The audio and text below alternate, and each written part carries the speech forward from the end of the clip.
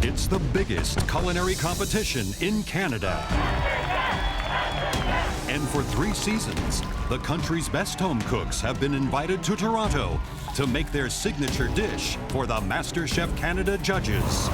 Michael Bonaccini. Delicious, so it's a big yes from me. Alvin Long. It's a yes from me as well. And Claudio Aprile.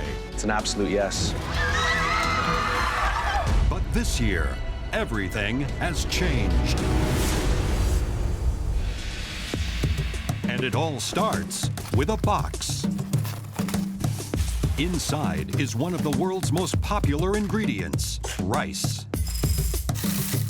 It's a staple found in every country, every culture, and every cuisine. Receiving this special box of rice will be 24 finalists, selected from thousands of applicants. For the first time ever, the audition won't start in the MasterChef Canada kitchen. Instead, this season's debut challenge is coming directly to them. Each home cook will have to decide on a rice dish that showcases their creativity and skill.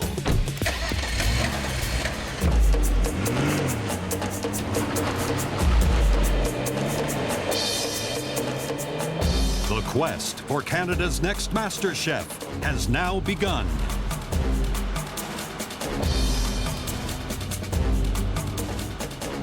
The selected home cooks have no idea that this first and very decisive challenge is on the way. It will be the first step towards achieving their dream, and it will determine whether or not they earn the coveted White Apron.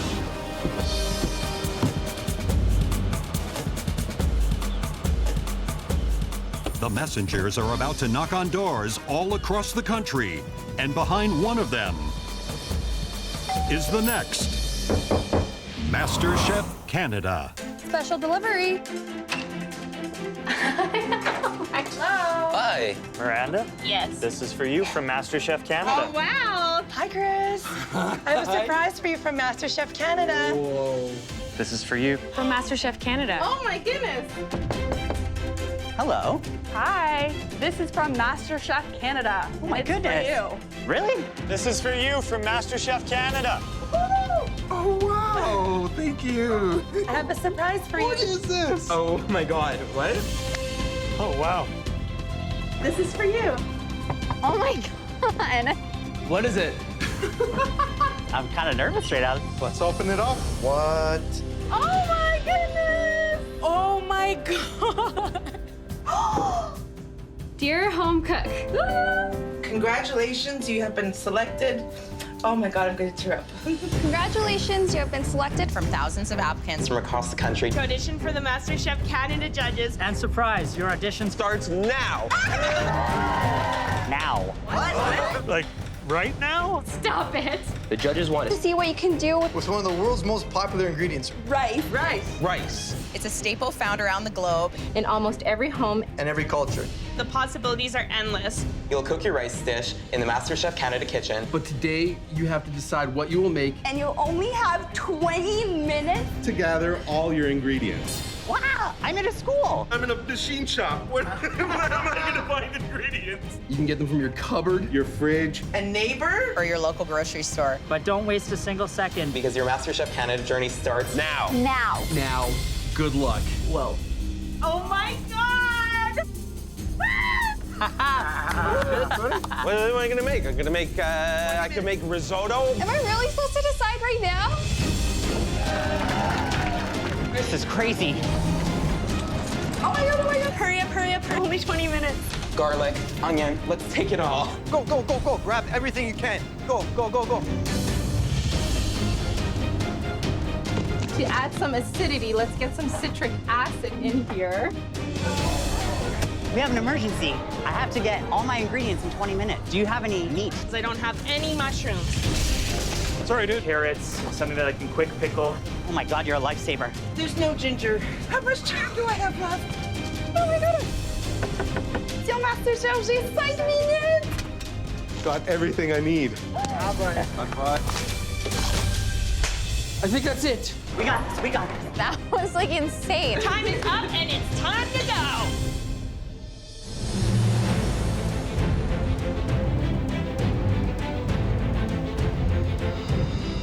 country's top 24 home cooks have brought their ingredients to the MasterChef Canada kitchen in Toronto.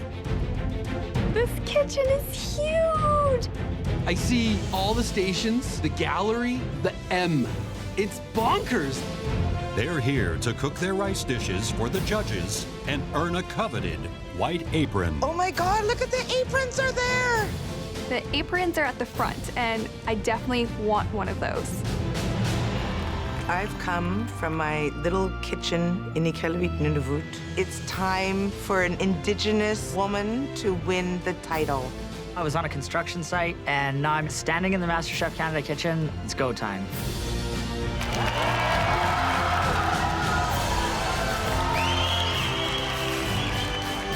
The MasterChef judges are such idols of mine, and I am like 10 feet away from them. It is crazy. These are rock stars of Canadian cooking. They're the best of the best.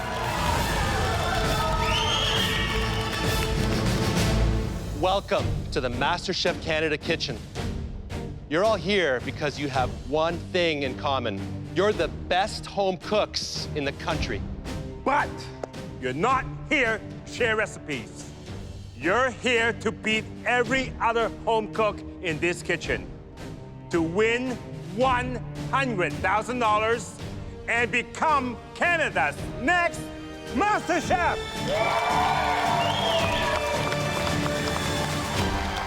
I absolutely know I have what it takes to be MasterChef Canada. I've been training for this my whole life. 24 of you made it this far. But in order to go any further, you must earn one of these white aprons. And this year, there are only 12 of them up for grabs. I'm a numbers guy. 50% of us are going home. That's not good odds. And the battle for them has already begun with the rice dish that you conceived of back home. There, you had 20 minutes to gather the ingredients. Now, you have 60 minutes to use those ingredients to cook us the best rice dish we've ever tasted. After the challenge, only those with the strongest dishes will move forward in this competition. You have 2 burners at your station, premium German-made Miele appliances, and a small staple pantry. Are you ready to make us a rice dish that shows us that you deserve to be here? Your 60 minutes starts now! Oh my God. Okay. This got real fast. This is crazy. Oh my gosh. Measuring cups, measuring cups. Anyone seen them? Where are the bowls? Does anyone know where the bowls are? This kitchen is completely buzzing. Everyone is freaking out. My heart is exactly 224 beats right now. Pre-heart attack. We've never seen 24 home cooks in this one kitchen at the same time. It's absolutely astonishing. They really had to set themselves apart here and really shine for us to take notice of who they are. I'm doing a Korean bibimbap. There's only 12 aprons. There's a lot of great chefs here, but I know I deserve that apron.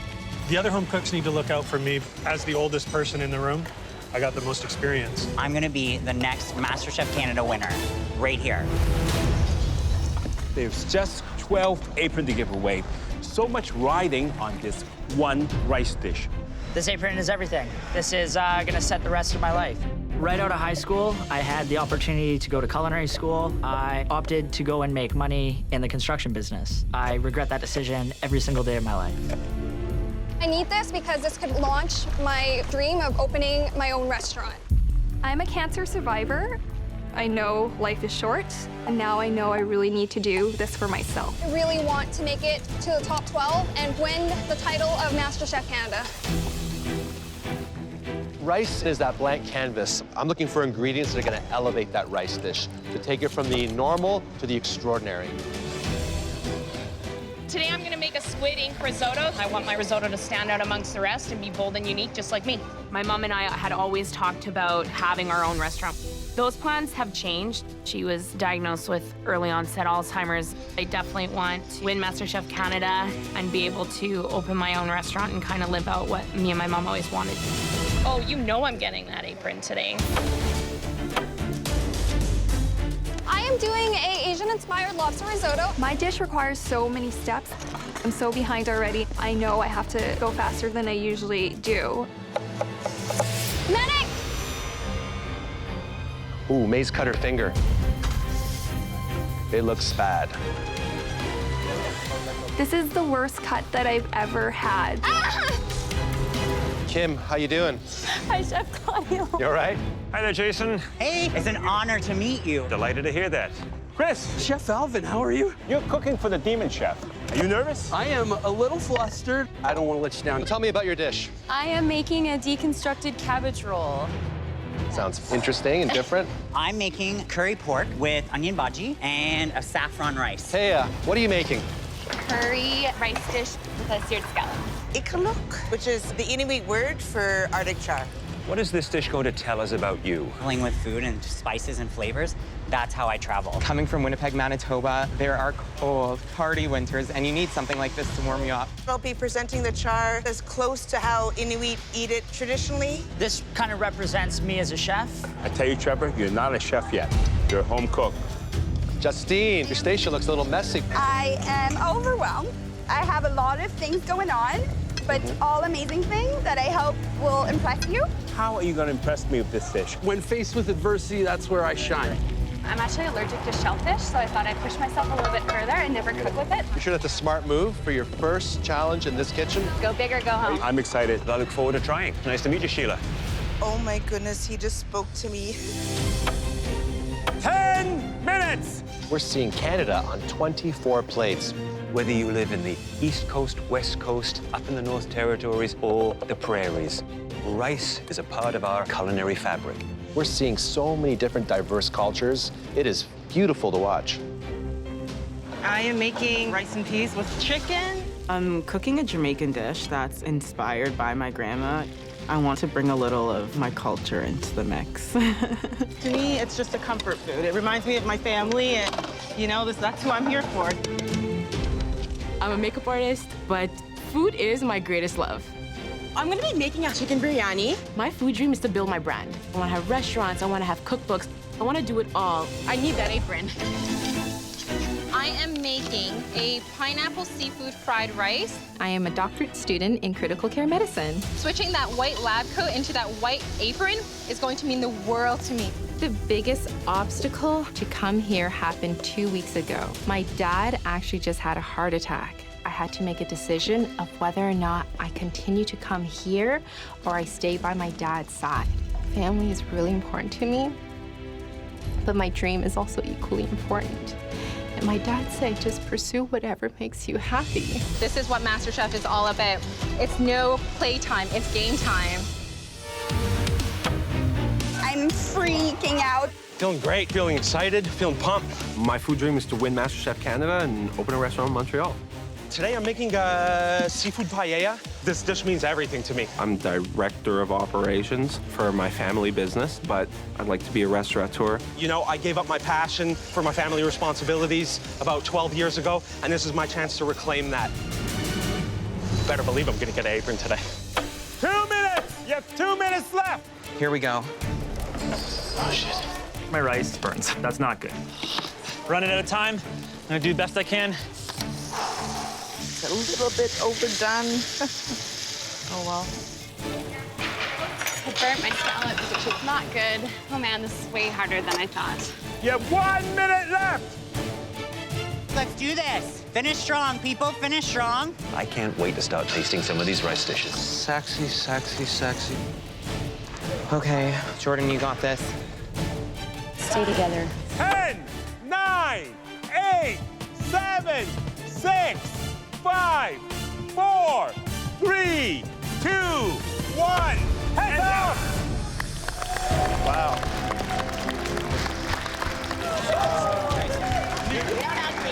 Good job, brother. Nice job, everyone. We're excited to taste every one of your dishes. But before we do that, please cover your dish with a cloche at your station and leave the kitchen. I'm definitely a little anxious and worried, but I do as they say. Walking out of this kitchen, I feel like I've done just enough to get a white apron here today. This rice dish is now the most important thing in my life. The judges will now taste all 24 dishes and decide the fate of 24 very nervous home cooks. I made chicken biryani. The flavors are there, and I know that the judges will love it. I am thrilled with my paella. The colors are popping. The seafood looks lovely. I couldn't be prouder. I don't know. I'm on the fence. It's got some good elements to it. I'm worried about the lack of rice on the plate, but I hope beyond all hopes that I get a white apron. I don't get this. The rice is really bland. Yeah. I want to see more. It would be so great if this dish gets me through to the next level. It's a damn good risotto. Everyone has put their best foot forward, and we're just gonna have to see what happens.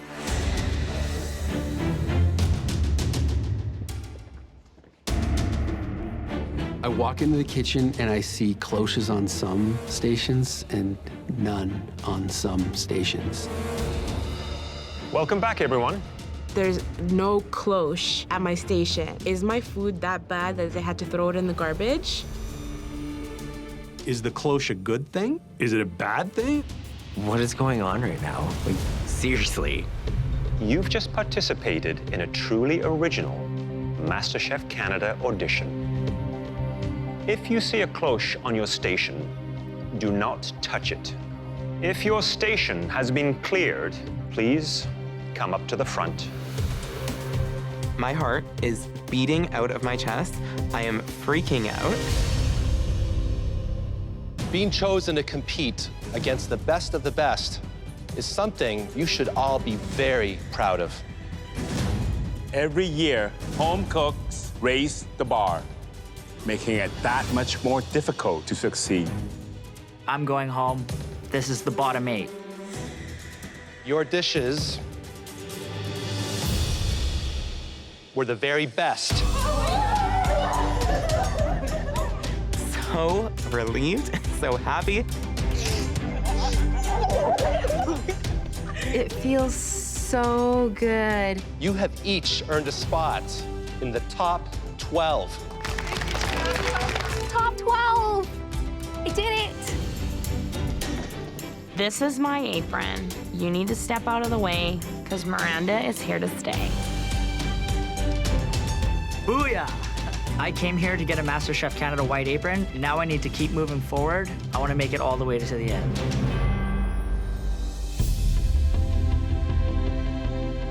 Those of you still at your stations, the rice dishes you made were not the best.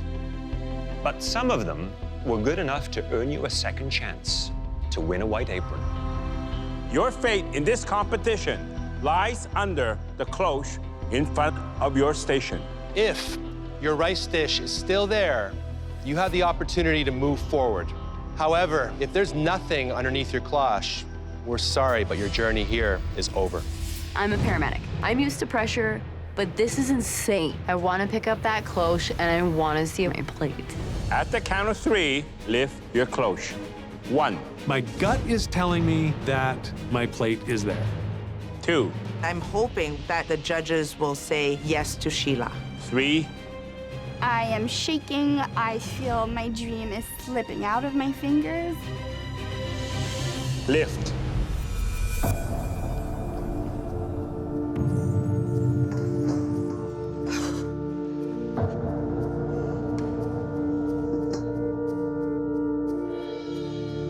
Those of you whose dishes have been cleared away, we're sorry, but it's time to say goodbye.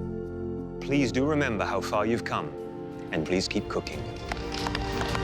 I'm gonna hold my head up high, and I know I'm still a warrior in the kitchen.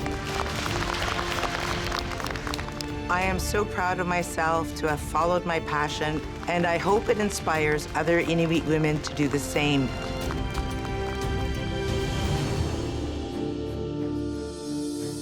Congratulations to the 8 of you still standing. But you still need to convince us that you deserve a white apron and a place in the top 12. Please come up to the front. I'm still here. I'm getting one of those aprons. There are 4 aprons left. I love this opportunity that I have a second chance, but I'm pissed off that I didn't get it on the first chance. Everything is riding on this next cook. If you think it's been a roller coaster so far, you should know this ride is far from over. In the last cook, you chose your own ingredients. For this next challenge, we have done the shopping for you. Over here are 3 sets of portable pantries. Each has been stocked with ingredients that speak to our particular culinary passions. Huge boxes with their names on it. I'm just thinking what's gonna be in there. We're giving you 60 minutes.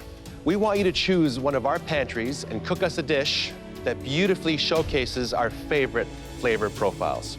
If you're excited by bold South American flavors, I suggest you choose mine. If you enjoy the fresh market flavors of Italy and France, and let's face it, who doesn't? Then you'll be very happy with my European pantry as your inspiration.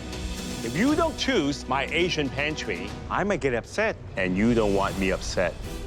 Are you ready to choose your pantry and earn yourself the coveted White Apron? Yes, sir! Your 60 minutes starts now!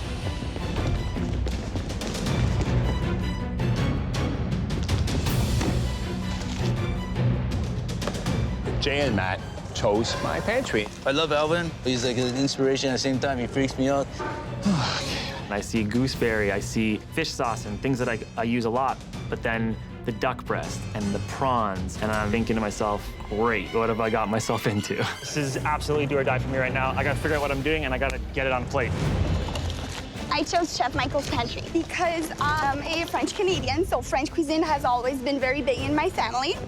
Chef Michael's pantry suits my cooking style to a T. I see veal chop, langoustine, pancetta, parmesan, ricotta, blue cheese. More than half picked my pantry. Pancetta. Michael, you won this time. It was a landslide. What is this? I should have picked Alvin's pantry. I would have knocked duck out the box. I'm a hunter. I cook with it every week. This isn't stressful at all. Taya was the only home cook brave enough to take on my pantry. I see mango and pineapple. I'm starting right now on a mango salsa, and then I think I'm going to use pork belly. These are exciting ingredients to work with, but maybe a little bit intimidating as well. It's definitely a risk, but I'm hoping that I will stand out of the rest. My rice dish wasn't up to par. It means so much to me to have a second chance. I feel like I do well with second chances. When I was 23, I got married. We were married a very short amount of time. I essentially just walked away from everything, and I had no financial help. I just pushed through. I think it gives me more drive and more fuel to just succeed more. I know this dish is enough to get me a White Apron. I'm feeling inspired by Chef Michael's pantry. I'm gonna make quiche with lovely spice in it, and the judges are going to love it. I am the proud father of 6 children. For me, doing this is to show my children and family that nothing is too late. I'm totally getting the White Apron. Yeah. There are so many choices of wonderful ingredients that you could make any number of dishes. I'm gonna make an herb ricotta gnocchi and serve it with that lovely veal chop. I like the good things in life. The best food, the best wine, the best golf courses. I got this. Now, in my Asian pantry, there is good old duck breast. You know, looks simple, difficult to cook, especially under a time crunch. I never really cooked with duck before, but like I know the basics, so I'm gonna have to hustle, and figure this out as I go. My son is the main reason I'm here. When he says, "Daddy, no one cooks as good as you," maybe he's lying, but I don't care. I love it, and I believe him. He's got the knife skills. Wow, Jay! Do it for the motherland, you know what I mean? Yes! I have Chef Michael's pantry. I am making pasta puttanesca. This is the most nervous I've ever been in my entire life. I've been trying to figure out what I want to do for my whole life. I had an office job. I was an event planner. I keep coming back to food over and over again, and I need to pursue it. The career of my dreams is riding on this. 30 minutes. You have 30 minutes left. I'm feeling pretty good now that I know what I'm doing with my life. I'm gonna do a pomegranate, apple, fennel slaw with my pork. I'm gonna win MasterChef Canada for Alberta. Hey there, Chris. Hello, Chef Michael. How are you today? I am well. How about you? I started off a little flustered. Why were you flustered? I don't really eat a lot of pork. I'm more of a game guy. Where is the pork? This is a pork chop. No, that is veal. I should know that. That changes absolutely everything. I gotta figure out a game plan fast, or there is no White Apron in my future. You're a hunter. You know how to work with meat. Use your instinct, use your gut, and pull the rabbit out of the hat. Thank you, Chef. Good luck with that.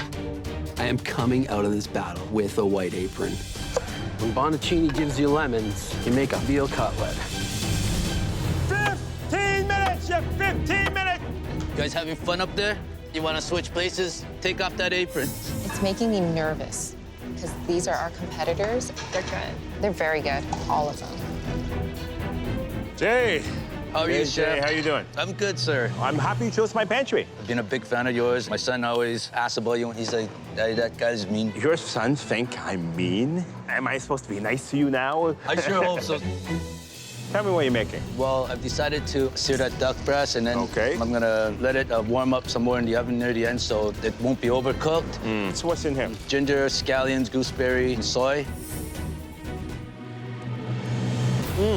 I like that. I like that. It's got good flavors, and I'm saying that not just to be nice. Thank you. Thank you, luck. Chef. Wow, that was scary. Justine, how are you? Hi, Chef. What are you making here? I'm doing a crepe, whipped cream with blue cheese. You have some langoustines? Yes, butter poached oats. Sounds ambitious. You don't seem very nervous at all. How come? No, this is what I make at home. I hope you can back that confidence up. I will. I am getting that apron, there's no doubt about it. Matt, Chef Alvin.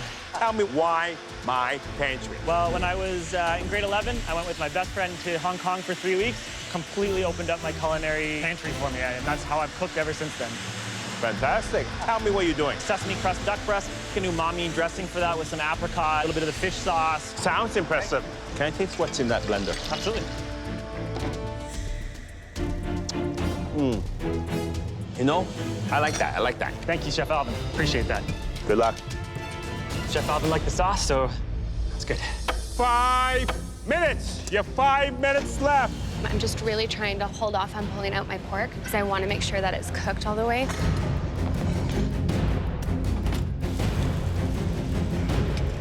Have a look over at Justine's station. She seems to be taking on a lot of different techniques.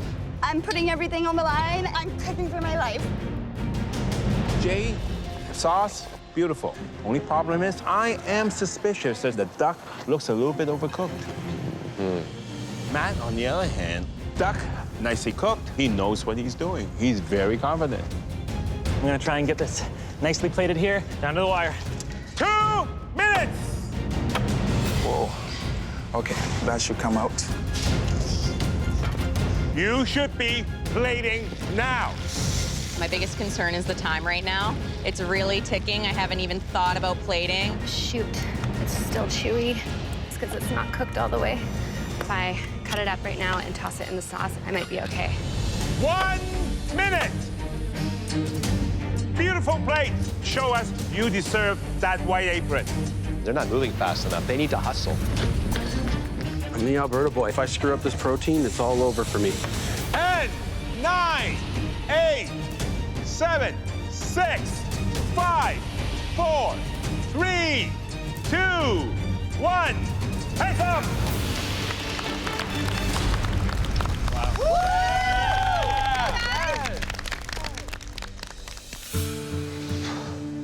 I missed out on my sauce that I wanted to go with the duck. I'm pretty disappointed in myself. And I'm not too confident in my plating, but I'm pretty sure I cooked that veal to be perfect. During the challenge, we watched, we discussed, and we learned a lot about what each of you bring to this kitchen. Matt and Justine, we're not going to taste your dishes. I have no clue what's going on. They're not gonna taste our dish? based on what we've seen, we've already decided that you both deserve a spot in the top 12. Yes! Please come up and get your aprons. I'm in the top 12 of MasterChef Canada. Everything I worked for just paid off. Top 12 MasterChef Canada! I did it. This is the catalyst to the rest of my life, and I'm so excited for that. Now there's 6 of you left vying for only 2 coveted spots. There is a lot riding on these tastings. Jay, please bring up your dish. The sauce is supposed to be the best part of my dish. Just knowing that I messed up, it's tough. What do you have here? It's fried duck breast on chow mein. You sound a bit nervous. What's wrong? Forgot to put my sauce over it. You forgot the sauce. That is going to make a big difference.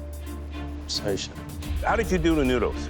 I boiled it and then fried it with sesame oil and some mirin and some soy. Kind of like a braised noodle, right? Yes.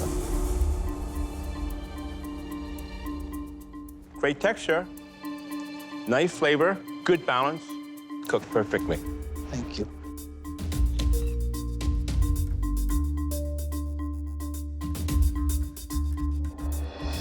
It's dry.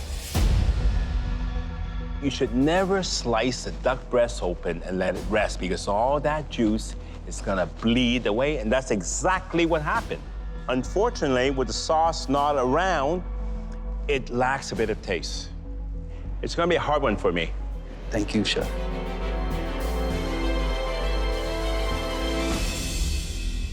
Jillian, please bring up your dish.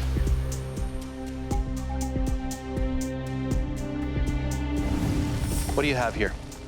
I have a pine nut and herb veal chop with puttanesca pasta. How many times have you cooked a veal chop? Never. I'm really hoping I didn't jump the gun and pull it out of the oven too soon. What's your instinct telling you right now? It's a little underdone. What does it mean to you to be in this kitchen? It means everything to me. This is my dream. Well, there's a lot riding on this dish.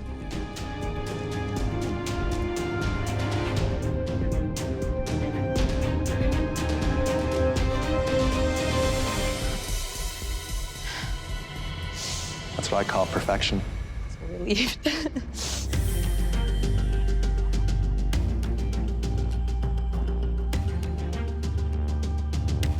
You like garlic? I love garlic. Wow. You know, that garlic just seems to overpower the entire dish, unfortunately. Everything else is just hiding. Yes, Chef.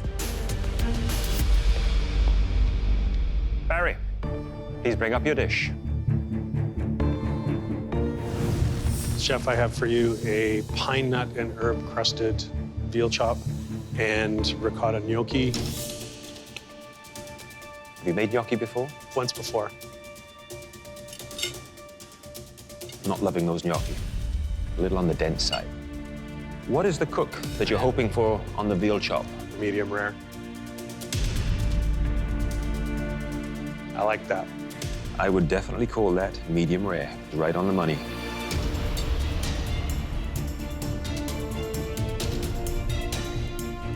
The sauce is actually very good. Thank you, Chef. It could do with just a little bit more balance because cream-based sauces are very, very rich. But all in all, not a bad effort. Thank you, Chef. The star of the dish is cooked properly, but I'm no longer 100% confident. Nee, please bring up your dish. Chef, I have here on my plate quiche, couscous salad with pine nut, and then I have a veal with thyme, sage, and steamed apple. There's a lot on this plate. I'm from a big family, and I've always cooked for my 6 beautiful kids. You have 6 kids? 6 beautiful kids. You've been so busy. How do you find time to cook? It's my passion. Making kids or cooking? No, cooking, Chef. Cooking is my passion, Chef. Have you ever cooked veal before? Never, Chef. The veal, nice flavor. It's good. It's not great. Let's do the couscous.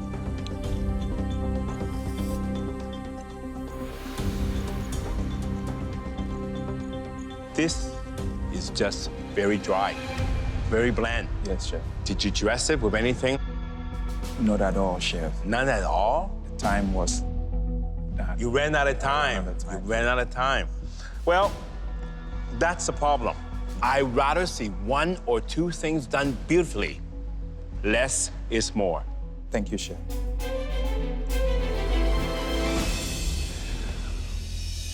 Chris, please bring up your dish. I am excited. This is a dream come true, but also I could be going home. I did a lemon tarragon veal chop, apple, and roasted root vegetables with lardon. And we're sure it's a veal chop this time. We are, absolutely, chef. Did that throw you off somewhat? A little bit, but once I knew what I was cooking with, I got a lot more confident. Because you know meat. You're a hunter. I am. I'm not afraid to handle protein, chef. On the plating, it does look a little bit... A little rustic. A little rustic is a good way to describe it. I think had you done a little bit of a little pile and had that chop sitting up on it, get a little bit of elevation, it would have enhanced the presentation. You know, I'm hoping that this is going to be cooked. A nice rosé pink on the inside. Yes, chef.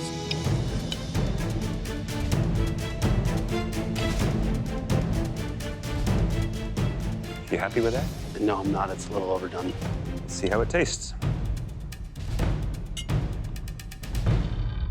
Surprisingly, very good with the simple seasoning that you put on there. For me, it's all about the presentation, where you have fallen flat. I'm here to learn. That's my primary focus here. I hope so.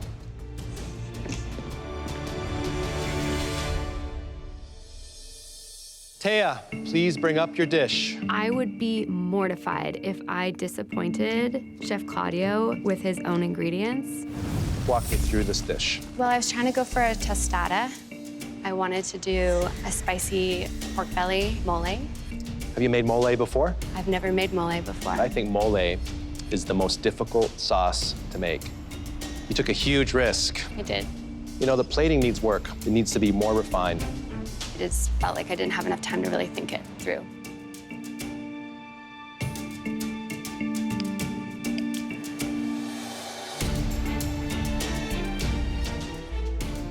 For me, this dish is a complete knockout. It is next level. Oh my God. Extraordinary. Oh my God. It's incredible. I can't believe you pulled that off in such a short period of time. Thank you. It is succulent. It is very juicy and a wonderful flavor profile. Oh my God. Thank you so much.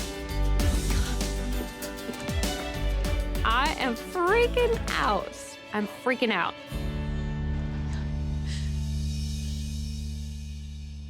Unfortunately, only 2 of you will have a chance to keep pursuing your MasterChef Canada dreams. And now, we have to make that difficult decision. Please excuse us. This is my moment to soak in everything about the MasterChef kitchen, because this very well could be the last time I see it. There are some that I think overstretched themselves with trying to do too much on a plate. And there are others that kept it a lot simpler and true to the vision of the pantry.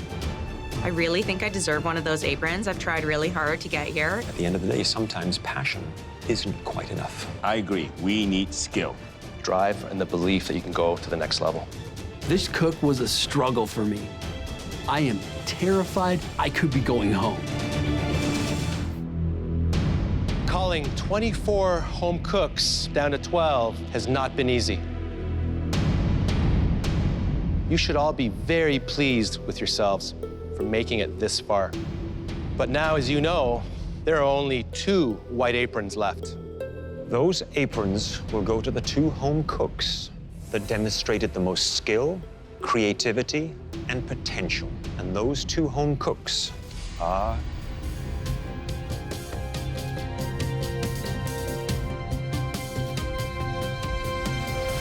Barry and Taya. Oh my God. I got an apron! Congratulations. This is the best moment of my life. I can't even get this grin off my face. I have always believed in my ability to cook. And now 3 of the best chefs in Canada have agreed. Oh my gosh. The rest of you, I know that this isn't the result that you'd hoped for, but please think about what it is that you've achieved. Coming this far is not to be taken lightly. You've made your families and your hometowns very, very proud. Thank you, guys.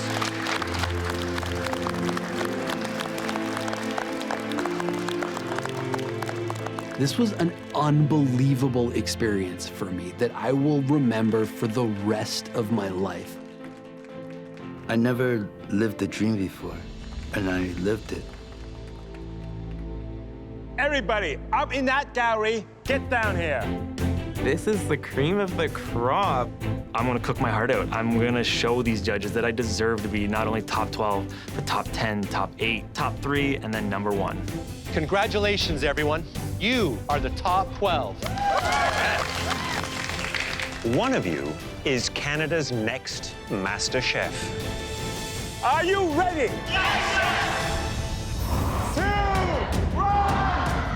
This season on MasterChef Canada, the best home cooks in the country will reach for the stars. Please help us welcome Jamie Oliver.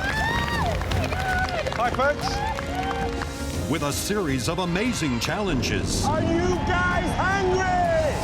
You're running out of time. Let's go. Pick it up, Taya. Get them on the pan right now. That will push them harder than ever before. Look at it, it's smoking. I'm not happy with it, send it back. In an epic quest for the ultimate prize. Everyone has dreams. Everyone has a reason to be here. I know what it takes to win. I came here to accomplish a goal. I'm gonna be the next MasterChef.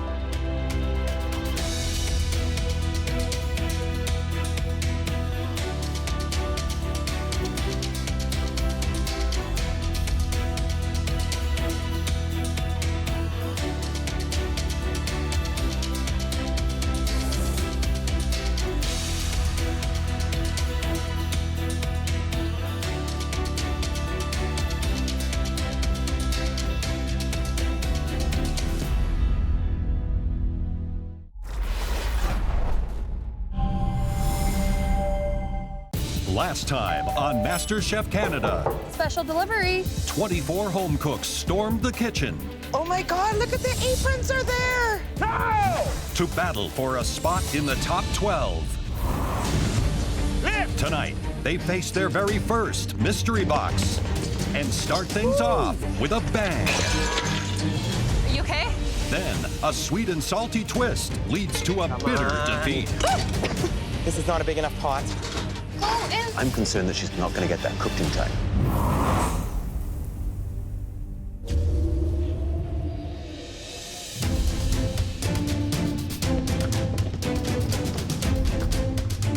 Being one of the top 12 home cooks in Canada is insane.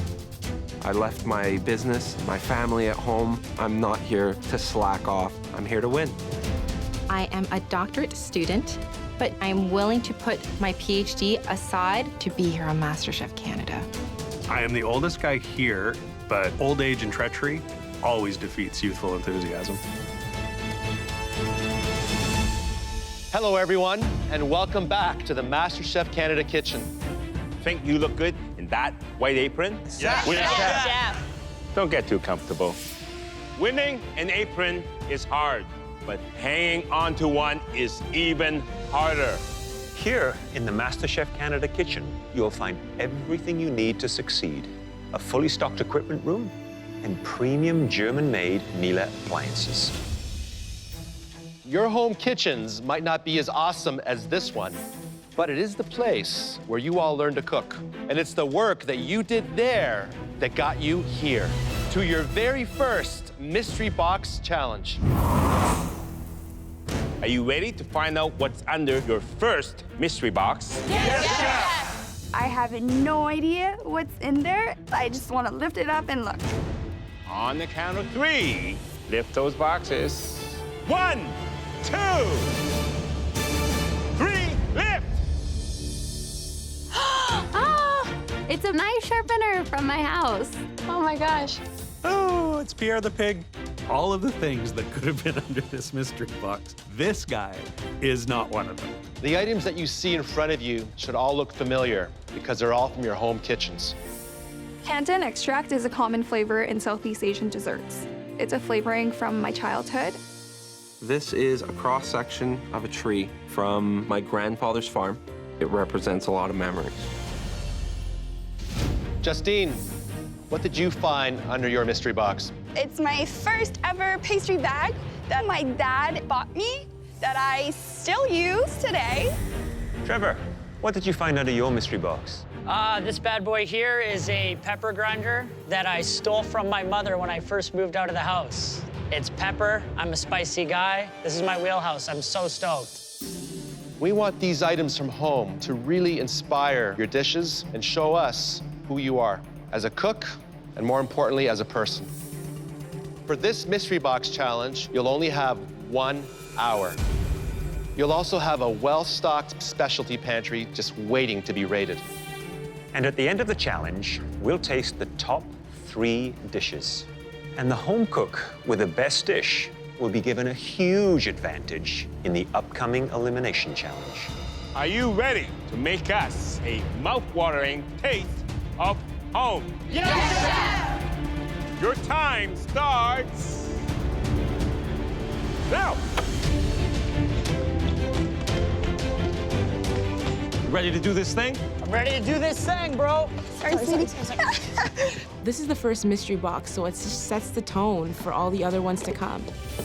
What are you looking for? This, I don't know the word in English. What? No, You want this this? and then with that, you know, the other stuff. Oh, thank you so much. You're so nice. Thank you. Oh, nice. I want this advantage more than anything. I'm not going home today. Not. Definitely not. I need to prove to the judges right now that I'm someone to watch. We're asking them to draw inspiration from an object from their very own kitchens at home that they found under that mystery box. These meals are going to be infused with a lot of love, family, and emotion. Woo! I finally know what I'm making. Today I'm gonna do a pork Wellington. I'm gonna try and do it all in cast iron. This cast iron pan has been passed down from generation to generation. It reminds me of my Bobby. She would just light up watching us eat our food. It's the people and the places. That's the reason why I cook. I just gotta do this for them, and I'm gonna try and kill it. I am cooking a tart with custard and lemon curd for my dad because he loves lemon. I really want to impress my dad. He wants me to be this businesswoman, but I want to prove that I can make my dream come true. I am part of this competition, and I'm not planning on going home. I'm gonna be making a seared cod in a little bit of a play on the clam chowder. I always wanted to be a cook. And then my grandfather passed away, and my grandmother needed somebody to run the business. 11 years down the line, I'm still there. Ale, let's go. This is my opportunity for me to reclaim my passion. We'll get her done, we'll get her done. 45 minutes! You have 45 minutes left! I'm gonna make a version of the chocolate cake I made for my wedding. And I'm gonna do it with my mom's famous frosting. Recently, my mom has been diagnosed with early onset Alzheimer's. To see the woman that you've learned from and admired slowly fade away, it's tough. All the more reason I have to win this. I gotta bring it home for my mama. All right. May, Hi, Chef Alvin. How are you? what's in this green bottle? This is pandan extract flavor. It's used mostly in desserts from Vietnam. I was born there, so my favorite was flan. It's about tradition. Yeah.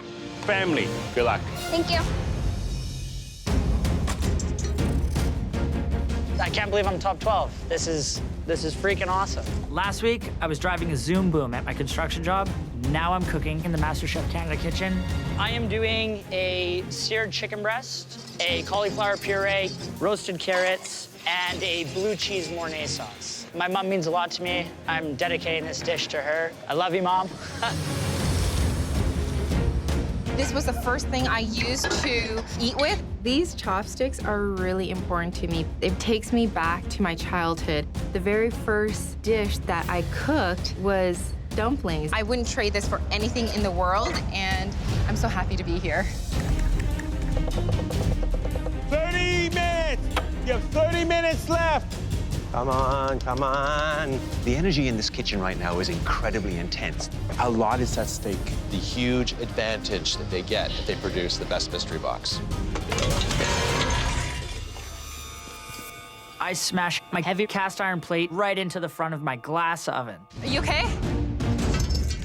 Fuck sakes. The oven is completely shattered. I literally destroyed my oven. How am I gonna cook chicken? There's no way I can recover from that. I've never seen this happen in this kitchen. These ovens are state-of-the-art quality pieces. I don't know if he's being reckless or just careless. You cannot cook without equipment. Alice, can I borrow your oven? Go for it, go. Alice really helped me out. I went from feeling totally crushed to now motivated. I can do this. I mean, I know it's a competition and everything, but it just shows what kind of person she is, and I'm very thankful. Okay, so I'm gonna be making a poached lobster. I have eaten lobster several times, but I have never actually ended up cooking it. Get in there. Oh my God, go in. Oh my God, I don't know what the hell I'm doing. Hey there, Jordan. Hi, Chef Michael. One of the top 12's got to be feeling good. What was the object of inspiration under your mystery box? Under my mystery box was a scale. To me, what that says to you is you're a man about precision. Is that true? Absolutely. I don't really know how this is gonna go in this case, but... I think you should just take a deep breath. Yes. Calm down, take your time. You'll get it done. Thank you, Chef Michael. All right, good luck with that. Thanks, Jordan. Why would I pick a protein I don't know how to cook? Oh my God. Pierre is my kitchen supervisor. He's overseeing the whole operation. I'm doing a pan-roasted rainbow trout with a spicy carrot velouté, butter poached leeks. My cooking style now is French bistro. I like the good things of life. The best food, the best wine, the best golf courses. Out of everyone I know, I'm the best home cook. Come on, get that.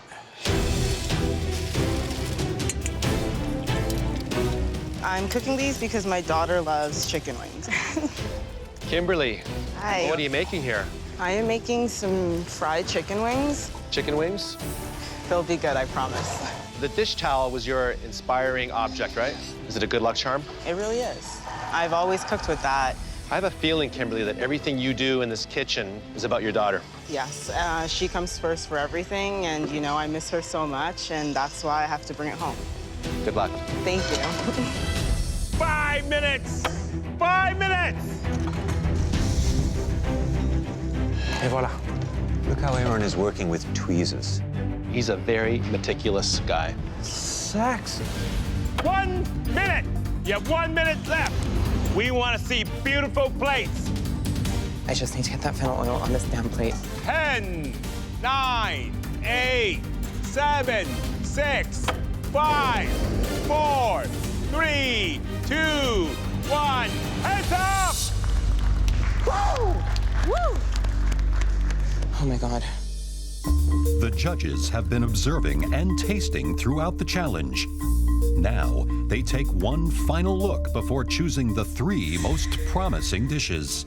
The winner of this mystery box will receive a huge advantage in the upcoming Elimination Challenge.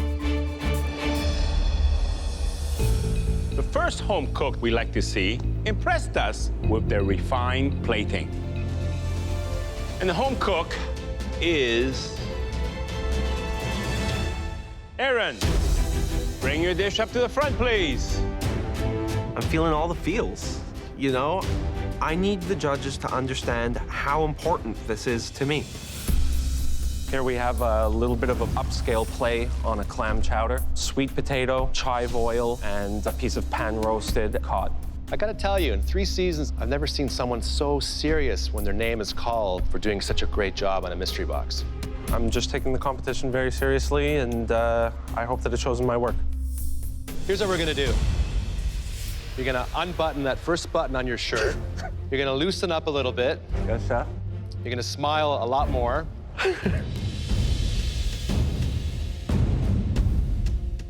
What do you do for a living again?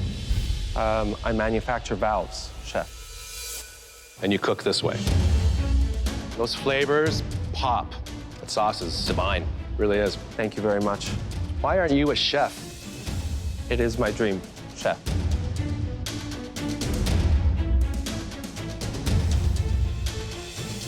It is delicious, beyond delicious. Sweet clams. You can taste that ocean water. That wonderful cream sauce. Could do with a little bit more of an acidic balance, in my opinion. But that fish, oh so tender, oh so moist. Nicely done. The next dish that we'd like to taste may not be the most elegant in the room, but it sure looks extraordinarily tempting. Miranda, please bring your dish to the front. I just got called up second. I'm so excited. I did a little, wow. I made an orange and chocolate mini cake with toasted orange-scented coconut, topped with dark chocolate buttercream. And the inspiration for this cake came from where? So I made a version of this chocolate cake for my wedding. Let's have a little taste.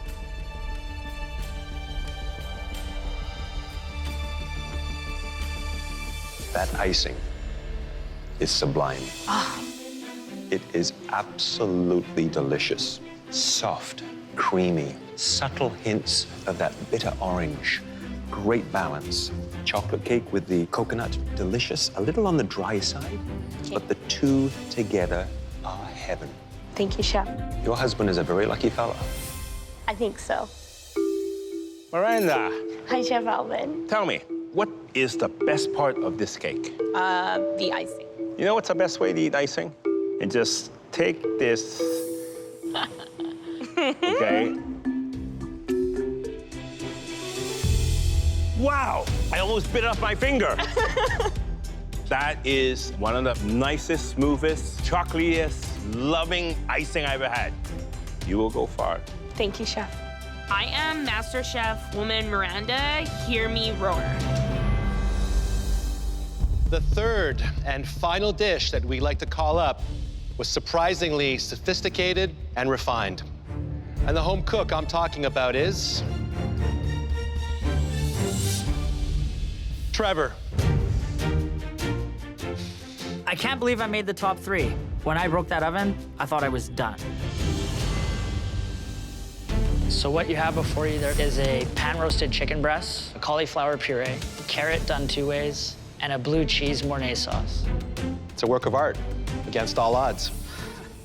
I'm curious, what's your reputation? I think people think I'm sort of a goofball, but I mean, I'm here to play. I'm here to play hard.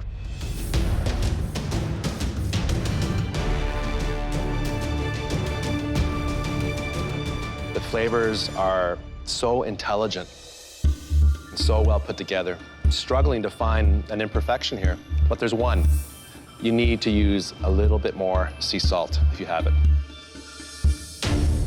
Trevor, you got a lot of fancy stuff here. Tell me, who taught you all this? I was trained to cook as a young boy, and I sort of developed this plating technique by watching chefs among your stature on television. This is rich. This is sophisticated. You know, I was not professionally trained either. One of the few self-taught Michelin star chefs in this world. And being here in this kitchen is the best opportunity that you will get that I did not get. Thank you, Chef.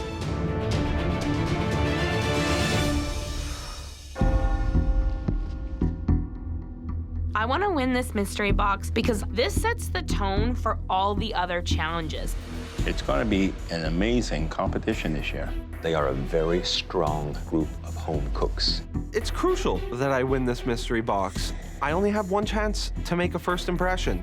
I don't think we've seen dishes of such high quality this early on. I feel that everybody kind of takes me seriously now, and I'm a force to be reckoned with.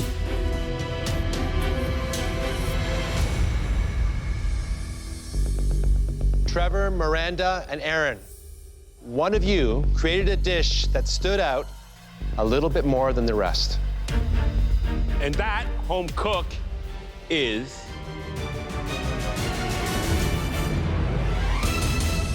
Trevor. I couldn't be happier. Getting the very first advantage in this entire competition. Trevor, you are now the cook to beat. Let's go. This is crazy. I'm the first home cook to walk into this pantry. It blows my mind. There's every vegetable, every fruit, every dried good. It's beyond my wildest dreams. Trevor, congratulations. You're in the driver's seat for this first elimination challenge. I couldn't be happier to be here. So Trevor, let's get right to it. Your first advantage is under one of these boxes. You get to pick the core ingredient that everyone will have to cook with. And you've got 3 choices. Beautiful tropical fruits. Succulent stone fruits. Or gorgeous seasonal berries. I think I need a minute to ponder this. When I see all the fruit, I'm thinking that fruit's more for baking, and I'm definitely not a baker. This is sort of out of my element right now. Well, your second advantage is you don't have to cook. Great. So, Trevor, is it going to be the tropical fruits, the stone fruits, or the seasonal berries? I feel that I have a great idea of what's going to throw the largest proportion of them for a loop. I want to make this elimination challenge as hard as possible. I choose...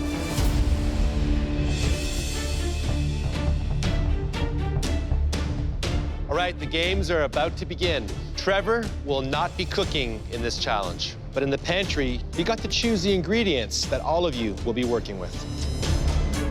We showed him 3 beautiful ingredients, and he chose stone fruits. I see peaches, plums, and I think, am I gonna have to bake? This is good for me because I would love to bake. Now, if any of you have visions of desserts dancing through your heads, you might just have to think again. Because Trevor's next advantage is that he gets to decide what type of dish you'll be making. Savory or sweet. You'll be making your decisions with these. If you hand a home cook a sugar bowl, that means they need to make a sweet dessert. And if you hand them a salt shaker, they have to make a savory dish using stone fruits. Everybody's fate is in my hands. I'm gonna make it count. Okay, Trevor, it's time to hand these out. Thank you, Chef. Please do not give me sugar. Hey, Kim. Thanks for not doing me dirty, bro. Hey, Jordan. Hi, Trevor. If Trevor gives me a bowl of sugar, I'm gonna throw it back in his face. Yes, thank you. Hi, Taya. Hi, Trevor. Let's see what you can do with the sugar. I'm not happy at all. You just made my day. I guess I chose wrong then. You did. Hey, Alicia. Hey. 2 options left. I'm not sure what to do. Please, Trevor, save some sugar for me. I'm gonna go with sweet. Hey, Alice. I guess there's only one option left. Salt. Now that you've wrapped your heads around this challenge, there is one final twist. Trevor has another advantage he doesn't even know about. Trevor has way too many advantages right now. He gets to save roughly half of you from cooking. Oh my God. Either all of the men or all of the women. Oh my God. That's ridiculous. Jeez. I don't know what Trevor's gonna do, but I know he has a soft spot for the ladies. Trevor, who's it gonna be? The man or the woman? I hope that Trevor saves me. After all, I shared my oven with him. Chef, I'm gonna decide to save the men in this challenge. Yes. Oh my God. At this point, the strongest competitors in this competition are women, and I'd like to see them duke it out head to head. I don't believe that. He just wanted his bros to go up with him. It's bro town all the way. We'll just rock it out in the kitchen without you. Okay, home cooks, you now have 60 minutes to transform your stone fruit into a sweet or savory dish. At the end of this challenge, at least one of you will be going home. Your 60 minutes starts now. Come on, Kim, you got this. Come on, guys. Let's go, Alicia. Let's go, Kim. Come on. Go, go, go, go. Belly, oxtail. Spices, spices, spices. I'm excited to have the salt shaker. I feel very comfortable working with savory food. Duck, no, I don't want duck legs, maybe a lamb. This is so heavy, I can't. I need eggs. I like to eat baking, but I just suck at it. Oh, my dear Lord, this is just ridiculous. I'm just not a baker. I'm just not a baker.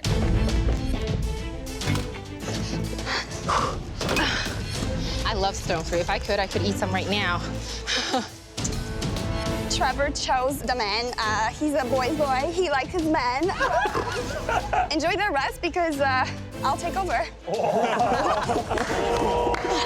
Sweet is my forte. I am making peach gazpacho, sweet cheese ravioli, and some bacon marmalade.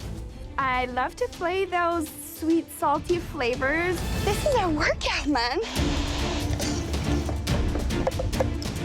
Which would be more difficult, making sweet or savory? I think when you think of stone fruit, peaches, plums, automatically you think sweet. For me, savory, of course. Duck, plums, perfect match. I think as a chef, though, you need to be able to do both really well. Whew. My man Trevor there gave me the salt. I'm excited. I want the judges to see that I am more than just a baker. Brenda! Hi, Chef Alvin. What dish is up your sleeve here? Bison tenderloin Wow. with tomato plum gratin and a roasted chili and mustard seed radish and peach. Hear that, Trevor? Do you regret giving her the salt shaker now? We'll see if she can pull it off. I'm confident in my flavors. I'm really looking forward. All right, let's get this going. Let's go, Kim. You got this, girl. I am making a sweet potato puree with a pan-seared trout, and I'm gonna make an amazing glaze. I wanna show the judges that I can create a beautiful glaze. It's not to be cocky or anything, but I don't think I've ever made a bad sauce. There's a lot going on in the kitchen. I feel bad about Alice giving her that salt. She really helped me to get to where I am right now.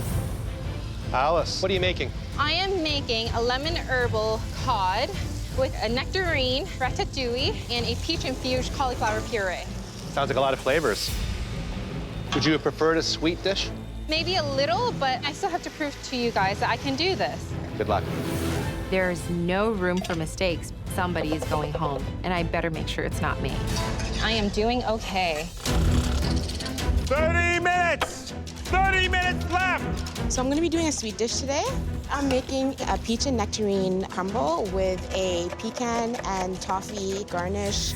I want to show the judges that despite my lack of baking experience, that I can still put something tasty in front of them. I know how to put flavors together, and hopefully the judges will be able to see that. Well done, Alicia. Good job. Trevor, why'd you do this to me, man?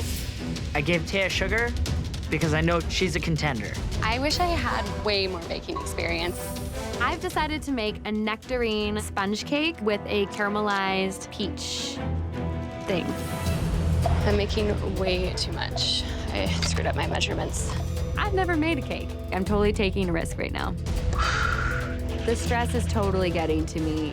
I'm really scared for Taya. She just needs to stay focused. This does not work. I'm going home. Well, without the men down there, it's a little quiet in the kitchen, right? Watch out, Trevor. Coming for you. You know the guys up there, they may think it's an advantage to be up in the gallery, but the women down here are getting more practice in this kitchen. I'm trying to get all the air bubble out. She's making a dessert ravioli. Yeah. Oh my God, that's intense. Justine is so good. I love her. Woo! Around the word. Set the kitchen on fire.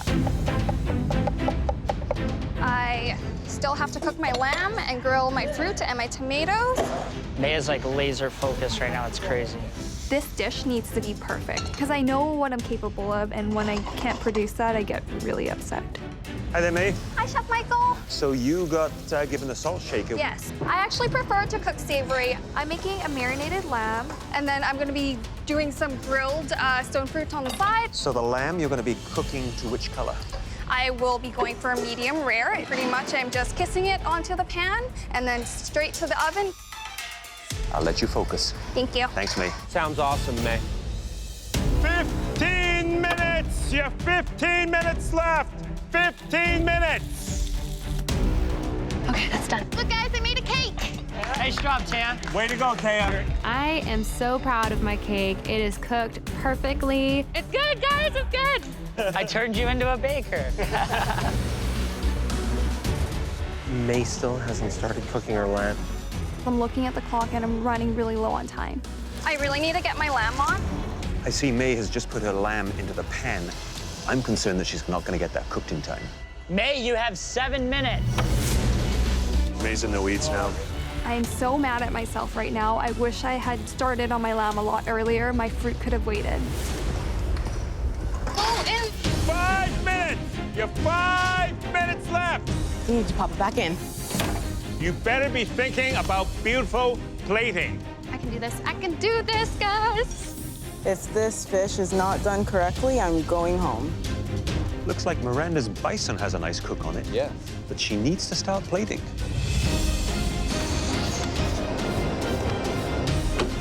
Look, May has just taken her lamb out of the oven. She hasn't let it relax, and now it is being cut. Oh my. It's completely raw. I'm so desperate to get this lamb cooked. Start searing it on the pan. I don't think May's gonna make it. May is not gonna make it. Cardio. Didn't I just say that? 1 minute! You have 1 minute left. Start plating now.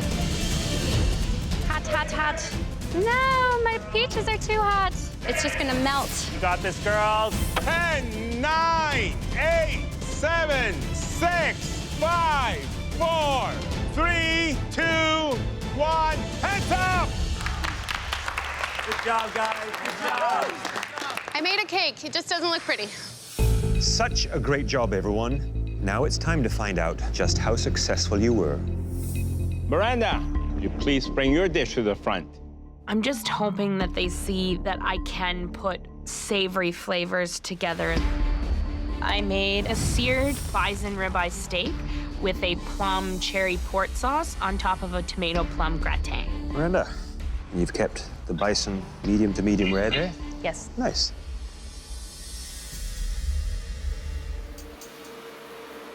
Delicious flavors.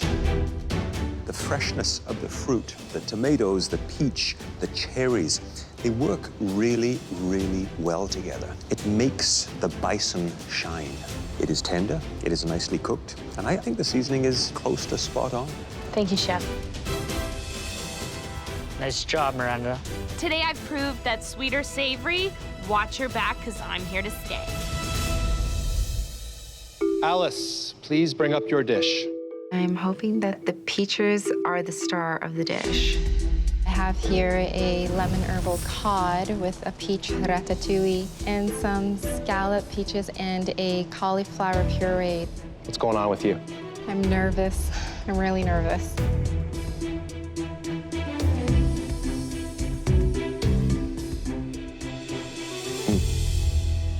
Is there oregano in that? Just a little bit of it. A lot of oregano.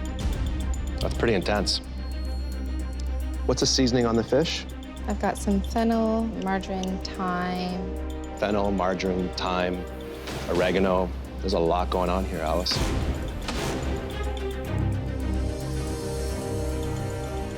You know, the fish is perfectly cooked, but you went overboard here with all of these ingredients on one plate, and I hope it doesn't cost you.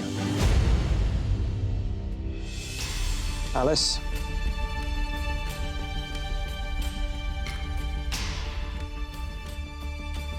Look, I have to be honest with you.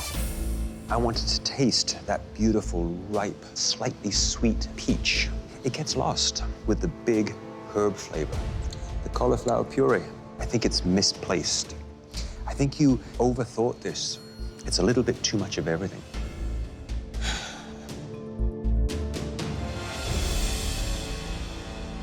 Alicia, would you please bring your dish up to the front for tasting?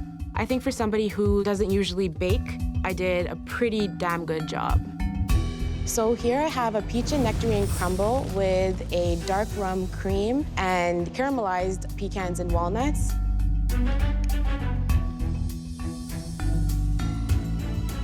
You know something? I bite into that. The crumble was crispy. It was like underneath that, the fruits come together, they bind. And the best thing about this, it's not too sweet. But just like me, sweet enough. Thank you, Chef. Good job, Alicia. May, would you please bring your dish to the front? This plate does not represent fully what I can do in the kitchen. I feel so disappointed in myself.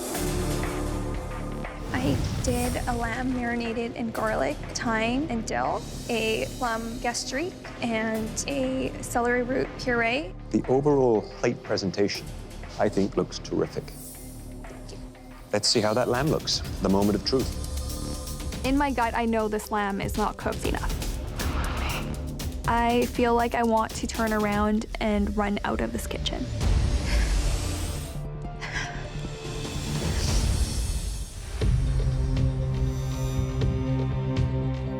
Is that what you'd expected me?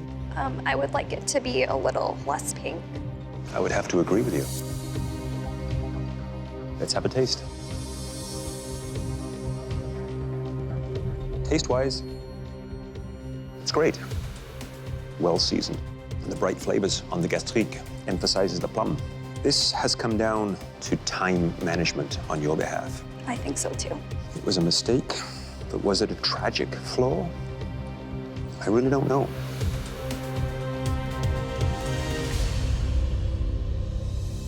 Justine, you're up next. Please bring up your dish. I'm proud of the dish I put out, but you never know what the judges are gonna say. I did a peach gazpacho, and I did a dessert cheese ravioli. Look at that. That's fully loaded.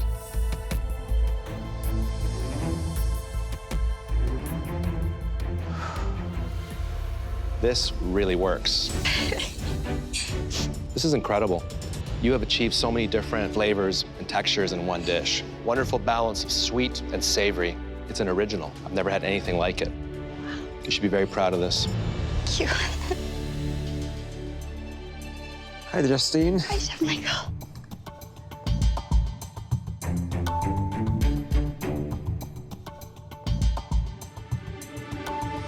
Delicious. Light, true to the taste of beautiful ripe peaches. You can almost taste the sunshine in those. It's astonishing what you've done in 60 minutes. Thank you. I feel good. I'm really, really proud of myself. Taya, please bring up your dish. I know it tastes good, but it's not pretty at all. Oh, man. I am even having a hard time looking at it. I did a nectarine lemon sponge cake with a caramelized peach in amaretto and mint. Oh, man. It's a hot mess, just like me. You know that expression, my dog ate my homework? That's what that looks like. No, it looks like your dog attacked it. Well, the good thing is, can't make this look any worse.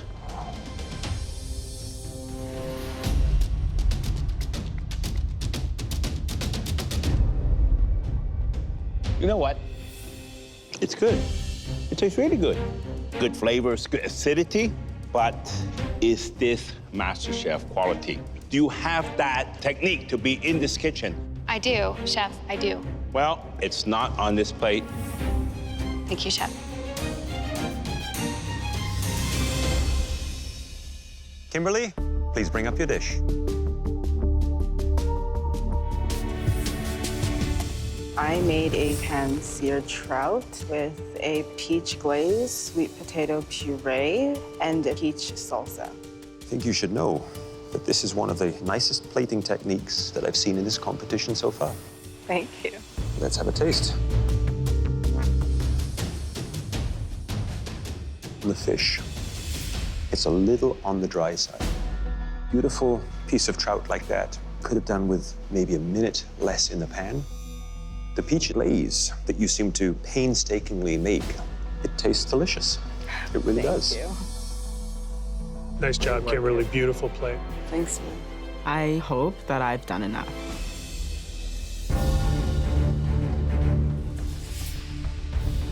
That was tense.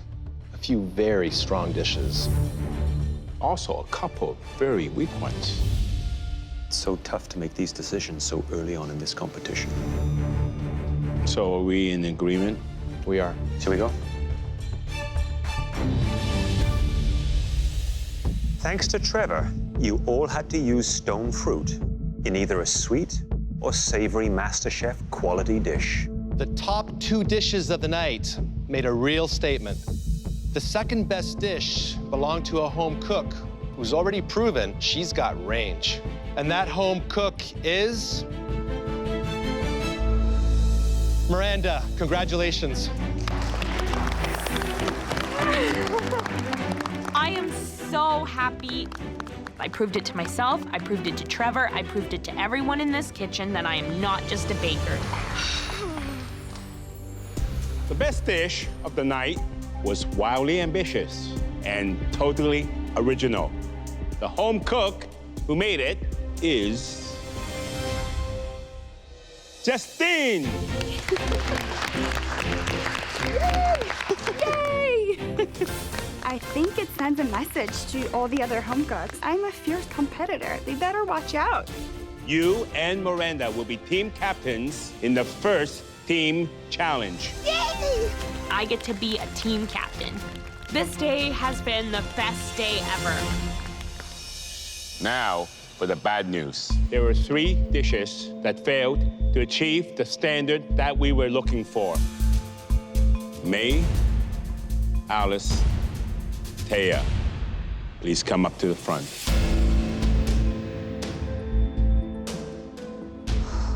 I'm standing beside 2 extremely talented home cooks.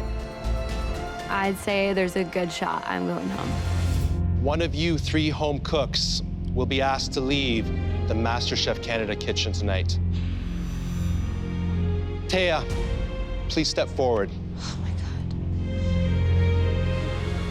Your cake was tasty, but it was nowhere near MasterChef Canada quality. Please take your apron.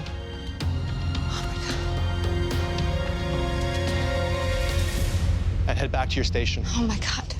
You're safe. You got lucky this time. Thank you so much. Thank you. I'm in trouble.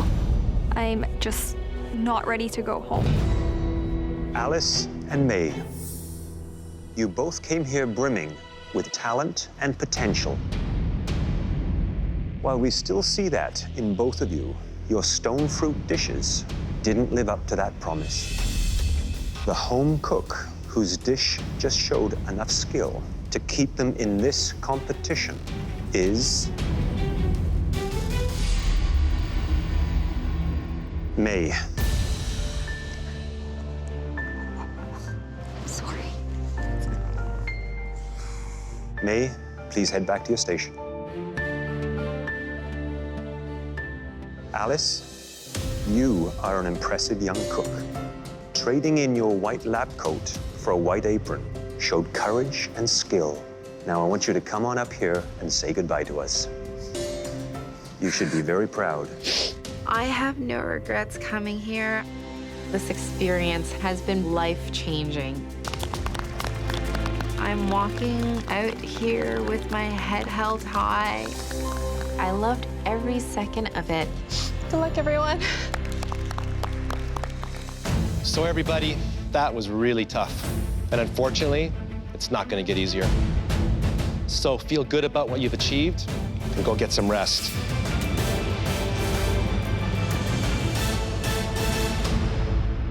Next time, Pick it up, Taya. the top 11 face their very first team challenge. You'll be creating a MasterChef Canada feast for these new Canadians.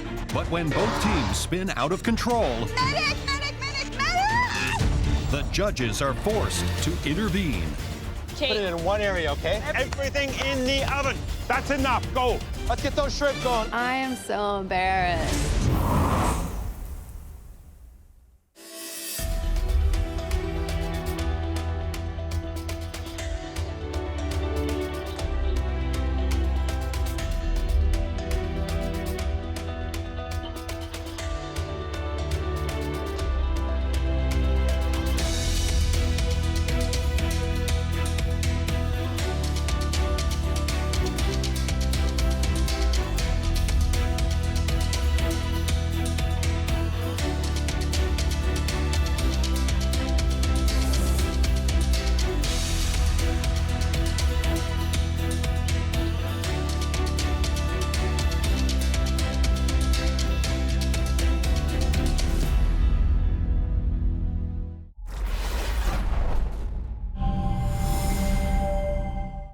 Last time on MasterChef Canada, the top 12 faced their first elimination challenge.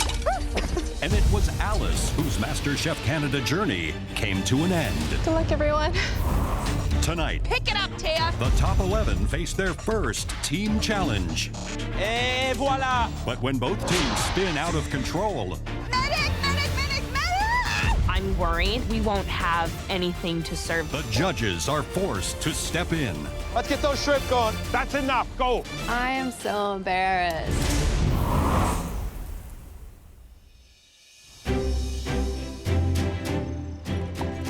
It's a beautiful morning at Toronto's Black Creek Pioneer Village, where the top 11 will face off in their very first team challenge.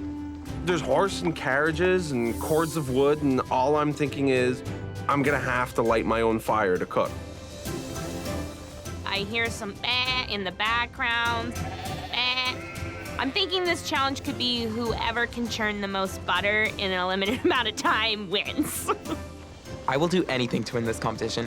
If I have to milk a damn cow, I will.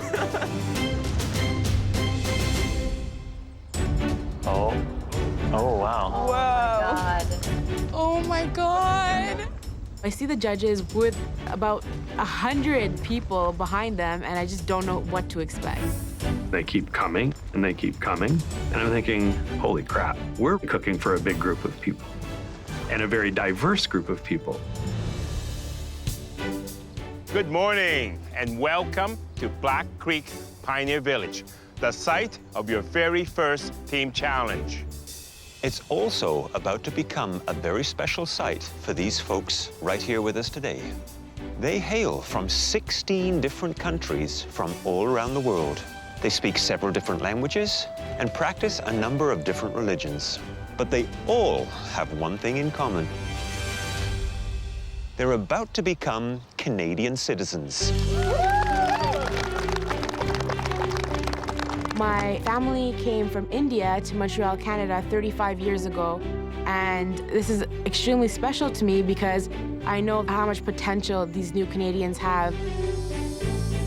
I myself am from Vietnam. I came here when I was 4, so I really know how special of a day it is for them.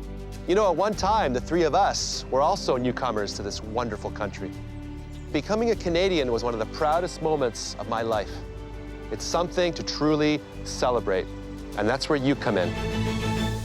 Today, you'll be creating a MasterChef Canada feast for these new Canadians. What an honor to cook a meal for people on what could be the biggest day of their lives. Now it's time for all of you to prepare for your citizenship ceremony. When we see you next, you'll be Canadian citizens. So go work up an appetite. Justine and Miranda, you two created the best dishes in the Elimination Challenge, so you are the team captains today. Come on up and get your aprons. People think I'm this little Justine who's really cute and bubbly, but I study business. I know how to handle and manage people, and I'm ready to show that to everyone. I don't underestimate Justine in any way, but I know that I have a little bit of a bigger voice than her, so I'm feeling pretty confident. Justine, since you won the last challenge, you get first pick for the red team. My first pick is like a big brother to me. He's really good in the kitchen, and that's why my first pick is Trevor. I couldn't be more happy. I'll follow Justine into battle any day. Miranda, you're captain of the white team. Who do you choose? One of the most important things in the kitchen to me is having people that I trust. So my first pick is May. It feels really nice to be Miranda's first pick because I trust in her cooking abilities. Your turn, Justine. I'm picking Erin. Merci. Miranda, it's back to you. I need someone who sweats more than me on my team, so I'm gonna pick my sweaty brother, Matt. I am who I am. It's not going to change. I'm the sweaty guy. Justine? Jordan! I'm on the best team, and I know it. Okay, Miranda. My next choice is Taya. Yay! Okay, Justine. I choose Alicia. So Miranda, only 2 home cooks left, Kimberly and Barry. Kim. I don't get it. I'm a good cook. I'm also the person with the most experience. You know what, Barry? It's no fun to be picked last. No, it's not. But there is a bright side. You get to choose the team that you like to join. I'm going red because that combination to me resonates. Okay, Barry, please go and join the red team. Welcome home, Barry. Today, each team will only have 2 hours to create a beautiful buffet-style meal to honor 105 new Canadians and their families. Your team kitchens are fully equipped with everything that you'll need. Each team must prepare a noodle dish, a curry dish, and one of those dishes must be vegetarian. And each team also has to make a delicious salad. After sampling both your buffets, the new Canadians get to vote for the meal they like the most. The losing team will face a pressure test, and that will send at least one of you home. Are you ready to create an unforgettable feast? Yes, Chef! Your time starts now! Go, go, go, guys! All right, guys, we've got this. Red. All right, guys. While the new Canadians prepare to take their oath at a nearby pavilion, welcome to your citizenship ceremony. The home cooks have just 2 hours to create a buffet-style lunch in their honor. Alicia, you're very good with curry. Do you want to be in charge of that? Sure, yes. Perfect. You know, this menu planning is so important because it's the opportunity for the team captain to establish the direction. I'm doing yellow curry with... Well, I'll have the final say. I want all ideas, but ultimately it's going to be my decision, guys. I mean, obviously, it's very important to let everyone know who's boss. We could throw some heat in there with some of the jalapenos. We're going to have heat from the curry, though. I want this to be a nice, mellow dish. I would have liked to have my voice heard a little bit more, but Miranda is the leader on this one, and I need to listen to her. I'm tasting everything before we have final approval. If I don't like it, we've got to think of a new idea, guys. With all these curries and everything, I want to do a nice light, like frisee salad. For rice, I want to do a play on the mejadra, a saffron-flavored rice with sultana raisins, slivered almonds. On the red team, it looks as if Justine is taking ideas from all the home cooks. For the salad dish, we've got the beets. I'm sure we can find some dill somewhere. It almost appears that Erin's in charge. I have strong people in my team, and I'm worried they're gonna take the lead. All right, guys, listen up. But they have to listen to me. I'm the team captain. Are you all good with that? Yes. Perfect, let's do this. One, two, three, go! Let's keep the communication up. Yes. Chop the onions first. I got the onions. How exciting is this challenge in both the red team and the white team? They get to cook for new Canadians. I definitely don't want to let any of them down, and I want them to taste some proud Canadian food. Taya's job today is the vegetable curry. Do you think that if I fill that pot up, that's gonna be 100? No, we need probably 2 of those. Okay. I just need to make sure the flavor is right. Bad curry is certainly not the way you want to welcome new Canadians. Kimberly's going to make a spinach, fennel, cucumber, tomato salad. Well, why am I making salad? I came here from Jamaica. I have a really strong background with curry. Just doesn't make sense. And May is responsible for the shrimp noodle dish. This is a marinade that I grew up with. I know that you guys know your flavors. I trust you guys. We need salt, I already added salt. We have a lot of elements. Please keep up. I will not let you down. We are making a bell pepper pasta with lots of spices. Barry is fully in charge of the pasta. Probably 10 minutes away on those peppers. Okay. I'm comfortable with pasta. My only concern, I've never cooked pasta for 105 people. We decide to make a chicken curry. I'm the curry queen, and I can't wait to show what I can do. Trevor is in charge of salad with Jordan. I'm working on our vinaigrette. I think everyone knows that I'm capable of creating really elevated flavors. Come on, guys.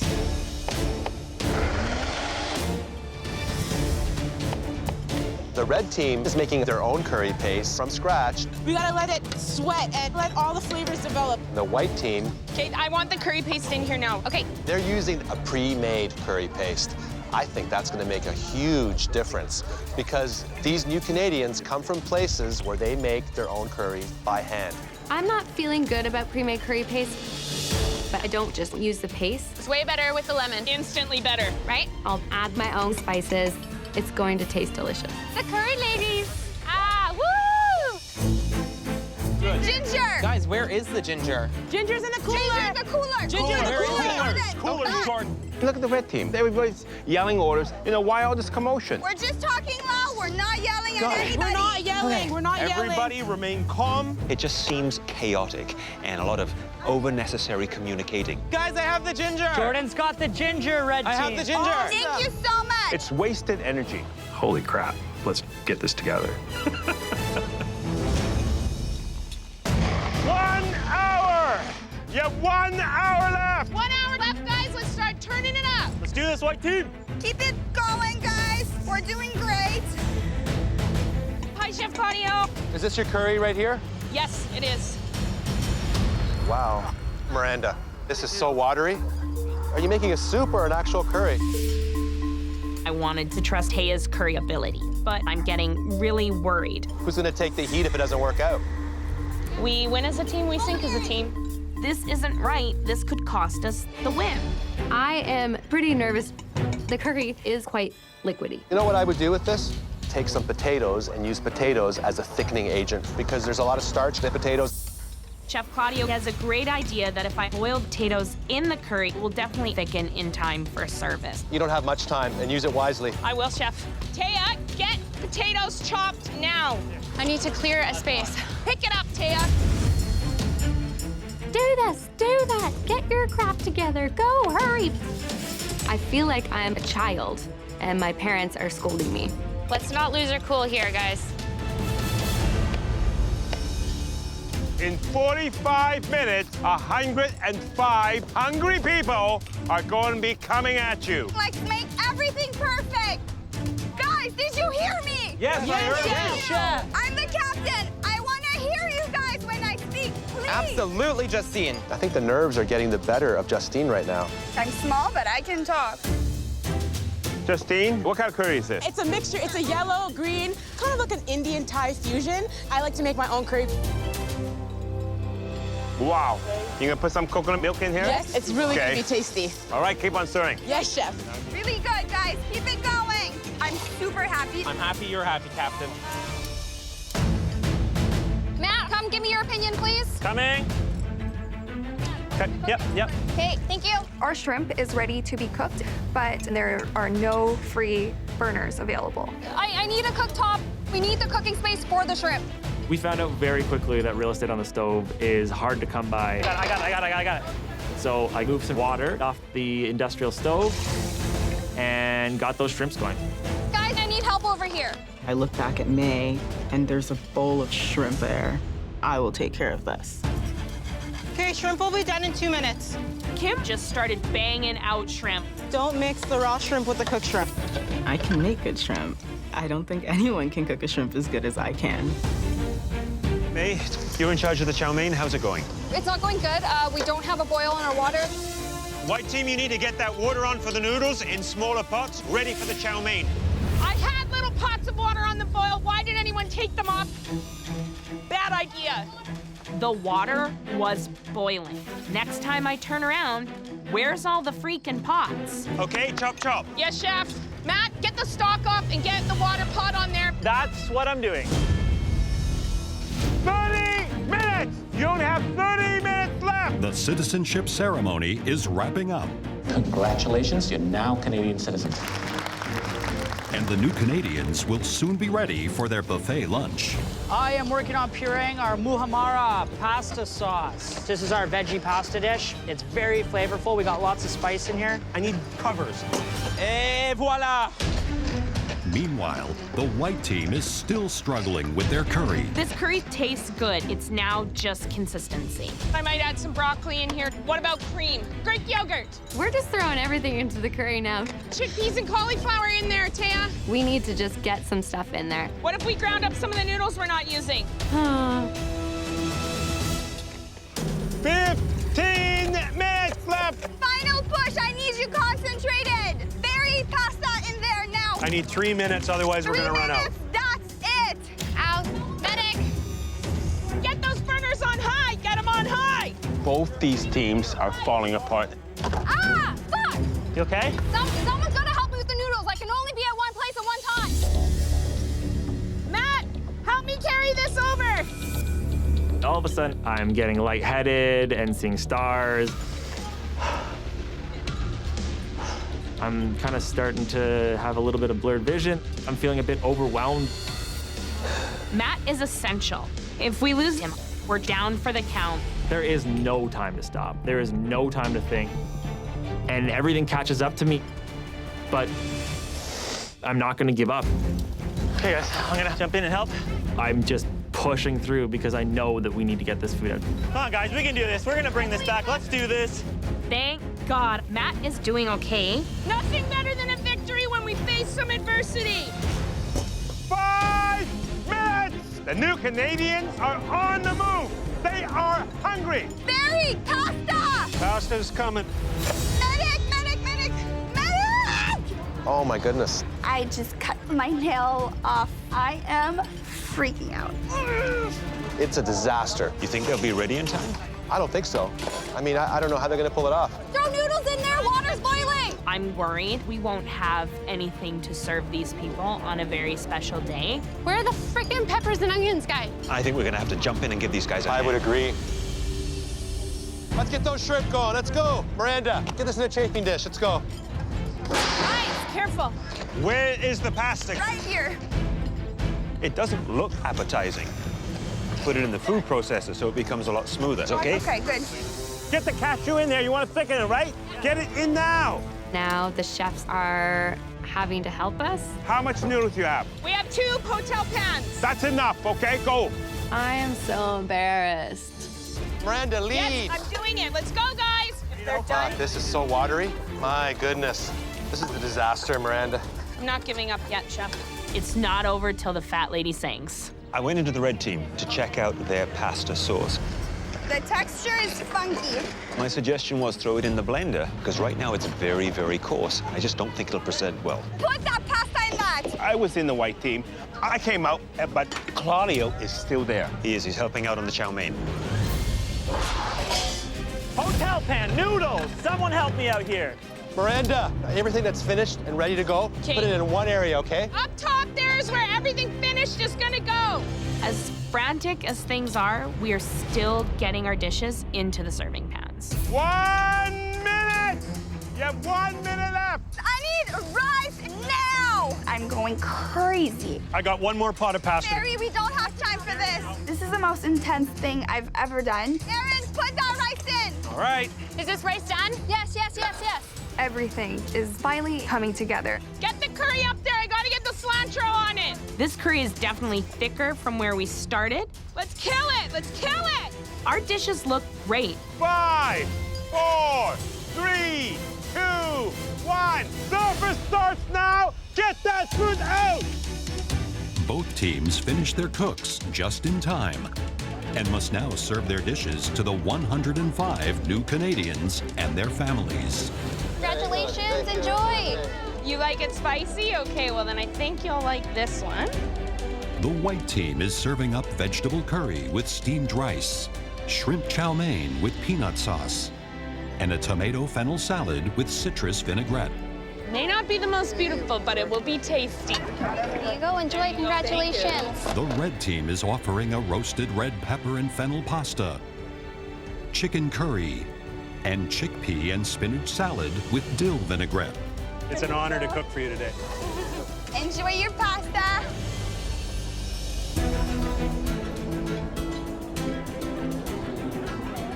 Welcome to Canada. Thank you so much. Where are you from? From Cairo, Egypt. Okay.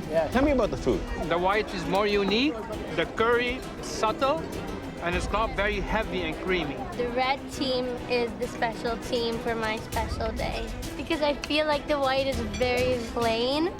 So I made the curry paste from scratch. I hope you enjoy. Were there any favorites in your mind? I like the white plate better because it was well cooked, very flavorful, spicy, which goes well with my palate. The red plate, perfect. This chicken curry is delicious. I like the red pasta because it has a lot of flavor. Good job, guys. The teams have succeeded in feeding all 105 new Canadians.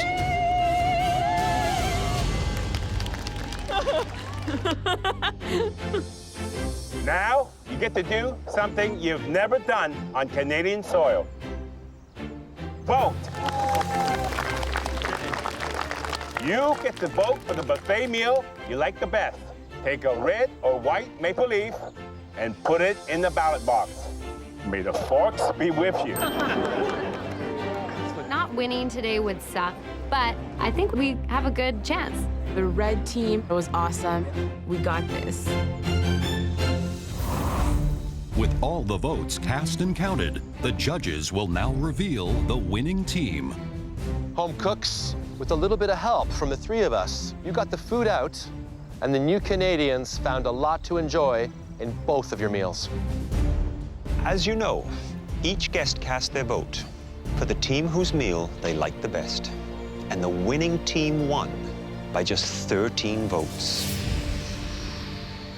My team never gave up. I know that we got this. Everyone worked their ass off. We so deserve this. Are you ready to find out who won? Yes, Chef! The team that will now move forward to the top 10 is...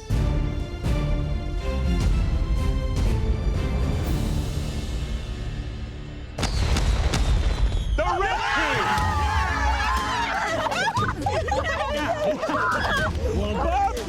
We are so proud of each other. This was our first team challenge. I think our team did deserve to win. There was only a 13-vote gap. It wasn't a landslide. They're hooting and hollering, but they just squeaked by. Well, white team, you know what that means. Tomorrow, you will all face a pressure test that will send at least one of you home. Now go get some rest. We'll see you back in the MasterChef Canada kitchen.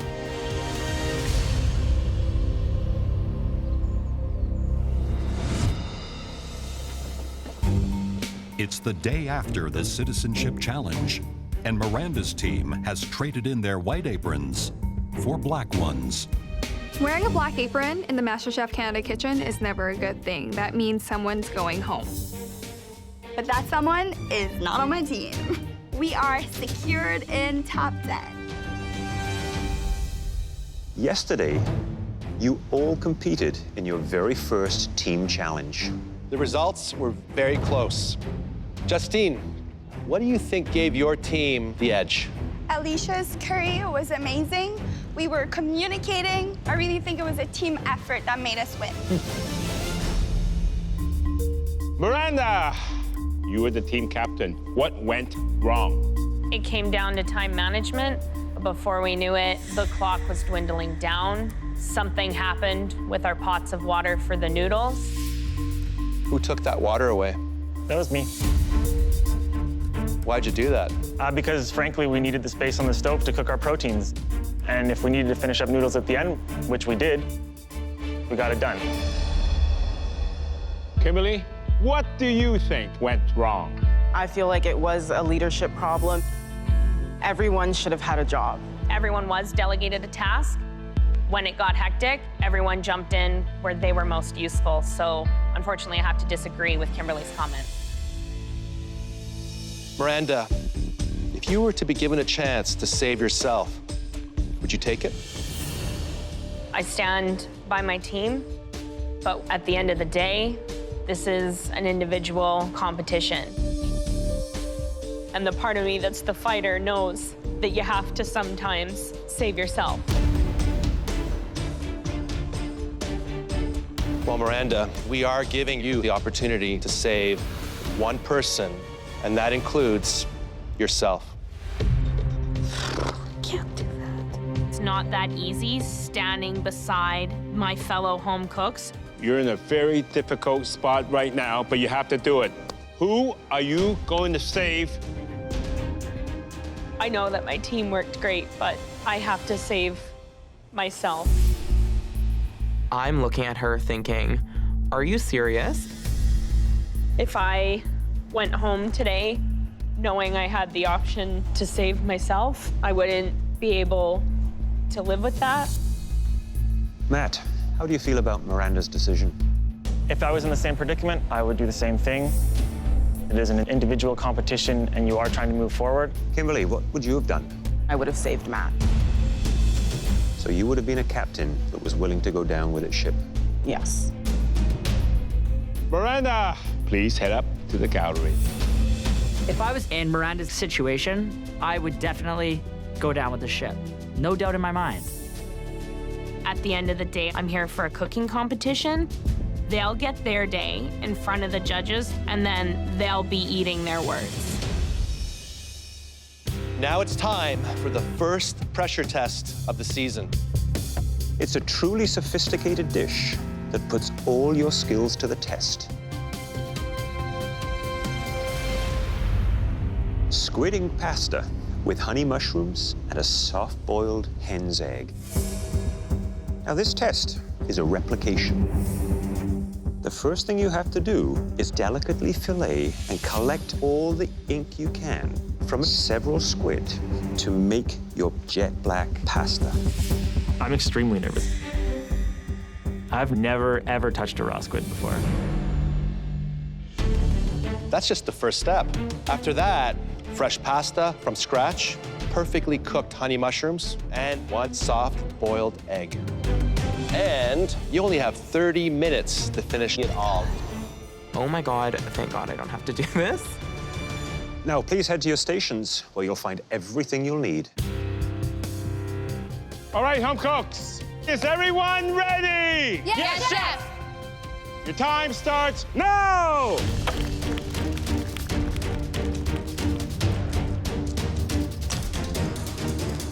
I've never broken down a squid, never taken ink out, but you know what? You learn on the fly. Where the frick is the silvery thing? So step number one, they have to cut into that squid and reveal that beautiful little ink sac. Then you have to press your fingers down on it and squeeze, put a little bit of pressure, not too much, and force that ink right down into your container. Looks like May is the first one to get the ink sac out. Impressive. I got this. Ew, ew, ew, eyeball squirting. Oh no, there's no ink. Taya has already burst her sack. She's lost a lot of ink. And there's not a lot in there. This is way harder than I thought. This is so hard right now. Let's go, guys. Keep it up. You guys got that. You got this, Taya, you got it. Squeezing that ink out, it's really tricky, but I was actually surprised that I got so much out. They've just harvested that squid ink. Next is to make the pasta. I tell you, you got to be very intelligent here because you got to figure out how much squid ink you have and adjust the amount of pasta you make according to that. Come on. Taya, Yes, Chef Claudio. have you ever made fresh pasta before? I have, actually. I just want to make sure I get the proper consistency in the dough. Who do you think's gonna struggle the most here? I have a feeling that it might be Kim, just because she hasn't made pasta that often. I can see the focus. See what happens. Fingers crossed. Thank you, Chef Claudia.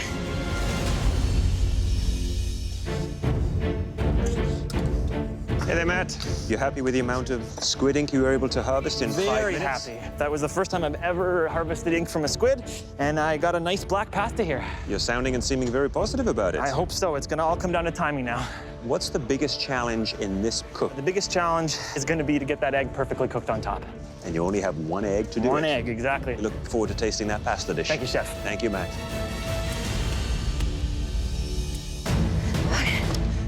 Damn muscles. Come on. The dough needs to rest for 10 minutes. So my strategy is to get the pasta out of the way and then get my boiled egg going. Timing is essential. I'm going to cook my egg for 5 minutes. The egg has to be perfectly soft boiled. I would say probably around 5 to 6 minutes on the egg. I'm gonna boil my egg for exactly 6 minutes. And you gotta remember also, once that egg is out of that boiling water, you make sure you right away cool it down with ice cold water. You gotta shock it.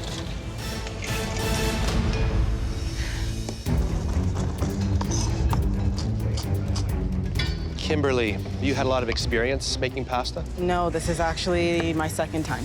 Wow. Yeah, I'm pretty nervous right now.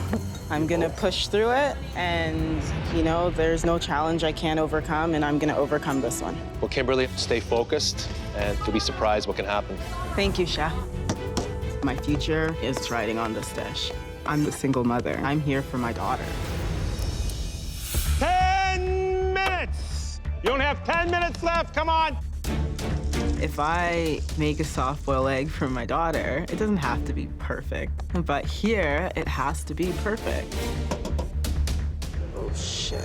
Oh, man, Kimberly just broke her egg. Did she break her egg? Yeah.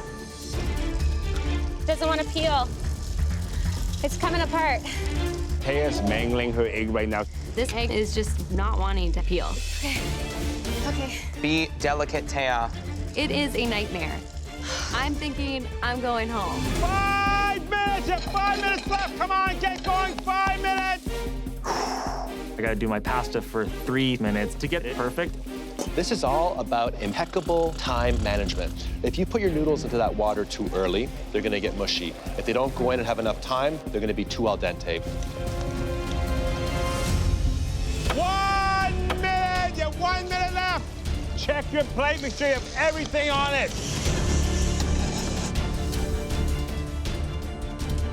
It broke.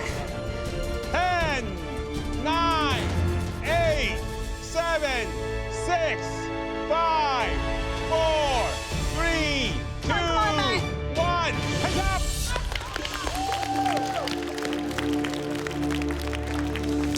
I think we've made it extremely hard on these judges. We all have all the components. It's really gonna come down to those minute details.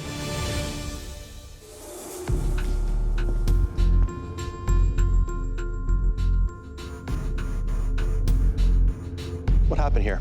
The egg. I was going to peel my egg, and for some reason, I went like this to crack it. I hope, despite this little crack in the foundation, that inside of this egg is a beautiful liquid center. Fingers crossed.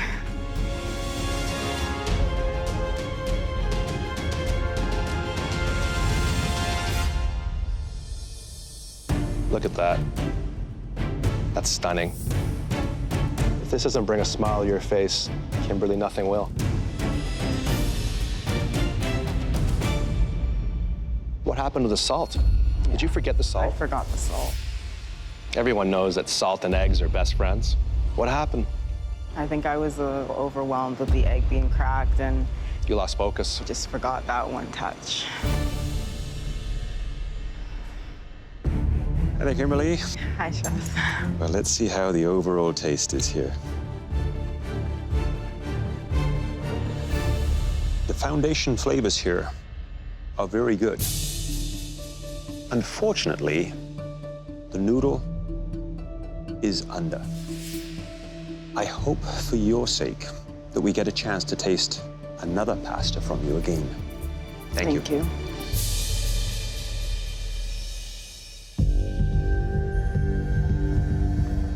Matt! How you doing, Chef Alvin? Looks like you got everything there. Some nice caramelization on the mushrooms. Good amount of pasta. I hope to see sunshine leaking out of this egg. And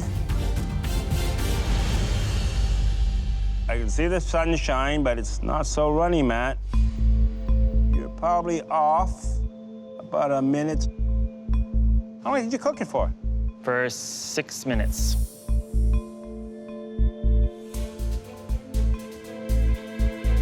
Well, still tastes good.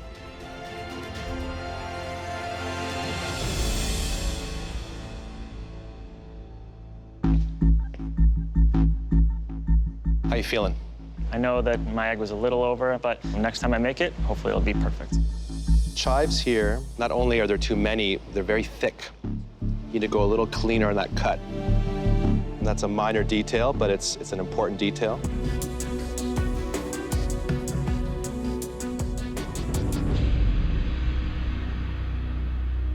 The flavor is awesome. Thank you, Chef. Really awesome. Thank you. You know, Matt, this is not a perfect bowl of noodles, but it does convey to me that you have a lot of potential. Hopefully you live to see another day in this kitchen. Thank you very much, Chef.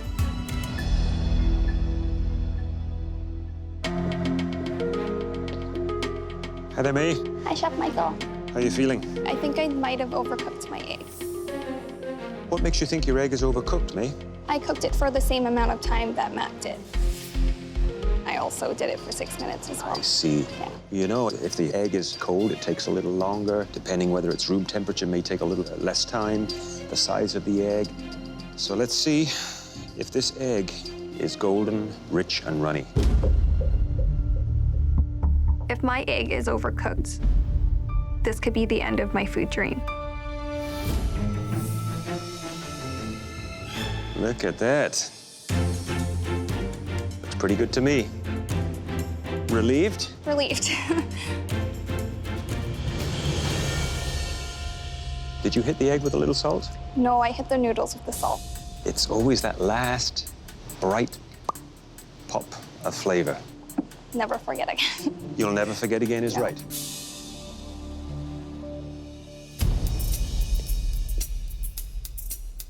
So what am I expecting to taste when I dig into this jet black noodle?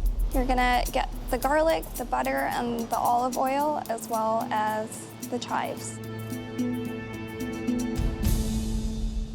This tastes great. Flavors are there. I can taste the garlic. I can taste the lemon. Be proud. Thank you, Chef Alvin.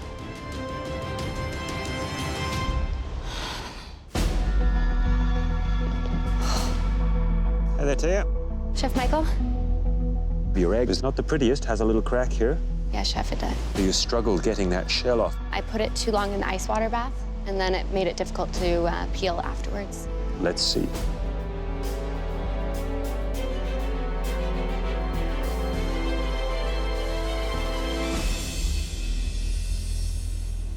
Oh, my God. That looks perfect. Thank God. Right, Taya. Was that beginner's luck? I knew I needed it about 5.5 minutes. I took it out at 5.5, and fingers crossed. Maybe a bit of both. Thank you.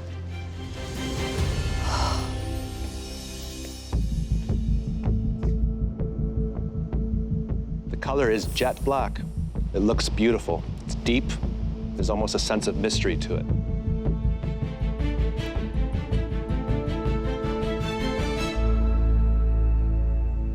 Taya, do you really think you belong in this competition? I've certainly had my doubts. I only ask because if you continue to cook this way,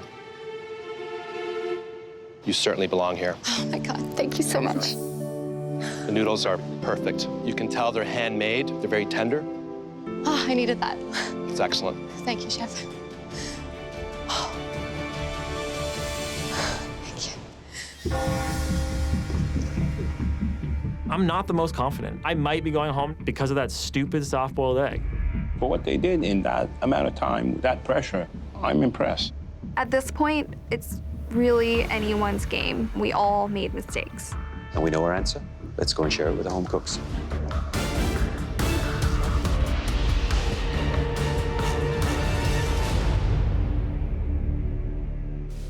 Taking everything into account, one home cook stood out from the rest. The best squid ink pasta was made by Taya. Here you go, Taya. Thank you. Oh my gosh, that's so exciting. Congratulations, Taya. Please head on up to the gallery. I never would have dreamed in a million years that I would be top 10 at MasterChef Canada. Now for the bad news. We had to consider every single missing grain of salt, every overcooked egg, and every undercooked strand of pasta. Ultimately, we felt that one home cook fell just a little short of the others. We had no other choice but to say goodbye to Kimberly. Matt and May, please head on up to the gallery. Thanks. Kimberly, we know that this isn't the result that you'd been hoping for. But there is a bright side. Your 7-year-old daughter, Nevaeh, will be so thrilled to welcome you home. She got to see her extremely talented mother excel on the national stage. And that's quite an achievement.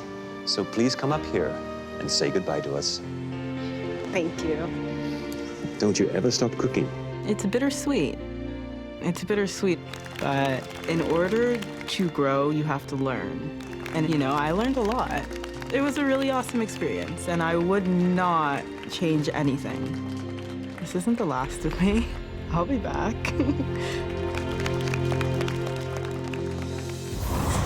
Next time, a team challenge with a shocking twist. We're not going to let you see anything. You're gonna taste blindfolded. Puts the top 10's palates to the test. Ew. And a champion returns. Please welcome Mary Berg. Hi, everybody. For a game-changing elimination. Is this a joke?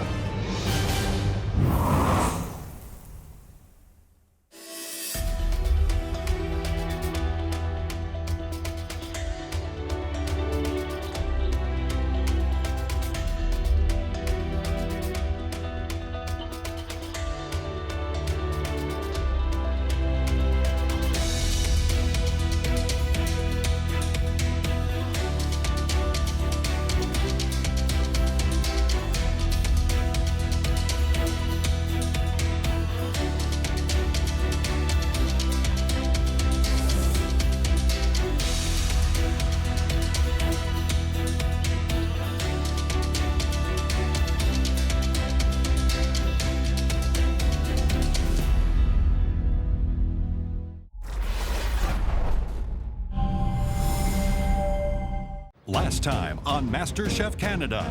Pick it up, Taya. A patriotic team challenge spun into chaos. Medic, medic, medic, medic! And a pressure test. What happened to the salt? I forgot the salt. Dashed Kimberly's MasterChef dream. Tonight, a team challenge leaves the home cooks in the dark. Blindfolded. Testing their top 10 palates. Ew. And a champion returns. Mary Berg. Hi, everybody. For a game-changing elimination. Is this a joke?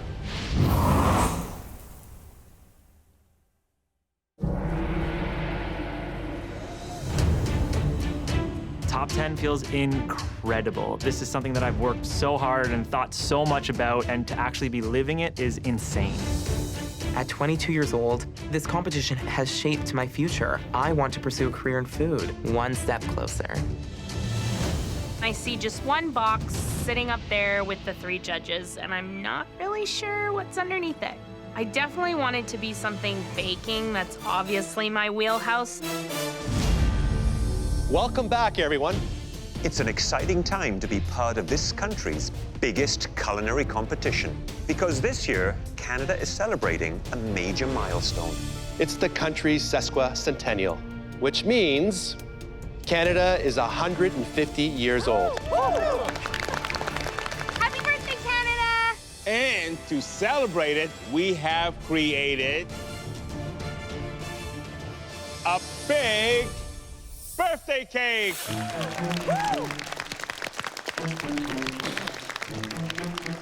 This is I think the biggest cake I've ever seen. This cake has 4 delicious layers and 3 layers of icing.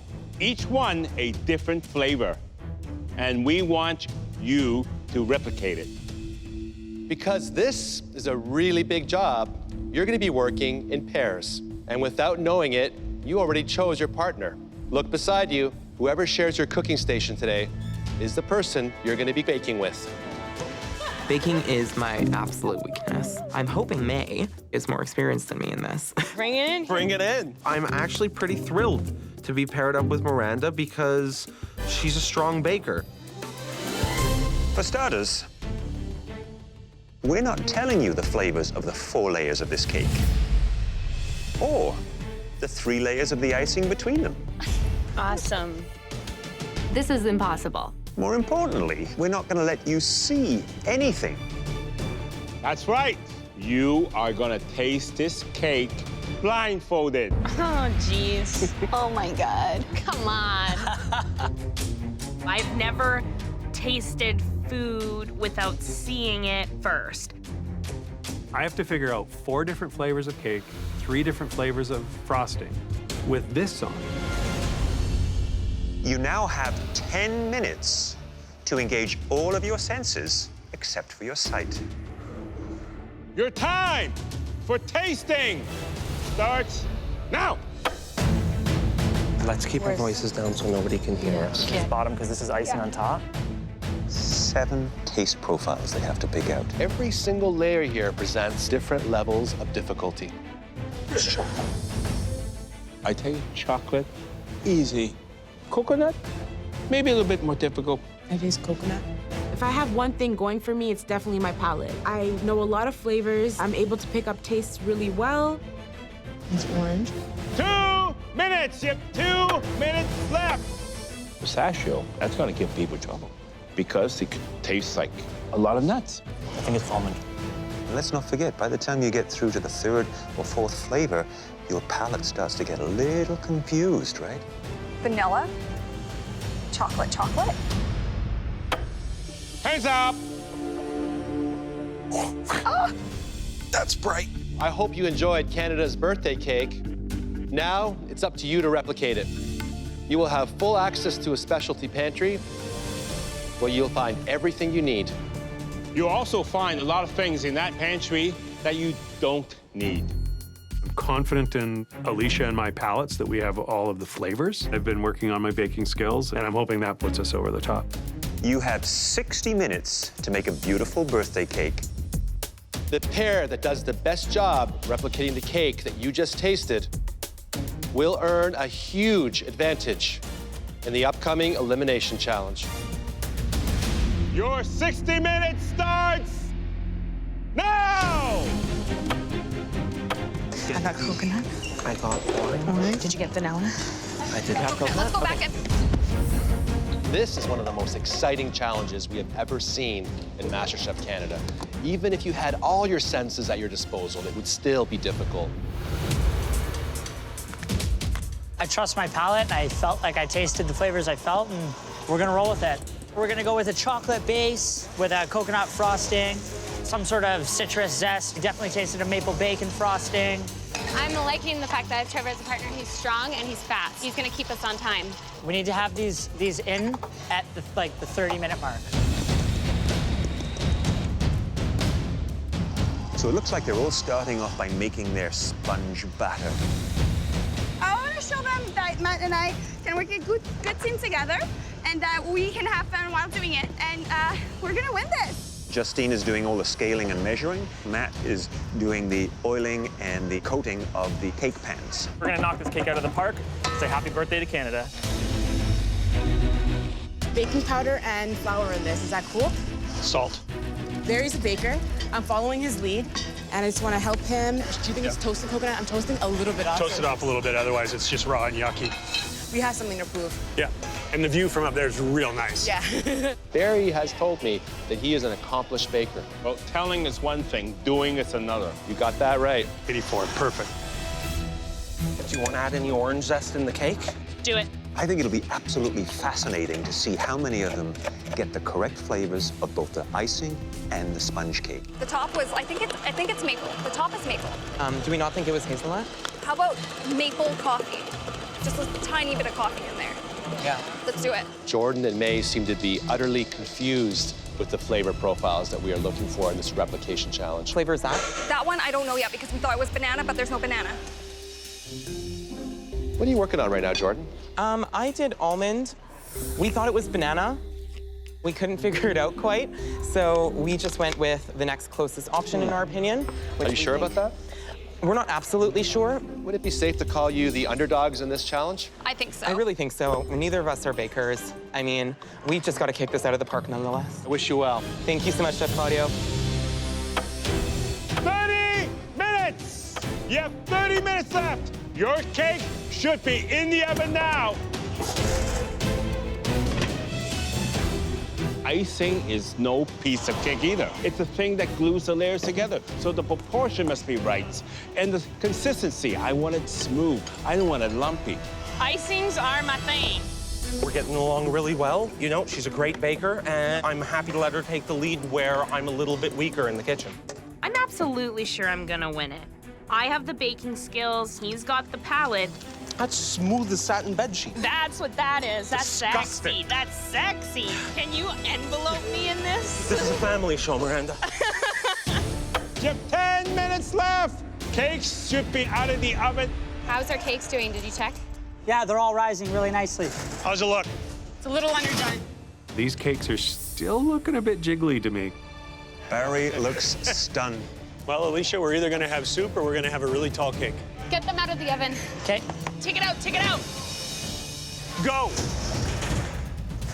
So one of the moments of truth right now is being able to get those cakes perfectly out of those pans without having any damage to the cake. See if we can get at least one thin layer out of the chocolate. Yeah, no, we're good. Yeah, it's garbage. Yeah. It looks like it had been only baked for 15 minutes. Chocolate's garbage. And I'm thinking, it's over. That looks like pudding. That's not good. I don't know how they can recover from that. We can't do anything about it now. This chocolate cake is not going into our final product. Screw it. We're doing a 3-layer cake.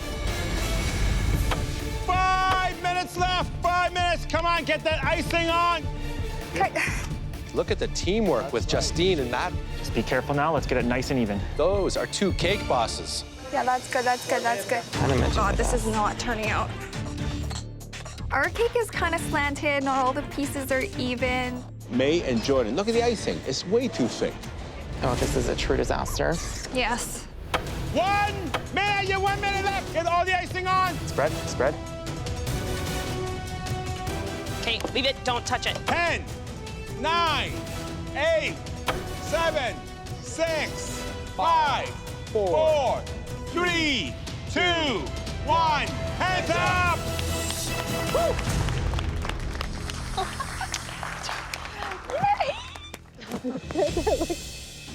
Not being a baker, I am super stoked on the cake that we just made. It is what it is, sweetie. Chocolate cake fell. Good work, everybody. You spent the last hour trying to replicate something you never got to see. Luckily for you, we still have some of the original.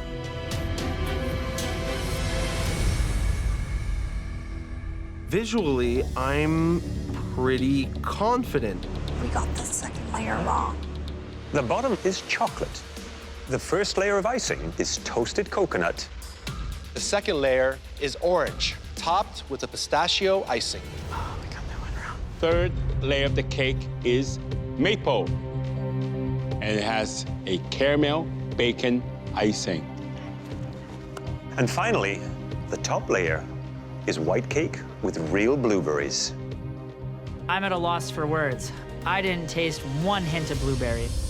Matt and Justine, please bring up your birthday cake. I know our cake looks good. I know it's gonna present well, and I need this advantage. Looks quite amazing. You've got great height. There are a couple of little bubbles and imperfections, but a lot is going to be revealed when I cut myself a slice. Now, the moment of truth. Look at that. A good amount of icing between each layer. Good thickness on the sponge.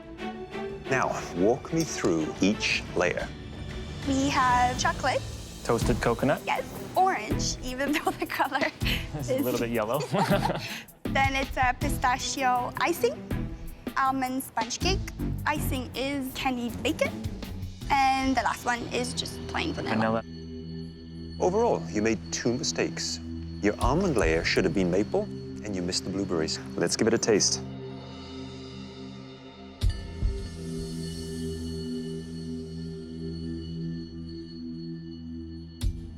Tastes delicious. Thank you. That orange is subtle enough that it just sort of comes into play. And then who doesn't love a good old-fashioned chocolate cake? Lovely, well done. Thank you. Thank you. I'm really feeling good. We hit 85% of those flavors. Miranda and Aaron, please bring up your birthday cake. I know there's a few appearance flaws with it, but I'm walking up with confidence.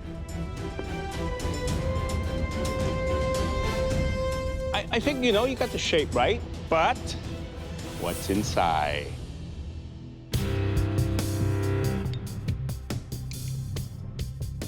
Read me through the layers.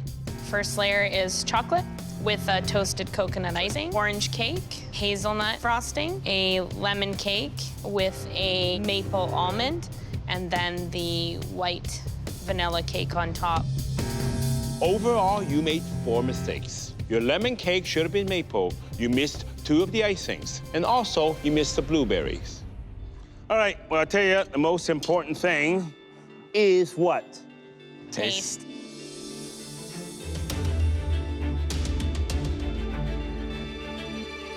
Nice taste on the chocolate. Very, very delicate, you know, chocolatey. I can sense that essence of coconut. Got that right. You two can bake. Barry and Alicia, please bring up your birthday cake. This is so ugly, and I'm so embarrassed that I have to show this to the judges.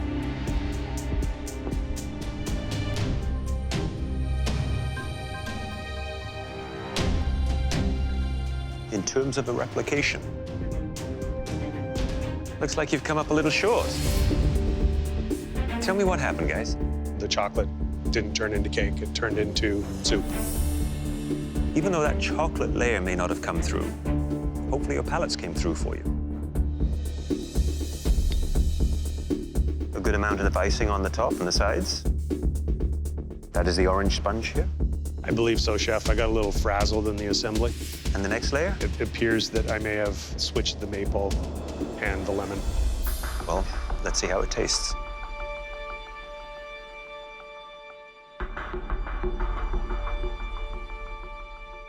It seems to me that the multiple layers and the details of this challenge may have gotten the better of you.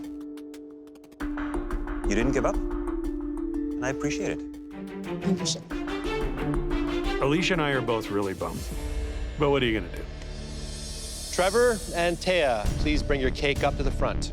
I'm feeling great. I think our cake is the one to beat. It looks spectacular. It's beautiful. But what matters is what's inside.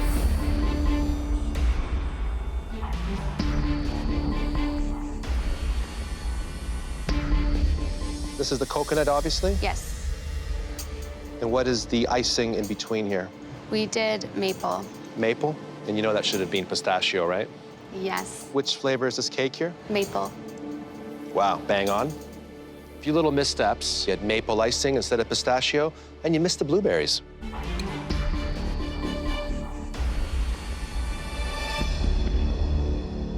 Fantastic flavor. Amazing teamwork. Because if you can do that blindfolded, imagine what you can do when you have access to all of your senses. Please go to the front. We're hoping that the judges will overlook the overall appearance of the cake and hopefully just taste the deliciousness inside. It might be a bit of an ugly duckling here, but inside might be a swan. We're hoping so. Well, let's see.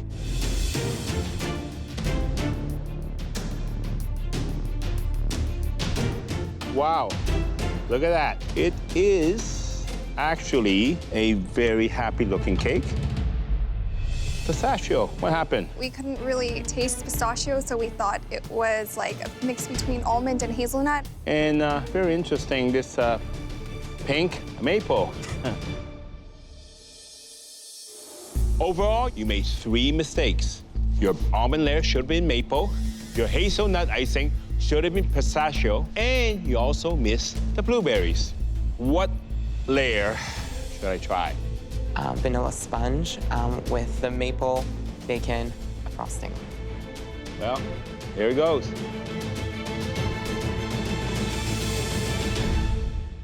It's delicious. Icing, smooth, light, delicate. I get the maple, I get the bacon, I get everything. Cake, moist, airy. Next time, just make sure you get it nicer looking. Although we didn't nail the replication, our flavors in our cake were still delicious nonetheless. This was not an easy task, was it? No, chef. We really have to chew this one over, so please excuse us. That was one of the toughest challenges we've ever seen here. I agree.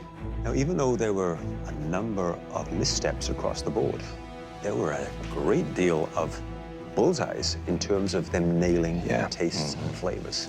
I think it's between Justine and Matt and me and Taya. They got the most flavors right, but their construction wasn't as good as ours. As you all know, only one cake can win this challenge. Because this was a replication, accuracy was essential. We went on to consider taste, structure, and of course, beauty.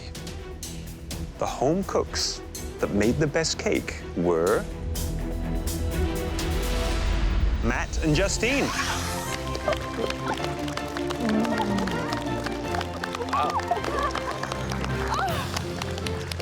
I push myself every time I'm in the kitchen, and this was no exception. I'm so excited. Matt and Justine, for winning, you're gonna get a huge advantage in the very next challenge.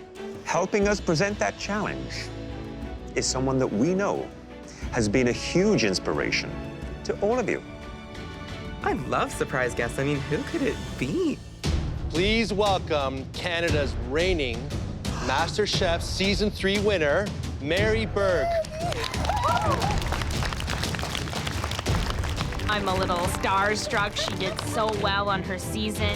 Hi, everybody. A year ago, Mary Berg was standing in my shoes. Maybe a year from now, I'll be in her shoes. So Mary, what has your life been like since winning MasterChef Canada? Unbelievable. I've opened up my own catering business, and it's just going so well. I love cooking, and getting to do it every day is just like life-affirming. Mary is living her food dream, and that itself is an inspiration. Mary, Justine, and Matt just won the taste challenge. And I think you have something to tell them. I do. You are safe from elimination. Good job. You guys don't have to cook. We're so happy. We made it to the top 9. On her way to becoming Canada's reigning MasterChef, Mary impressed us again and again with her fresh take on old favorites. That's why we asked Mary to whip up 3 classic family dishes for this challenge. But this time, the reinvention is up to you. First up, my personal obsession, tuna casserole. Here we've got the noodles for the starch, the tuna fish for the protein, and then you've got the nice baby green peas for that nice little pop of freshness that you're looking for in a casserole. Cheese, fish, I don't know. That doesn't seem to go together. Next up, chicken pot pie. Chicken pot pie is kind of just a classic. You need to have the nice vegetables. The pastry is nice and flaky. It's got a really good egg wash on it, so it's shiny, and it just looks inviting. I have no worries about making chicken pot pie. Last but not least, a traditional shepherd's pie. This is the classic English version, made with lamb as opposed to ground beef.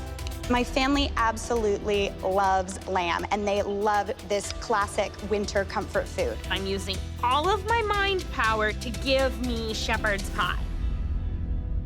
Justine and Matt, your fellow home cooks, will have to turn one of these homespun classic dishes into an elevated MasterChef Canada worthy dish. And you get to decide which dish they all have to cook. Out of the 3 dishes, I'm definitely hoping they don't choose the tuna casserole. I can work with the other 2. As much as I sweat in the kitchen, I want to try and see some other people sweat today. I think we're going to go with the tuna casserole. There hasn't been much fish done in this competition yet, so the tuna casserole is probably going to be a bit of a curveball. Are you ready? Follow Mary's footsteps and blow us away with your creativity. Yes, chef! Your time starts now! The home cooks now have 45 minutes to put an elevated twist on Mary's tuna casserole. The judges have yet to see my repertoire. I think that I'm so good at creating really complex, unique flavors. I'm looking for miso. Mirin, yes.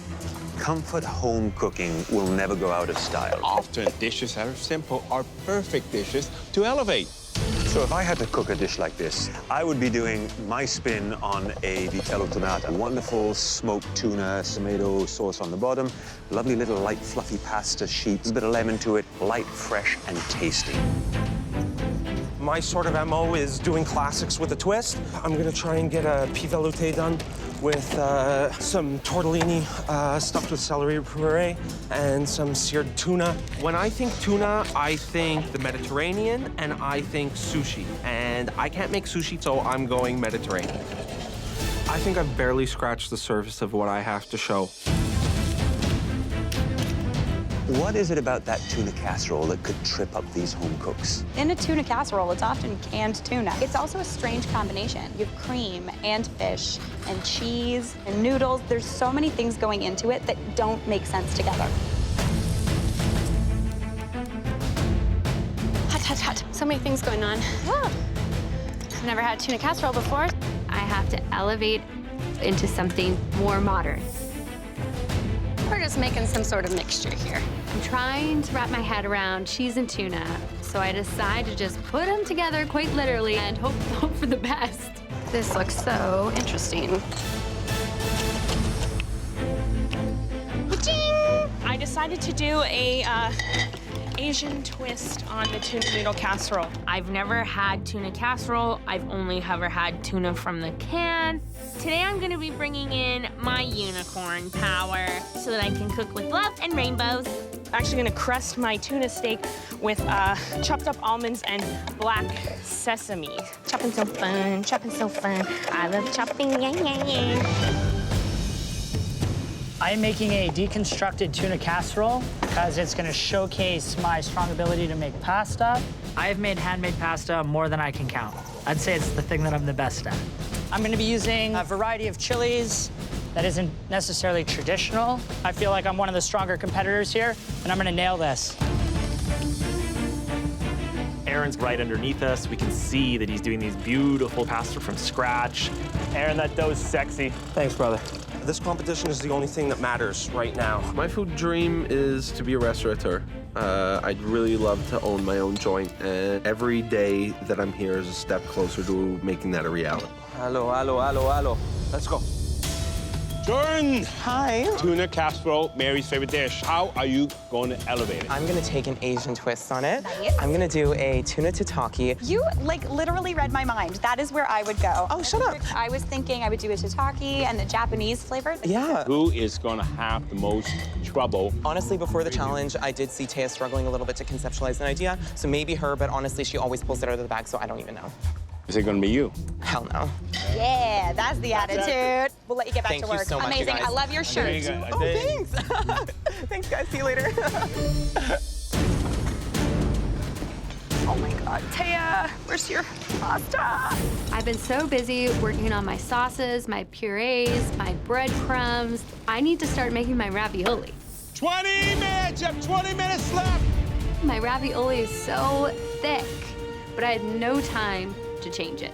Oh my God, Taya. I'm gonna do the best that I can and push through. Hi, May. Hi, Chef Alvin. Hi, Mary. Hi, May. What's happening over here? That is going to be the glaze for my yellowfin tuna. Amazing. Yeah. Where's the pasta? The pasta is sitting right here. Pasta's right there. You're not making your own pasta. I want the other components to really shine through. That can be a good strategy. Thank you.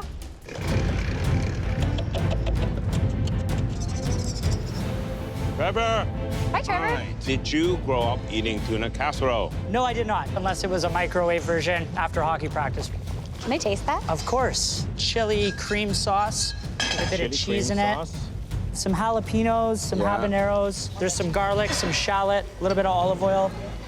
It's spicy. That's what I'm going for, Mary. And they may overpower something delicate as tuna. Okay. Well, Trevor, you got a lot going on here, so I'm gonna let you do it. Thank you very much. I'm doing something that's kind of out of my comfort zone. It's super important that my next dish prove to the judges that I have a lot of potential. 5 minutes! How is this coming along? Let's get this reducing. Oh. Jordan, he has a lot going on. What's that, like, purple thingy? Hopefully this works. I'm gonna be taking purple potato and spiraling it around a wooden spoon to substitute as pasta noodles. Hope I don't set the kitchen on fire. May seems calm. She's keeping to her zone and not running around as much as really anybody else. Trevor seems like a confident dude, and I think that's a great thing, but that can only take you so far in this kitchen. The cream sauce was tasty, but quite spicy. I'm not sure how that plate's gonna come together. Woo, perfect. I am doing the best that I can. 1 minute! You have 1 minute to make beautiful plates! Wow, they are all cutting it close. Go, guys. Let's go! You got less than 20. Come on, guys, you can do it! Come on, get it together. 10, 9, 8, 7, 6, 5, 4, 3, 2, 1. Hands up!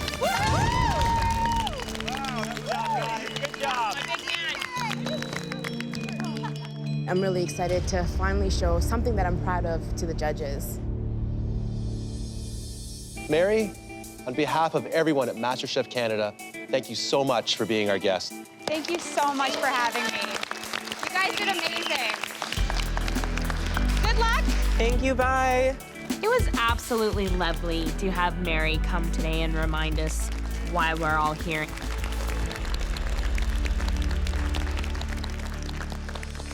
Before we taste, we have one more piece of business to take care of. Matt and Justine can save one of you. I had this great idea to elevate the tuna casserole and save me, throw me a bone, please. They shouldn't save me. I want the judges to see my dish. I think my dish is gorgeous. We choose Taya. Thank you guys so much. Justine and I both know that Taya has cooked in every single cook, and she deserves a break. Thank you so much.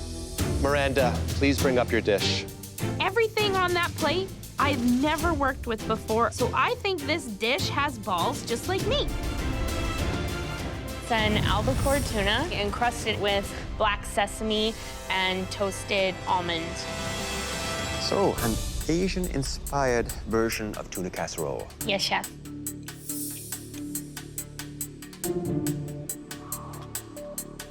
Wonderful, rich, full flavor, a touch of heat, fresh flavors of that ginger, the background of the garlic. It's lovely. I think it could have done with a few more of the peas snaps to add just a touch more crunch to it. Are you happy with the way the tuna turned out? Yeah, I think I got a good sear.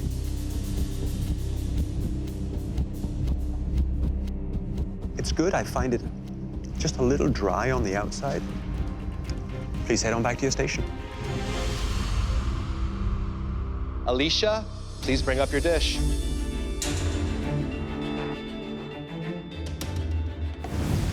It's a seared tuna and gnocchi with confit garlic. I could actually see every element of the classic tuna casserole dish, but you've transformed it into something that is so relevant looking. I mean, it looks like a modern version. Thank you.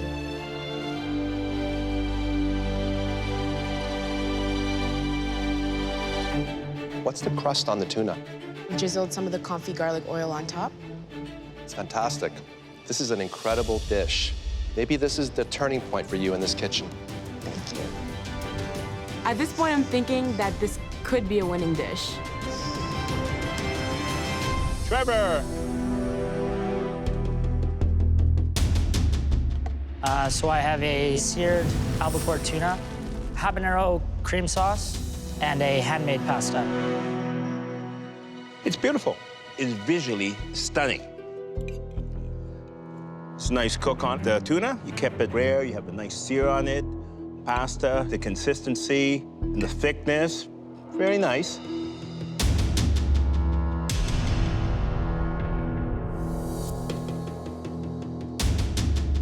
Wow, it's too hot. Can't get over that heat. That is a mistake.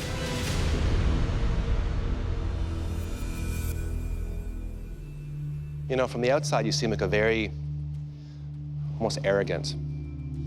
But I think on the inside, you're terrified. I really feel that.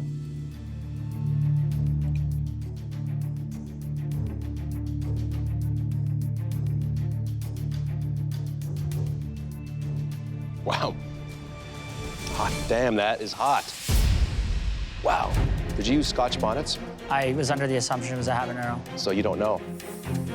You used an habanero, which is also known as a Scotch bonnet, which happens to be one of the hottest peppers on planet Earth. And all I think about now is that pepper. I don't really think about the tuna dish.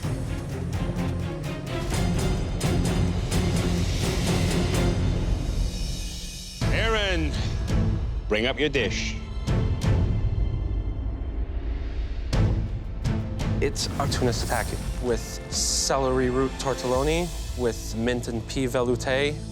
It's very sophisticated. It's intelligent. What is inside your tortelloni? It's a celery root puree. I tried to keep it simple. I wanted to mimic the idea of the cream of celery soup. You sound like a pro.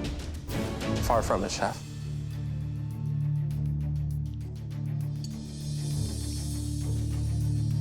You've just created the best dish I've had in 4 seasons. It's amazing. It's extraordinary praise, chef. There's nothing wrong with it. It's amazing. That sauce, it just pops with flavor. Your tortelloni are perfect, perfectly cooked. You can tell they're handmade. What a shame it would be if you don't quit the job that you have now and become a chef. It'd be a real shame.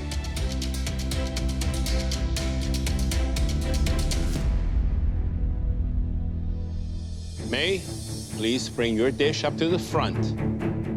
I'm feeling a little bit nervous. Everybody went a total different direction than I did. So it is Asian-inspired casserole flavored with bonito, pan-fried tuna and spinach, and then made pureed peas. It is an interesting little presentation.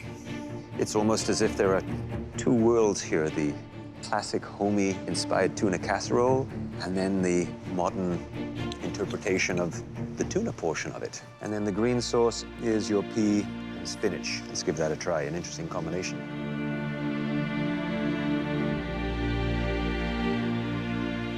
Very rich and savory.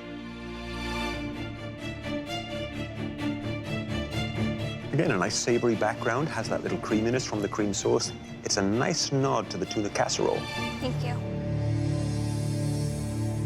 Jordan, please bring up your dish.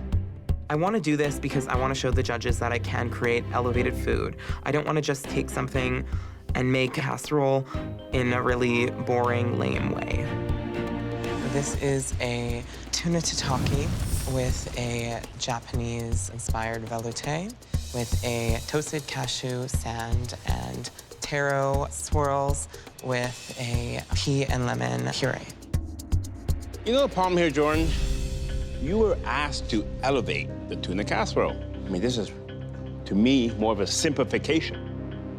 And I eat this right away. You know why? Before it all evaporates.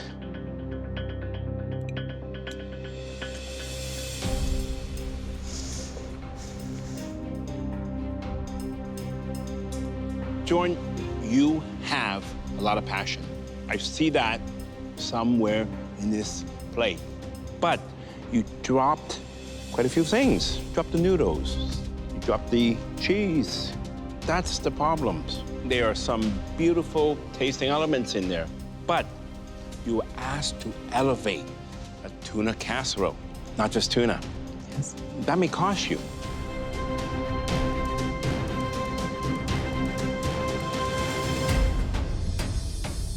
We saw a lot of innovation in this last challenge, but unfortunately, at least one of you will be leaving the MasterChef Canada kitchen tonight. So if you please excuse us, we need to chat.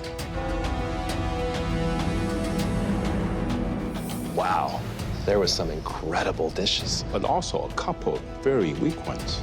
We had the full gambit. There was overreaching, there was complexity, there were some disastrous elements on plates, there were things that shouldn't have been there. I gave the judges a dish that ultimately they didn't like, so I'm feeling pretty down on myself. I know that this isn't my best dish, but there are some redeeming qualities that the judges did point out. It's a shame, but for one of these home cooks, their journey's going to end. Let's go tell them. Let's go. Well, you really managed to elevate a very humble dish. And that forced us to get very picky in our assessments. The best dish of the night was Aaron's. That dish just blew me away. I've had fire in my eyes since I got here. I'm winning this competition. And the second best dish of the night was made by a home cook who's not flying under the radar anymore. Congratulations, Alicia. I'm so relieved that I finally showed the judges that I have what it takes to be here. There was a third home cook whose dish impressed us. May, well done. All three of you will be captains in the next team challenge. It feels so good to be one of the top 3 dishes of the night. Unfortunately, some of you did not achieve the success that you were looking for tonight. Would the home cooks who were disappointed in what they served us tonight please come up to the front? I am not disappointed with my dish. I am happy with it. I'm staying put.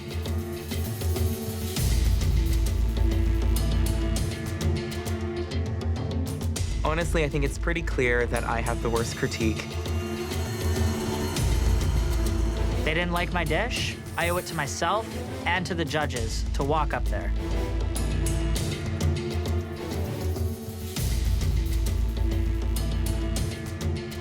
Trevor and Jordan, we really appreciate your honesty. Trevor, you hold yourself to a very high standard. Yes, chef. And tonight, you didn't reach it. Well, your dish was too hot.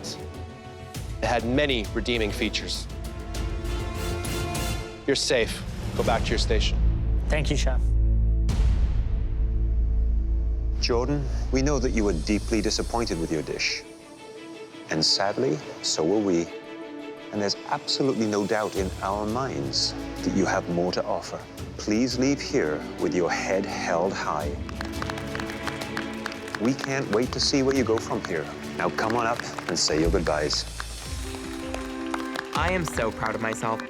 I am so happy that I have competed in this competition. Don't you ever stop cooking. It's in your heart. This competition has reaffirmed that I want to pursue a career in food, and that is the only path I'm gonna take in life.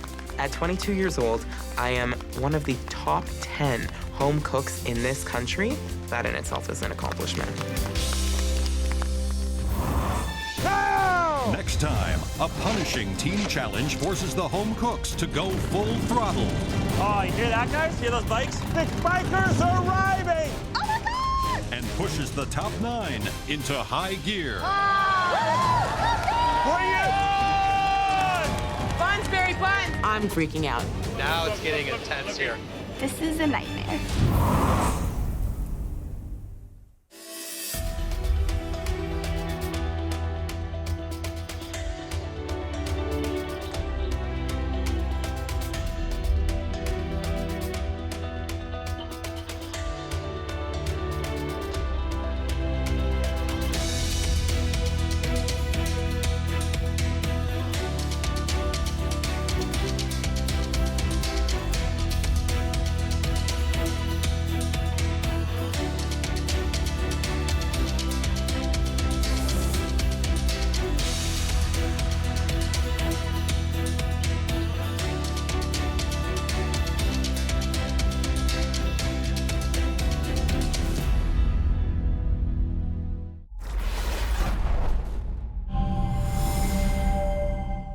last time on MasterChef Canada. Hi, everybody. Mary Berg's twist on a classic This looks so interesting. forced the top 10 out of their comfort zone. You asked to elevate a tuna casserole. And brought Jordan's MasterChef journey to an end. Tonight, a punishing team challenge propels the home cooks to go full throttle. Oh, you hear that, guys? Hear those bikes? And pushes the top 9 over the edge. Bring it on! You do what you gotta do, I'm gonna do what I'm gonna do. Now it's getting intense here. You're in charge of the fries, okay? This is my nightmare. As the sun settles over Toronto, the home cooks arrive at a historic city landmark. Today we're at Evergreen Brickworks, and it's really swanky, modern, old school. It's pretty cool vibes. The former factory is now an environmental center and the site of the Top 9's second team challenge. I love team challenges. I'm in business school. Business school is all about team projects, so I'm really good at working in teams.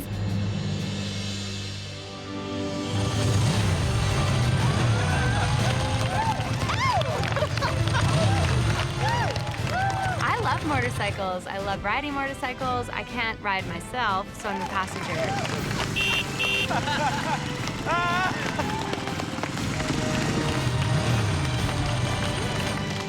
I'm a biker myself. I may not look like a biker, but I like the adrenaline rush.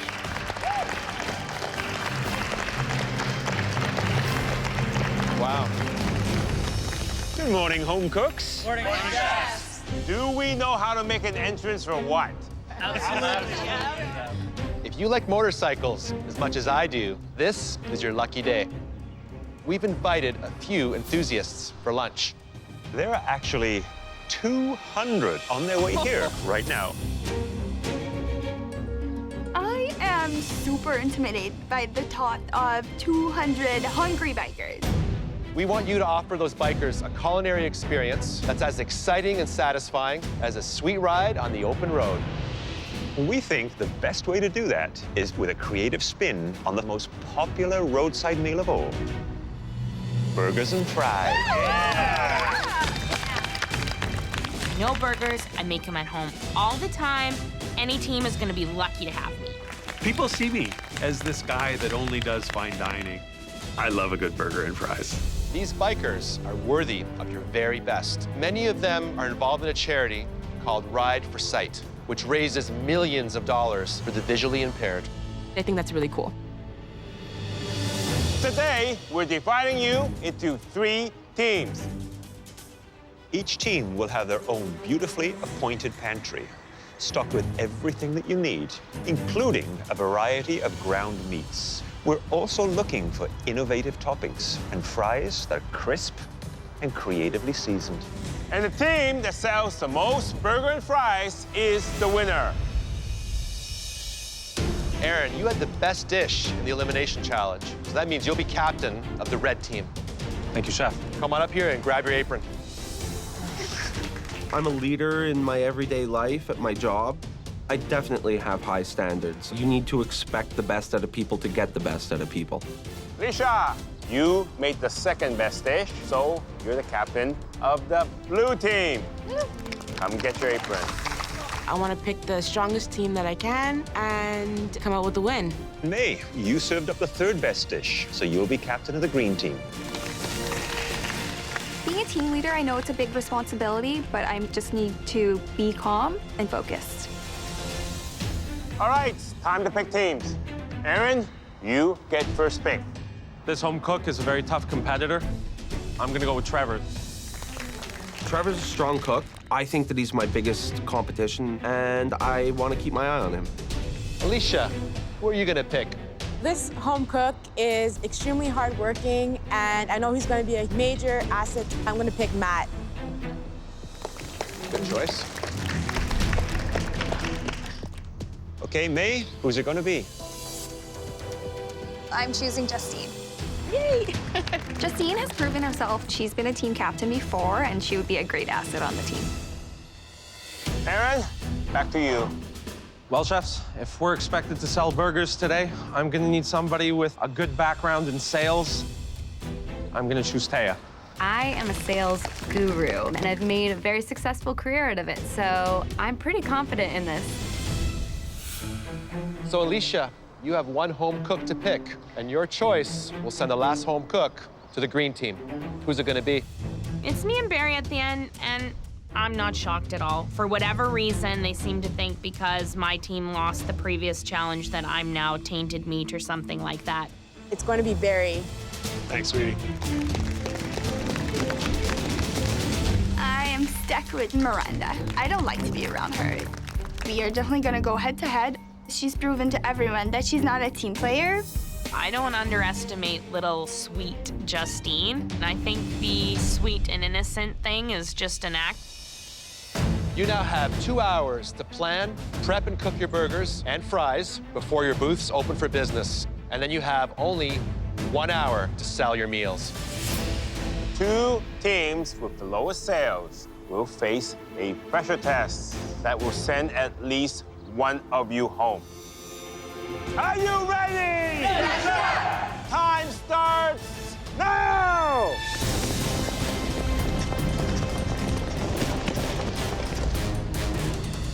We can do maybe like a beef and pork burger. I want grated cheddar in the burger, so there's cheese in the burger. And then I was thinking like Cajun fries. That's amazing, Matt. Burgers and fries isn't really my forte, so I need to bring some bold flavors to this. I want to make sure I have a hand in all the seasoning, guys, and then guys, we have to taste as we go. I would like to make a burger from the chuck. I don't like fancy burgers. The burger has to be a burger. I don't want any burgers pre-seasoned because I don't want it to bleed out. I've never heard of making beef patties that aren't seasoned, but that's how we're doing it. Iceberg lettuce. I don't want anything else. I want pork and ground biscuit. For the fries, I'm gonna do lemon zest, I'm gonna do salt, garlic. I'm feeling pretty confident because I know with a good plan, we can win. I'll start mixing the meat, and you can help Miranda with blanching and cutting the fries. Perfect. 1, 2, 3, red! Team blue! Great team! With just 2 hours before their stands open for business, the teams start prepping their burgers. This is how I do it at home, just not this much. Oh yeah, my arms have been getting a workout. The first thing that comes to mind for me with a burger is big, juicy, and flavorful. Yes, but we want to see something creative. This can't be your everyday burger. We are making a bacon jam burger with Swiss cheese, arugula, and crispy shallots. I like my burgers with a lot of added flavor components. I put some soy sauce, some Dijon, some mayonnaise to get some moisture. Delicious. I'm putting a little bit of cayenne powder. Tie it in with the fries. Yeah, exactly. We're doing a burger with ground chuck, ground pork. It's gonna be spicy. It's gonna have bacon. It's gonna have cheese in the burger ground up. It's just gonna have this melty explosion of flavors. You know, when you got good quality beef, I don't see the point of sticking all kinds of junk in it. We are making a beef burger with some bacon and pimento cheese, minimal toppings. This whole monkey business about a fancy hamburger, not my thing. Come on, guys, let's go, let's go, let's go. In this challenge, leadership is critical. Is that good for you? That's perfect, that's perfect. Barry, everything's good on your end? Yeah. Alicia is a force to be reckoned with. Make sure everything's well seasoned. Yeah. Do you think we should cut off some of the acidity of the lemon? What do you guys think? Oh, well, there's honey in there, right? Yeah. I think it'll be fine. May is running her kitchen on the Democratic side. Nice to see. I just hope it lasts. Everything comes through me, please. On the other hand, Aaron is taking control of his team, making the decisions over there. Either we do it right or we don't do it at all. We are gonna serve every burger medium rare. We should be confident enough to serve it the way we intend it to be eaten. I'm not a fan of doing the medium rare burger, You good? but Aaron's in charge, so I'm just gonna trust what he says. Aaron is very confident about his approach to his burgers. We're having 200 hungry bikers. This is a time where you have to cook something that they like, not what you like. And off we go to the gym. As the cooks move on to their fries, things are starting to break down on the green team. We have to be really, really fast. I'm trying. Do you want me to do it? Communicate. I can do it. Justine and Miranda don't get along. This is not working. Okay, come on, go, go, go, go, go. Justine, get started on the burgers and Miranda on the fries. I have to just give them very specific tasks and not have them interact. Did someone lower the oil heat yet to 275? No, I didn't. You're in charge of the fries, okay? Yeah, I just don't know how to...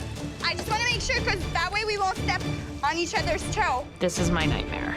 I don't have time right now to be frustrated. I just have to be the silent warrior in the background to help us win a burger challenge. How are you all doing here? Very well, Doing well, chef. What's in your burgers? They look very, Very simple. I want the meat to be the meat. Let me get this straight. So there's no seasoning in here right now, nothing? There's nothing, chef. No salt? No salt, chef.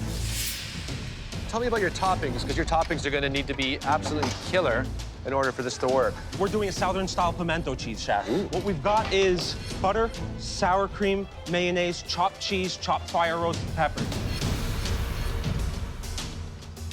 Do you like it? I don't like it. I love it. I love it. Wow. Why you gotta scare me like that, chef? That's awesome. That's awesome. All right. Thank you for stopping by, chef. Stay focused. Attaboy, Aaron. I have 2 big trays full blanched already. Okay, perfect, Miranda. Keep going.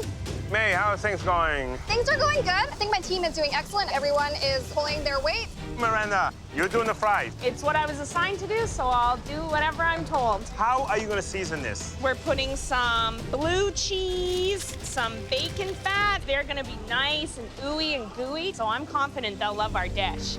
You were picked last. I was picked last, yep. Now you become the underdog. Is that where you want to be? I don't think I am the underdog. The art of war is when you're strong appear weak, so it'll work for me. Deadly warrior. I like the confidence. I'm gonna let you get back to work. Thank you, Chef Alvin.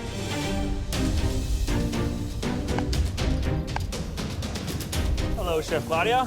What is happening here? We're just starting, and we have a lot of fat in these burgers because we're doing pork in them, so we want to give them a nice sear and then finish on the grill. What is this right here? We have the cheddar cheese in the burger. Let's take a little look here. Yes. That's not the color that we're looking for. You know why that's happening, right? Cheese. The cheese. The cheese will burn. Did you already mix your cheese with all your burger meat? Yes, yes, yes. So you're at the point of no return.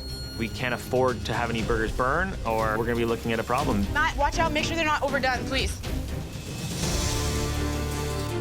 10 minutes. You have 10 minutes left. Oh, you hear that, guys? See those bikes? Home cooks, the bikers are arriving. Oh my God, they're coming in! Riders on the storm. Now it's getting intense here. They do look a little bit hungry. I'm extremely worried about time. We have to get these burgers out right now.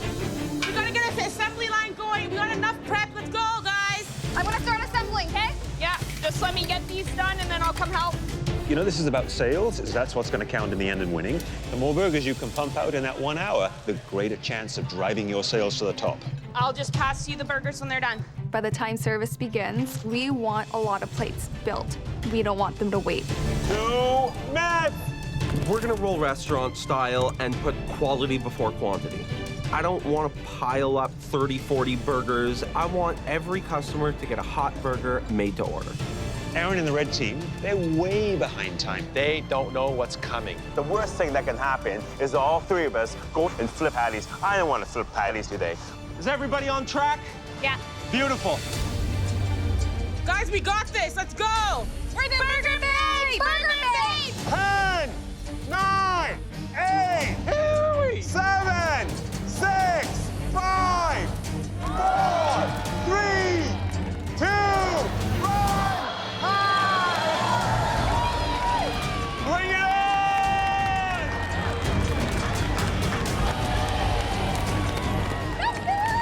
Come on for some Burger Mate burgers! Come on over, guys! The bikers will now choose between the red team's chuck and short rib burger with pimento cheese and garlic butter fries. All right, thank you so much. The blue team's bacon and cheddar burger with Cajun spiced fries. Enjoy, guys. And the green team's beef and pork burger with bacon onion jam and blue cheese fries. We're representing the ladies today, so come get your burgers! Guys, I need more people up here. All of a sudden, we've got this lineup 100 people deep. Get that line going. I'm going. I'm freaking out. We gotta get these burgers out. Where's the tongs, Kate? Come on. It's really, really difficult. Okay, we need to get more efficient with this. You do what you gotta do, I'm gonna do what I'm gonna do. There's a huge lineup at our station, but we're cranking out burgers and we're doing it pretty quickly. Here you go. Thank you. Good luck, girl. Thank you. The red team also has a long line, but it's barely moving. We're a little behind on the burgers, guys. Trevor, how are we doing on burgers back there? Yeah, they're still cooking like 3 minutes out. Thank you for being so patient, guys. Service is snowballing into chaos. Okay, we should have gone these burgers way ahead of time. Yeah. Hungry people waiting. It's no good. If you don't want to wait in line, you can come over here. I was waiting in the red line for a really long time, and it just wasn't moving. We're gonna lose customers if we don't hustle. How are you guys doing? Great. What do you think of the green team burger? Green team burger is awesome. I'd go back for another one. Thanks for coming to Burger Babe. Would you like 2? Yes. Okay, I'll get it for you right now. I loved the caramelized onions going on there. I like the blue cheese fries. I really liked it. How was the burger from the green team? It was very bland. Very bland, yes. Didn't enjoy the taste. I see you're eating a burger from the blue team. How's the taste? It's fantastic. What really stands out is the flavor of the burger and the caramelized onions. What kind of bike you ride? 61000. Great bike. So what did you like about the blue burger? It cleaned my sinuses right out. So spicy, right? It had a little bit of spice, yeah. I chose the blue team. The burger had spice in it, and the fries also had spice on them, and I felt like I kind of got double spiced. I chose the red team. The bacon was good in it. The pimento cheese I liked. The sauce rocked. It was really, really tasty. Good flavor. Thank you so much. I chose the red team. It was worth the wait. I think their burger is amazing. How are you enjoying the burger? It's looking a little pink That inside. is totally unacceptable. Which team was that from? That was Team Red. The red team. Let me take that back. I'll have it replaced right away. Aaron, we have an issue here, buddy. Look, Chef. That is too underdone. Yes, Chef. That is totally unacceptable. Yes, I Chef. need a replacement right away, now. Not everybody likes their burger medium rare. Another red burger. They're coming back. That's insane. Come on, guys, let's go. Sorry about that. I need one on the fly right now. I'm starting to think that I've misjudged the challenge. These bikers are getting angry. Each minute that passes where we're not serving burgers, we're just getting further and further away from winning. Pearls, more buns. Now that the crowd has started to dwindle, it's time for the teams to turn up the charm. Blue cheese, babes, bacon, we got all the bees over here. Our burgers are by far the best. Miranda is really working the crowd. I really think Miranda redeemed herself. She showed us that she was a team player. Representing the ladies. You're back. I love you. I love you. Towards the end of the service, we have happy repeat customers. She's back for her second and third. Second and third? Hell yeah. We feel amazing. Alicia, we're crushing this. I know. All right, guys, it's the final push. I am just trying to keep everyone in my lineup entertained. I can do a dance. Taya is saving our asses. Go Team Red. Guys, anyone want some more burgers? Blue team, green team, red team. Service is over.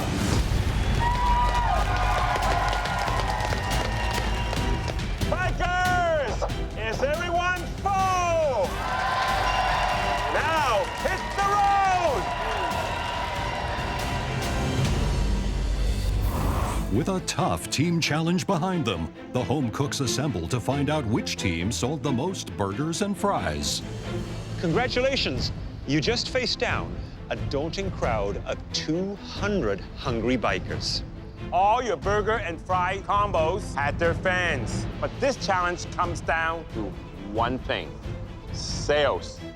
And only one team sold enough to save themselves from the pressure test, winning the day by just 8 orders. Oh my God. What? I'm just praying that we pull through for a win. I'm so proud of my team. We sold so much, I think we secured a win.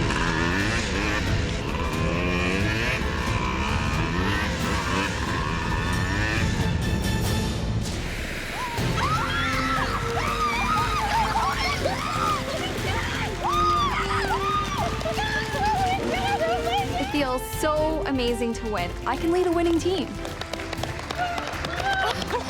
Congratulations, green team. You sold the most burgers and fries, and you're all safe from elimination.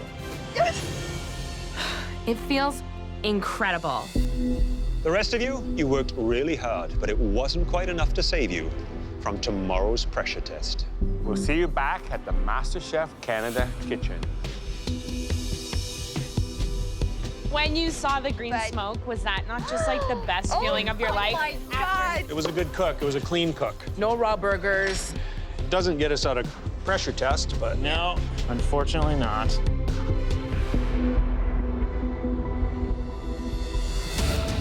It's the day after the team challenge, and the home cooks return to the MasterChef Canada kitchen. This is going to be my first pressure test. Nervous as hell. I'm not looking forward to this at all. I have yet to cook in a pressure test, but I'm prepared to do so. Bring it on. It feels really great to be able to just go straight up to the gallery. I know how it feels like to cook in the pressure test, and it's not fun.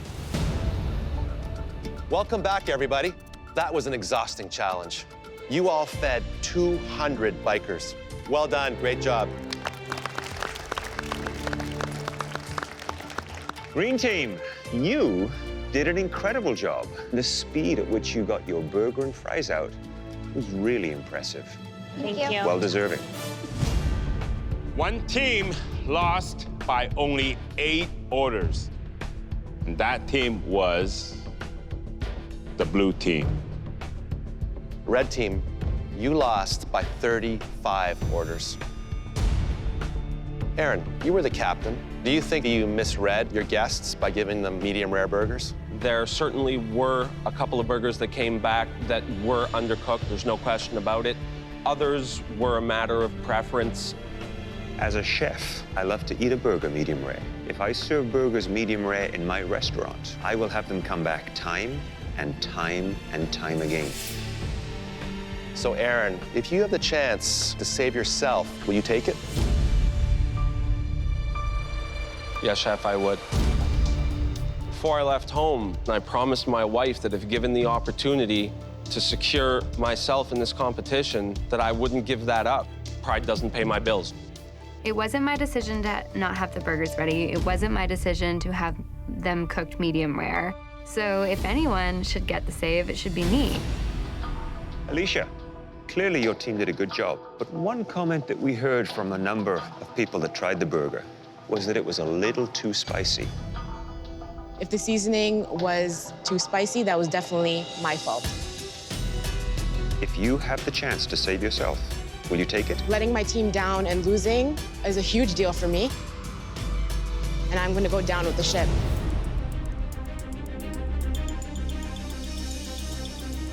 Alicia and Aaron, the team captains, often face the very difficult decision of whether to save themselves or not. Tonight, your whole team will decide who to save. One member from each team will be safe from elimination. If you can't reach a unanimous decision within 30 seconds, your entire team will be cooking. I'm not expecting this 30 seconds to go very well. Your 30 seconds starts now. Alicia, what do you think? I'm thinking Barry, man. What do you think? I mean, obviously, I want to be safe. I know. I'd go captain's call. It's a lot of pressure. I'm fine cooking. It's between you two. I'm just like scared that I may go. We gotta make a decision, otherwise all 3 of us cook. Time's up. That's tough. Okay, blue team, who is not going to be competing in this pressure test? Chefs, I'm going to save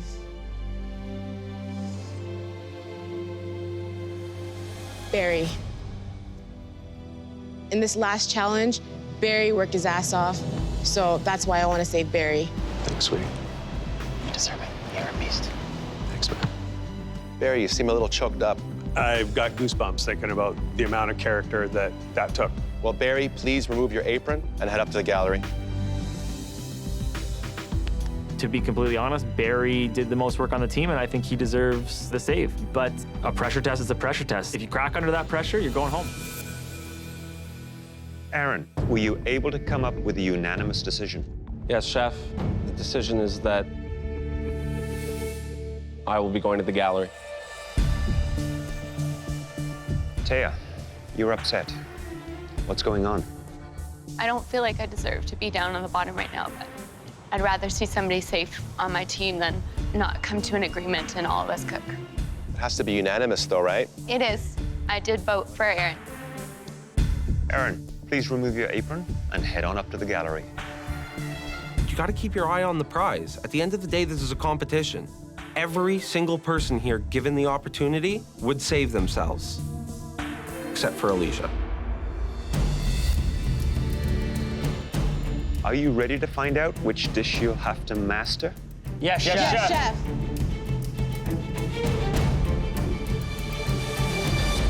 A classic French Milfoy. Baking. Not again. I didn't even know how to pronounce Milfoy until today. Never eaten it, never ordered it, never seen it made. No, no, no, no, no. The secret to this stunning dessert is finding the balance between several components. First, 3 layers of a puff pastry that is both light and crispy with a rich, buttery taste. Second, 2 layers of smooth pistachio cream and fresh raspberries. And then to top it all off, a sweet stripe of raspberry coulis and icing sugar. You're going to have to personalize your own Milfoy with the flavors of your choice. Now, please head back to your stations. This is culinary warfare, but I'm gonna do my absolute best and I'm gonna push it as hard as I can.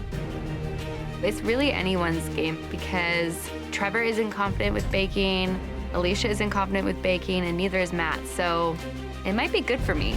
At your stations, you'll find everything you need to create this delicious French dessert. You only have 45 minutes. After we taste, one home cook will be leaving us. Are you ready? Yes, Chef! Time starts now!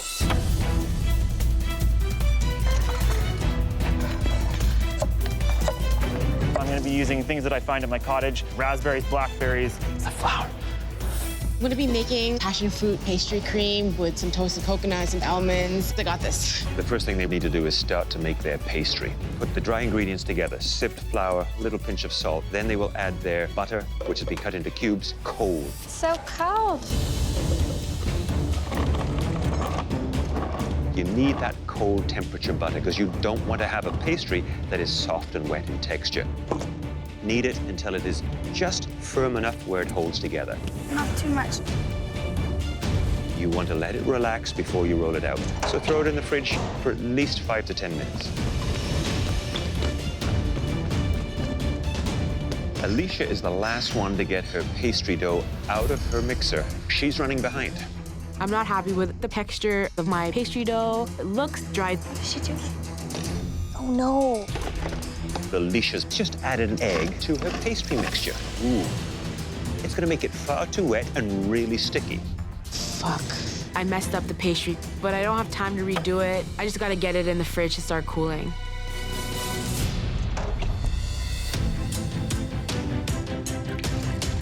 So there's so many different ways of making pastry cream. The method that they're using in this particular challenge is the cornstarch version because it's fast. Come on, you can do it. Bring it to a gentle simmer, add the cornstarch, keep stirring and whisking until it thickens to that perfect pastry cream consistency. Whisk. To stand out, I'm gonna do 2 different types of pastry cream. Hey, how are you doing? I'm doing pretty good, I think, for time. I just want to make sure I bang my flavors out. So what are those flavors? I'm going to do an almond pastry cream and lemon as well. You got 2 separate pastry cream. Yes, Chef.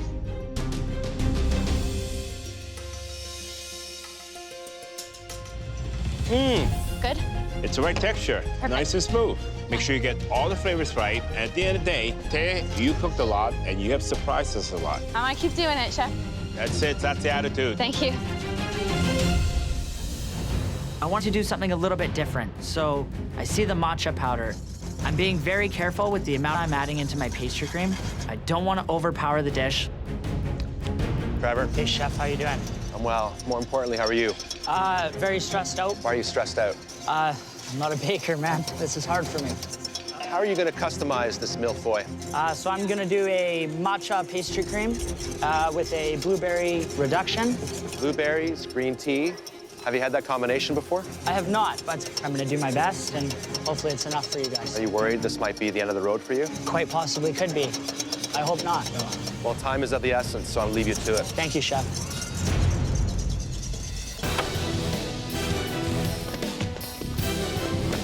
Look at Matt. He's got that hustle on.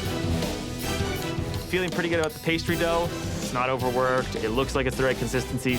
Matt is so fast. Let's do this. Look, Matt has got his fighting bandana on.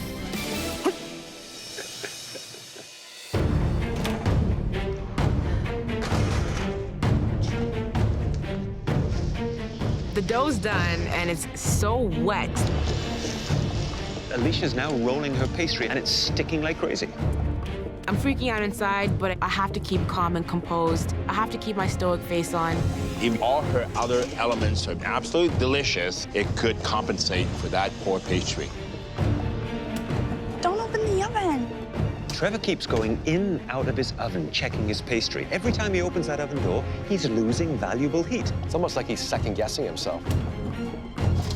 Oh, don't. You have 5 minutes left. 5 minutes. I'm not happy with how it looks, but I'm hoping I can present something that relatively looks like a Milfoy. You can see Taya piping way down here. My Milfoy is coming along really well. I am assembling it perfectly, and I am in the zone.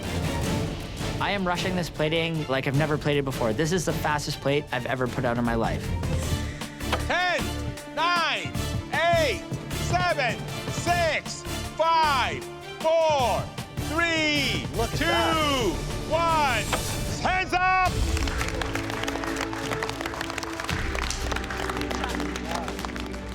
Proud of myself. I'm really proud that I pulled it out. And I'm really proud that I have something standing on that plate.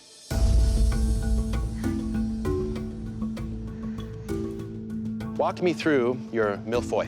So I have a blackberry Milfoy with almond and lemon pastry cream, and then I did a raspberry coulis. Overall, it looks pretty decent.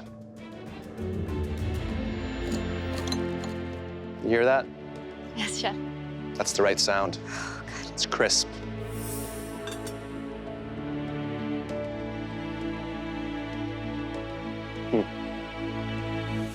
Taya, this is next level. Oh my God, thank you so much. I like the consistency of the cream. Delicious. Thank Amazing. you. Thank you, Chef. Wow, that's a fine-looking Milfoy you have here. Thank you. You use 2 creams, right? Yes, Chef. So you have some almond, you have some lemon.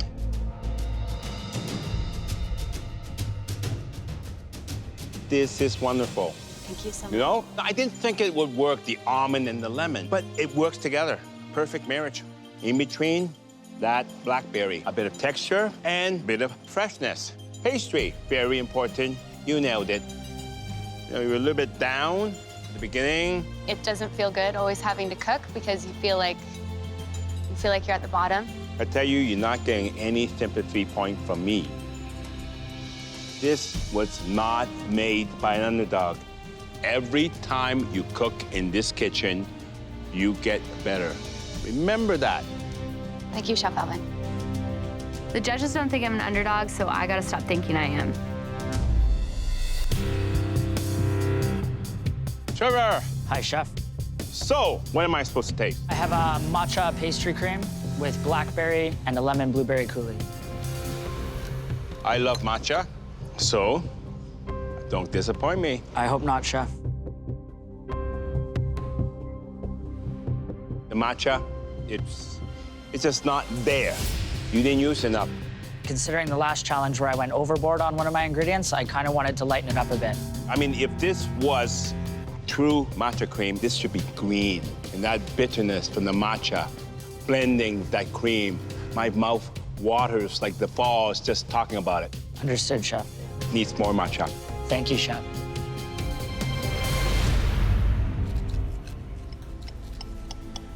So what I'm looking for in the pastry of the Milfoy is a certain lightness, flakiness, tenderness to it.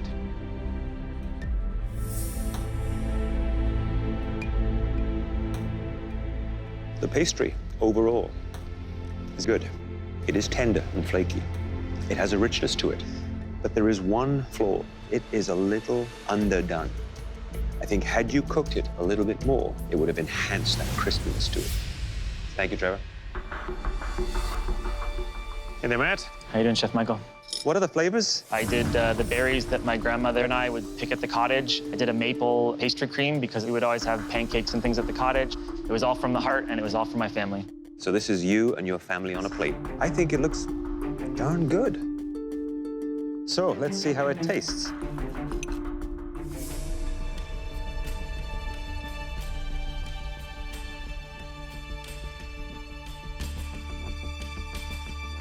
Is your grandmother still around? Yes, my Bobby's still around. She's a big inspiration to me, and she's one of the reasons why I'm here right now. I wish she was here to taste it. It is terrific. Thank you. Thank you. Great pastry, light, flaky, crispy.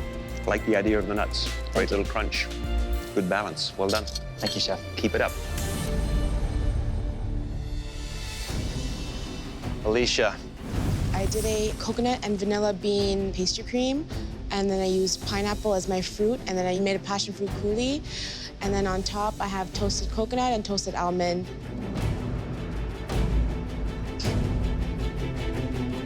This Milfoy, it's a disaster zone. I'm extremely disappointed that it looks like that, but I'm happy I got it on the plate. So you chose the tropics as your inspiration. I love the Caribbean, I love South America, I love Central America. I'm really inspired by those flavors.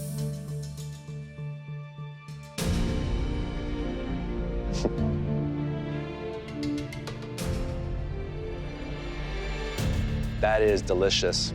Thank you. You and I both know the pastry. 100% disaster. But the flavors, they're memorable. I won't forget those flavors.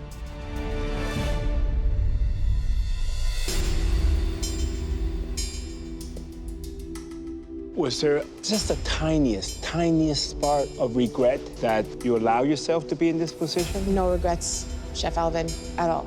I like that. I like that toughness. I like that honor. Because no matter how good you can cook, you have to be a decent person. I agree. So let me taste this.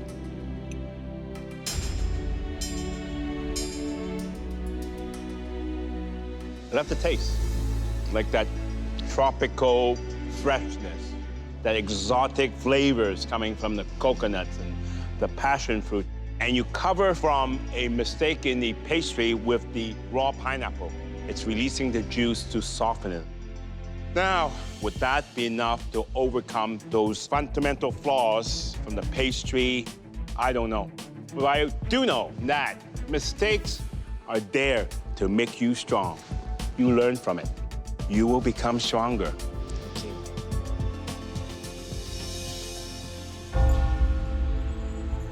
I messed up the pastry for sure, and I think I might be going home. We saw a tragic mistake from a very admirable home cook. The flavors were there. They were amazing. One home cook, on the other hand, did a really great job with the structure of the Milfoy, but had challenges with the flavors. Alicia had a really good tasting plate, but her presentation and technique wasn't there. This could go either way.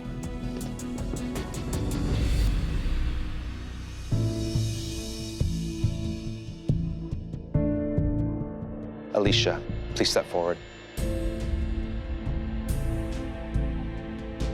We've never faced an easy decision that was as hard to make as this one is. Sadly, because of your Milfoy pastry, we have no choice but to send you home. My heart's breaking for her. She's done such a great thing for me, and now she's leaving us today. Alicia, when your parents came here from India, they made huge sacrifices to ensure that you would have every opportunity to succeed. And what a gift you've given them in return. You're not just a phenomenal cook, Alicia. You're a phenomenal person. And it's been a real honor to get to know you. Thank you. Now, please come up here and say goodbye to us. I'm so proud of myself. Everyone's in this competition for their own reasons, but I came here to be a better cook and to be a better person, and I think I accomplished that. Alicia, please go put your apron on your station.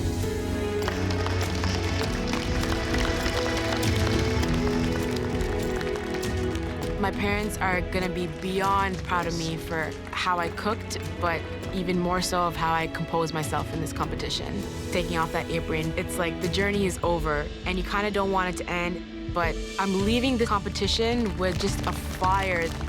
I just want to cook every day of my life now.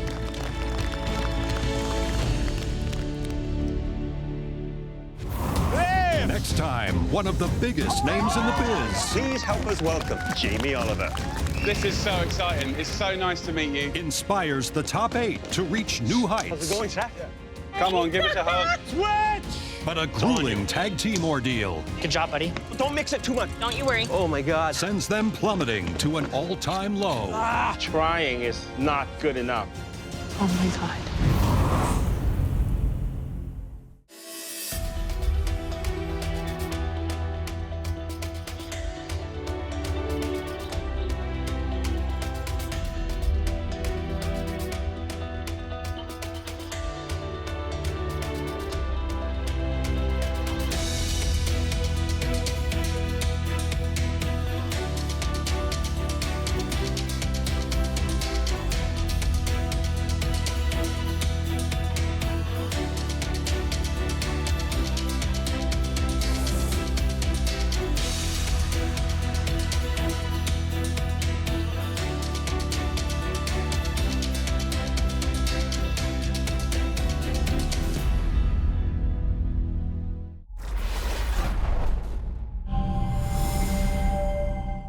Last time on MasterChef Canada. The bikers are arriving! Bring it on! A punishing team challenge forced 4 home cooks into an intense dessert pressure test. This Milfoy is a disaster zone. And caused Alicia's culinary dream to crumble. Tonight, one of the biggest names in the biz. Jamie Oliver. This is so exciting. It's so nice to meet you. Inspires the top 8 to reach new heights. Come on, give us a hug. Switch! But a grueling tag team ordeal. Oh my God. Sends some home cooks plummeting. Trying is not good enough. Oh my God.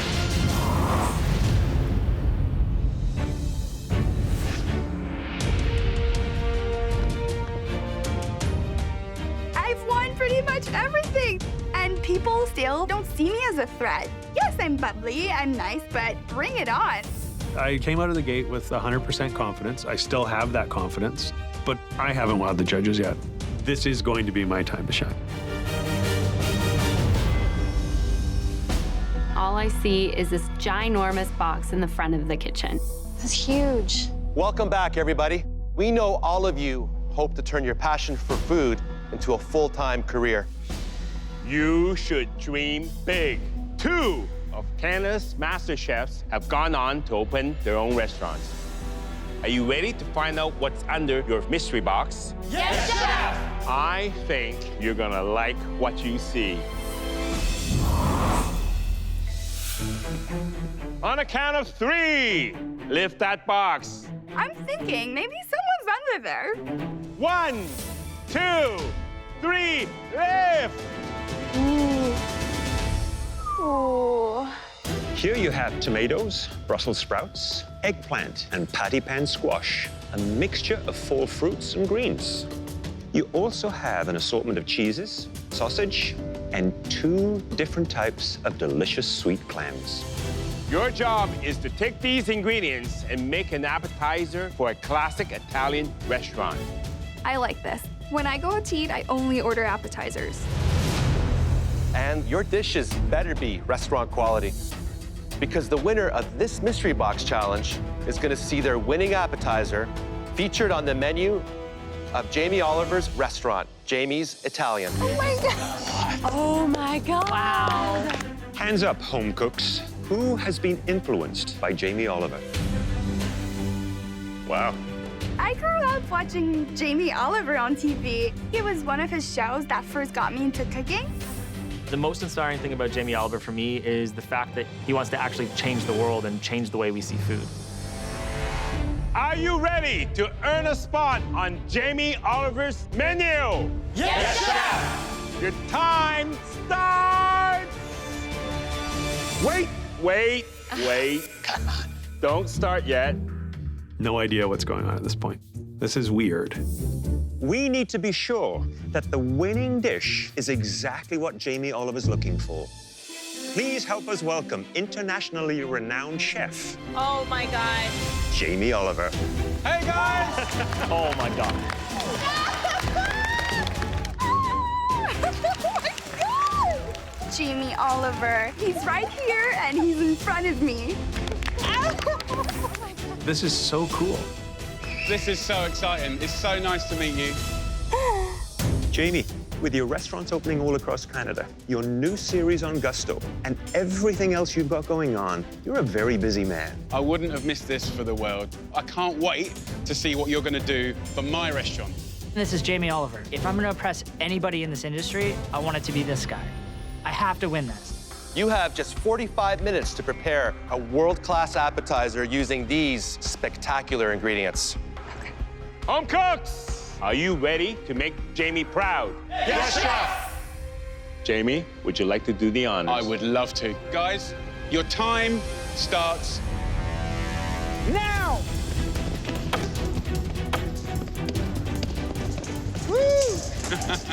Don't take all of it. Trying not to. So, Jamie, tell us your thinking behind these ingredients. Obviously, we're celebrating the Italian and the Mediterranean kitchen. Stinging nettles, careful, guys. We've got those bitter veggies, you know, the chicories, the radicchios. These all have bitter notes that will require some balancing of acidity or sweetness. I need some pecorino, please. We've got some nice, big, spicy, smoky flavors with the andouille, clams and razor clams. I love. Every chef loves those. There's so much opportunity in that box. There's really no excuses. No, there's a lot of options out there.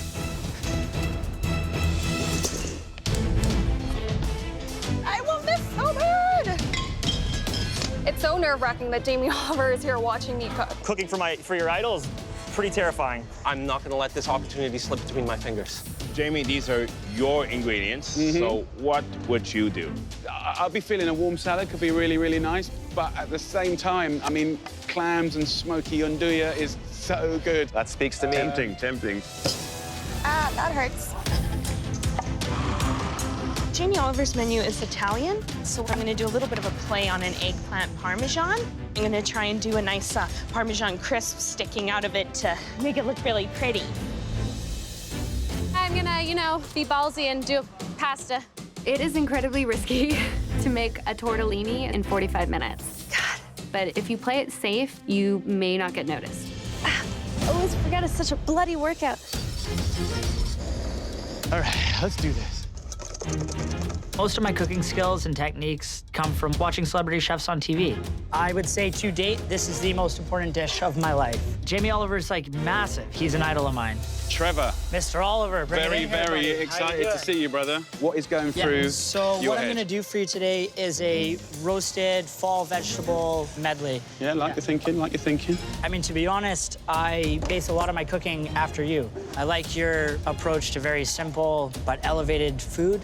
I like you shave your cheese from up here and it falls all over the plate. They all think I'm doing that for style. It's not. It's Even not. distribution. There you go, chef. You crack on. I don't want to stop you. It was an honor to meet you. Beautiful. Well, Thank it's you. going to be an honor to try your food. That's enough said. I need to win this. Come on, cook, boys. Barry. Chef. I think me and you are the oldest in the room today. I think I've got you by a couple of years. Okay, Nate. well, I'm chasing you behind. So, what we got? I am going to simply braise some clams with this andouille sausage. Yeah. And I'm going to serve all of that together with some herb ricotta gnocchi. Right. Confit heirloom cherry tomatoes, patty pan squash, and I'm gonna work in some rapini, some escarole, and the sting and nettle. Do you think there might be a few extra bits here? Feel the conviction in a smaller cluster of flavors, okay? That's all I'll say. I'm very excited. Thank you. And equally worried. Good luck. Thank you.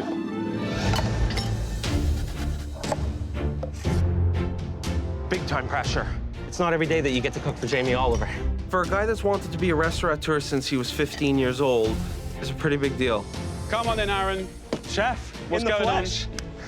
How's it going, Chef? Yeah, very, very good. I can see few things, and that kind of makes me happy. We're gonna do a little bit of a play on surf and turf with razor clams, some nduja, and play the sweet and bitter root by going with some of the puntarelle. I'm trying to keep it simple. I think that that's the spirit of Italy and Italian cooking, really honoring the produce. Go for it, brother. Thank you very much, I'm feeling Chef. the love. These clams are friggin' gorgeous. 20 minutes! You have 20 minutes left. 20 minutes. Feel short on time, which seems to be my downfall. I am very much under the gun. Man alive, why did I do this to myself? How do you do this every week? This is a lot of stress. I haven't even stuffed my tortellini yet. I don't think I'm gonna finish. Young Taya. Hi. So what's going on? I'm making a tortellini. So I've got like a ricotta sausage, and then I'm gonna do a peach sauce. But I'm running out of time right now. You're all right. Remember, those ravs only take a couple of minutes to cook. Only tip I would say is remember when you're doubling this pasta up, it swells in the water. Right. So just maybe question thickness of pasta.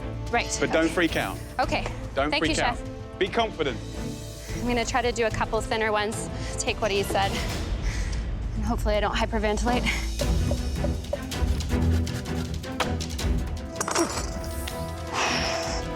Saved it. Jamie Oliver is like my culinary superhero. I was bullied a lot when I was younger, so I can sometimes be a pretty anxious person, but when I'm in the kitchen cooking, it all just kind of fades away. Matt, how you doing, brother? I'm fangirling out so hard right now. That's okay. You take your time. So what's going on? So I'm just trying to do my take on a little bit of a lemon tarragon for blanc here. Yeah. I'm gonna do some cauliflower pureed. I'm gonna do some razor clams and lay those nicely over that. Very, very nice. Thank you. I always feel wrong. It's like going through someone's underwear drawer. Do you know what I mean? It's like I should behave myself. Good luck, brother. Thank you so much. Very It's exciting. Great to talk to you. 5 minutes! You only got 5 minutes left to impress our VIP guests. You know who. Doing this show is like new for me. Like I'm properly scared for them. So, Jamie, you think they're overthinking it and maybe biting off more than they can chew? I think some of them are definitely making their life more complicated. Young Barry over there had really good principles, but then never stopped talking, and it went on and on and on and on, and you're like, wow. He's just making it more difficult for himself than he needs to. We've got Taya making tortellini in 45 minutes. It's kind of brave. She could absolutely pull that off, although she's quite nervous. I need to hustle a little. What about Aaron? What do you think of his dish? He's gone for real simplicity. Technically, it tells me that he's very clear about what he wants. Sexy. There's so much at stake here. They want to impress. Schmutz on my plate. Actually, no, I'm not gonna do that. 1 minute. You have 1 minute left. 1 minute. I want to see beautiful plates. I need it to be perfect. Why am I shaking? 10, 9, 8, 7, 6, 5, 4, 3, 2, 1. Hands up! Woo! Woo! Ready to go, man. Good job. Lovely. All 4 judges have been observing throughout the challenge. They now take one final look before selecting the 3 most promising contenders for a spot on the menu at Jamie's Italian. The first dish we're calling up was made by a home cook who grabbed a lot of ingredients and found an enticing way of bringing them all together. Please bring up your dish. Barry. Wow. Good job, Barry. Jamie Oliver wants to taste my dish. It sounds trite to say that it's awesome, but it's awesome. I've got manila clams braised with nduja sausage and pan crisp greens. Here we go, bro. You look surprised when we called you out there. It's my first time being called up. Oh, really? Yes.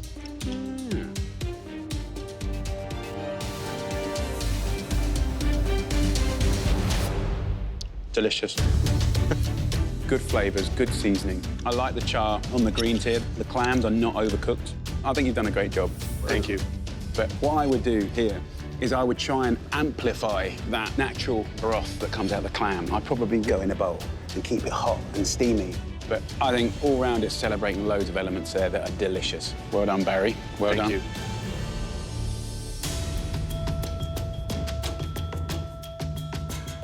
you. You cook the clam with respect.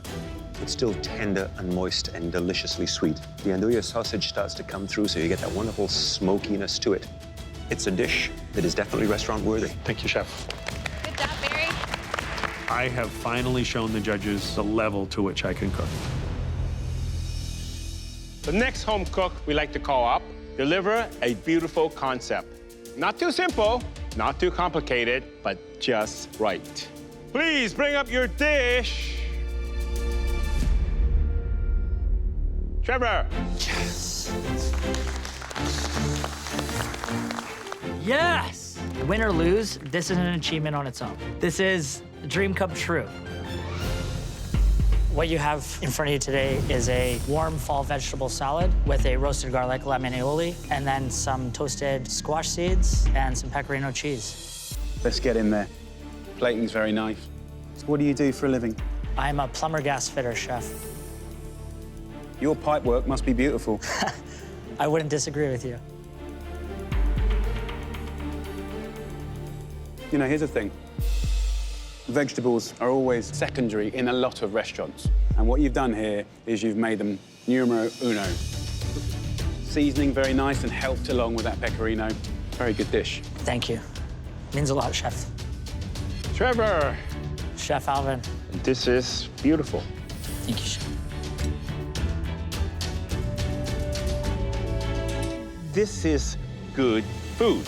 The techniques you have here, you got grilling, you got some sauté, and you did the right things for the right vegetable. That's very intelligent. I would say the seeds, it's a bit hard. Maybe deshell them. Other than that, this dish is perfect for any restaurant, including mine. Thank you so much, chef. Good job. This is wicked. It validates exactly what I came here to prove, and I couldn't be happier. The last dish we'd like to taste was made by a home cook who took a big risk, and it looks like it paid off big time. One more person is getting called, and it needs to be me.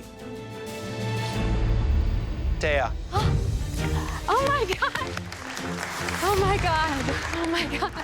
It feels like I just won the lottery. It better be good. I did a andouille ricotta stuffed tortellini with white wine peach sauce and warm peach salsa. Oh, man. I can't believe you're gonna eat my food right now. Let's do it. Woo.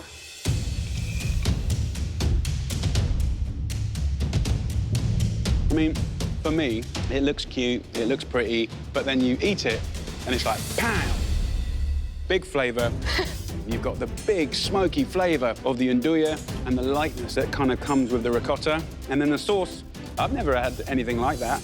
I like the introduction of peach. And actually, across Italy, they use peaches in many interesting, savory ways. So, good job, girl. Very impressive.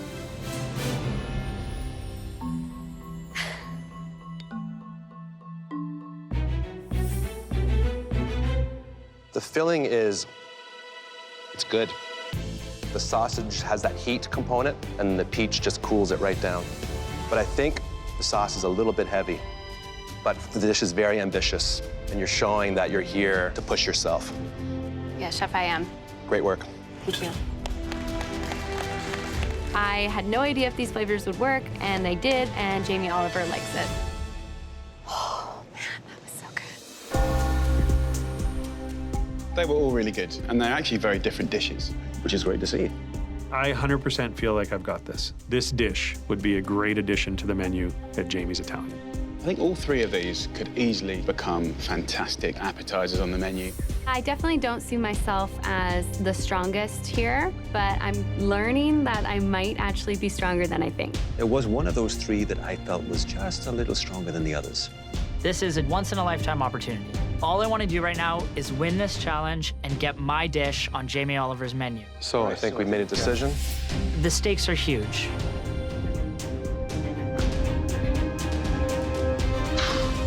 All four of us loved what you served, but one appetizer stood out above all others.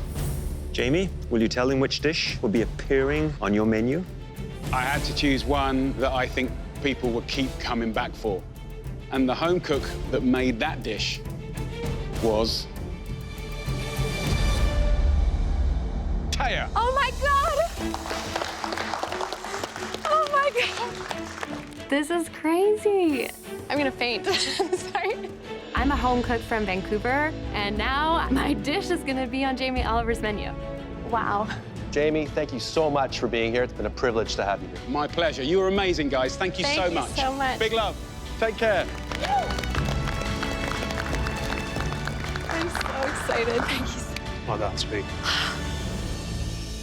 Taya, normally we'd invite you into the pantry to decide what everyone else will be cooking with. This time, we've already made that decision for you. Can you all please join us at the front? Oh my gosh. I have no idea what's coming up. Now, this challenge is a replication.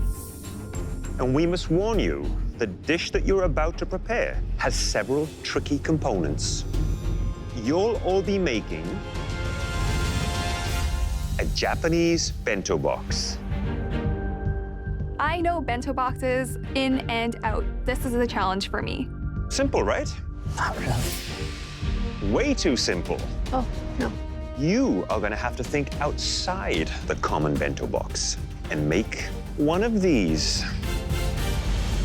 An ultra-modern bento box. I've never had a bento box in my life. Every component has been revolutionized and reinvented. This is my nightmare. Here we have perfectly round salmon domes. Wonton noodle wrapped shrimp and a variety of exotic tempura, enoki mushrooms, purple cauliflower, and lotus root. Red miso soba noodles with encrusted Wagyu beef. And one perfectly marinated cube of tofu. The common vibe in the room is, holy crap. Now come on up, have a closer look and a little taste. I'm comfortable with Asian flavors, but if we're gonna have to replicate exactly what we're seeing, it's gonna be tough. So pay close attention to the seasoning. That is critical. Very overwhelmed. I'm trying to memorize everything that I see on there. I just don't know how I'm gonna do this today. You will have only 1 hour to replicate this high-end bento box. But don't worry, you won't have to do it alone. That's because this is a classic MasterChef Tag Team Challenge. Tag team? No, I hate it. It's not gonna work out. Only one of you will be cooking at any given time, while your partner watches from the sidelines. My ass is on the line, and I want it to be me that sinks his ship, not somebody else. Taya, your advantage is that you get to make the teams, starting with your own. Wow. This is a no-brainer for me. I choose May. Yes. She's Asian. She knows Asian food. All right, who is next? I'm thinking make the teams even. One, I'm not gonna piss anyone off. I'm picking Miranda with Aaron. Two, if it's more of an even playing field, chances of a strong person going home are higher. I choose Justine with Matt. That leaves Trevor and Barry. Best man wins. Taya, you have one more advantage. Yes. I'm the only home cook here that's done every single cook. Give me something, throw me a bone. You and your partner do not have to cook in this challenge. What? Oh my God. Oh my God. That's the best news. Taya and May, please head to the gallery. Everyone else, to your stations. My only concern with Barry is his plating. But if I can tackle that part of this, we'll be fine. Aaron and I are both really assertive. I don't think there'll be any unvoiced opinions going on today. I've never cooked Japanese, but Matt knows Asian flavors. Justine's gonna be looking to me, so there's a lot of pressure on my shoulders in this challenge. At your stations, you'll find everything you need to replicate the state-of-the-art bento box. Teams, at the end of this challenge, at least one of you will be going home. Are you ready? Yes, Chef! Your 1 hour starts now! Okay, Barry. All right, Miranda. Here you go, Matt. I'm getting the oil on. Barry, I would just clean that rice till it runs clear. Equal parts rice to water? Yeah, 2 and 2. 2 and 2? What would be your point of attack? Obviously, the rice. It has to be washed, getting rid of all the starches. Almost there. It's the foundation to any great sushi. Is it rinsed enough? Rinse it again, rinse it again. Okay, fine. The rice goes on, you put your oil on so it starts to warm up, things that take a long time. Then you can start doing some of the more finer detail work. So let's break down this veg. Yeah. I couldn't have asked for a better teammate. Looking good, Barry. Nice job, buddy. I'm a workhorse. I can do things quickly. We need to chiffonade some bok choy, and that goes in there as well. And Trevor's attention to detail. This is my dream team. Beautiful. Nice. Okay, so are you comfortable with the mandolin? Yep. Aaron is definitely more OCD with the details. The slightest hair thicker, the slightest hair. I know it's good, don't you worry. Okay, cool. And I'm more of a let's just throw it together kind of gal. Careful of your fingers, I please. know. I need all of your fingers for this. I know. I can't stand sitting on the sidelines while somebody else touches my food. Can I see it? Bring it here. I'm gonna taste everything.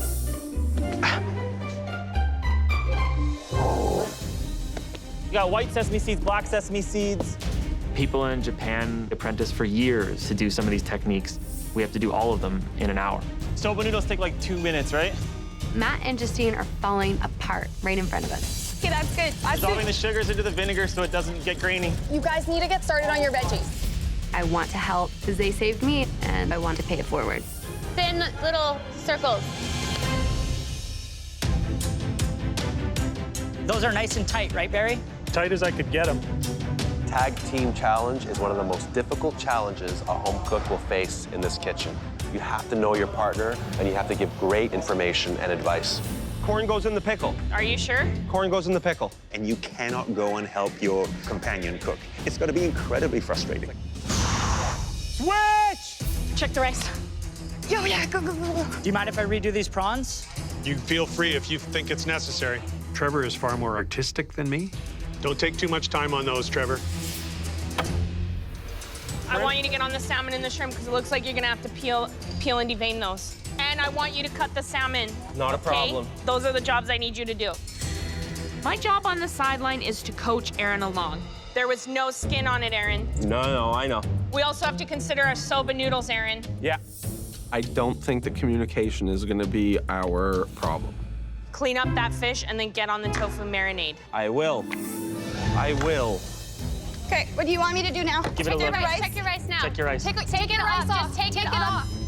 You know, all that instruction coming from the gallery might just be confusing her. Do you want me to do more than 2 or just 2? Do 3 just in case. Don't panic, guys. Don't panic. You Pieces also of meat. need to sear your tofu. She seems to have a total lack of focus. They're distracting her. Justine? Okay, guys, stop screaming at me. Justine. Switch! Okay, switch. Good job, buddy. Good job, Mai. Thank you for helping me. Japanese is not my strong suit. Let me taste. Sorry, more sugar? No. Hey there, Aaron. Chef Michael. You're the only team that's tasting like this. Why do you think that is? It's important that we're both on the same page, that we're tasting everything, that we're happy with the relationship balance. here that Miranda has to give you everything to taste and you sign off on the taste profile of everything? And vice versa. We have to be sure of our flavors, and, you know, hopefully we come out of this one alive. Thank you, Chef. Thanks, Aaron. You put in a tablespoon of cornstarch? Yes, sir. Lovely, dear. Lovely. We need to sashimi the salmon. Yeah, I was just thinking that. Trevor is very fast, and that's very important in a time challenge. Whereas Barry, he's a little bit more steady as she goes. It's got to be like paper thin. One smooth motion. I would prefer to, take my time making this meal. Sit back and have a glass of wine. I'm gonna leave this for you. Okay, yeah. It's like working with my dad. Where's my asparagus? Where'd I put it? Tempura is a very important part of Japanese cooking. Make sure flour and cornstarch. Flour to give the consistency, cornstarch get nice and crispy. Some recipes for tempura ask that you put soda water into it to help it be light and airy. You're gonna put the whole can, or are you gonna... I'm gonna do it till no, it's no, right. don't mix it too much. Don't mix it too much. The consistency of a tempura batter is very important. You want those lumps in there. It's a true art form, tempura. Careful not to burn yourself. Justine nailed it when she mixed that batter. I could feel it when I was battering all the vegetables. Hold it, and then drop it. Hold it, then drop it.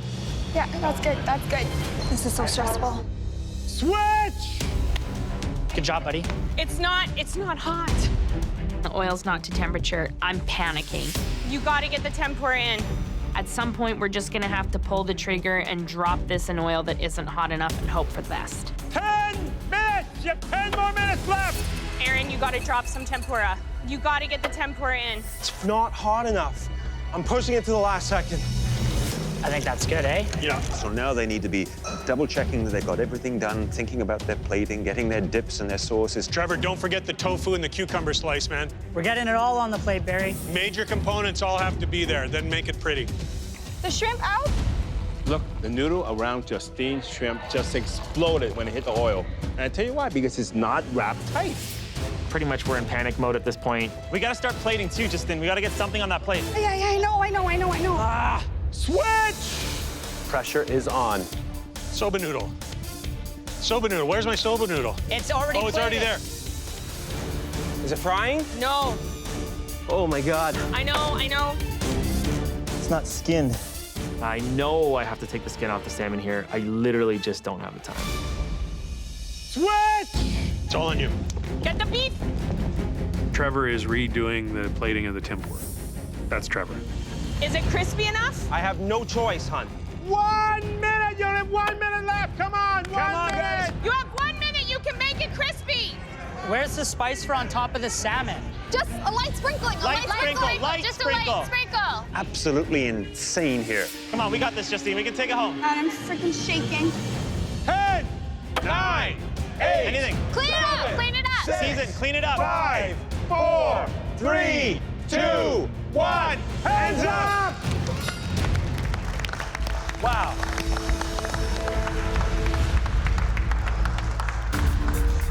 We forgot the lotus root. Oh, shit. The lotus root is not on the plate. I'm about to cry. It's now time to taste your tag team dishes. Justine and Matt, please bring up your bento box. I'm really nervous about how our bento box looks. You know, you're only as good as your last dish, and I'm hoping this isn't my last dish. Well, I gotta tell you, if this tastes the way it looks, you're in trouble. What happened to the shrimp in particular here? I mean, they look like a sea monster. Yeah, definitely. I take full responsibility for that. Are you comfortable with Justine taking the heat for this? Nope, I was the one who dropped them in the oil. She was the one who wrapped them and deveined them, and she did a great job of that. You're aware this is an elimination challenge, right? Someone's going home. I don't want Matt or Justine to be going home. I tried my best to help them, but I may have distracted them instead. If this tastes the way it looks, you're in trouble. Okay. Who made the batter? I did. Justine did. Let's try this.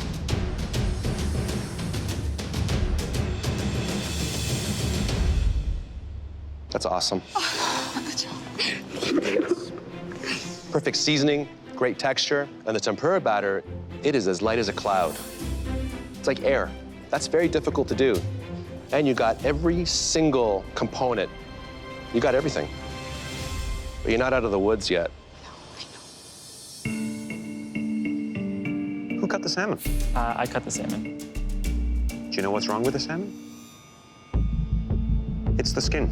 The skin simply should not be on the salmon. That's my fault. I take full responsibility for that. Let me cut this in half and give it a try. But after I remove a little bit of that skin,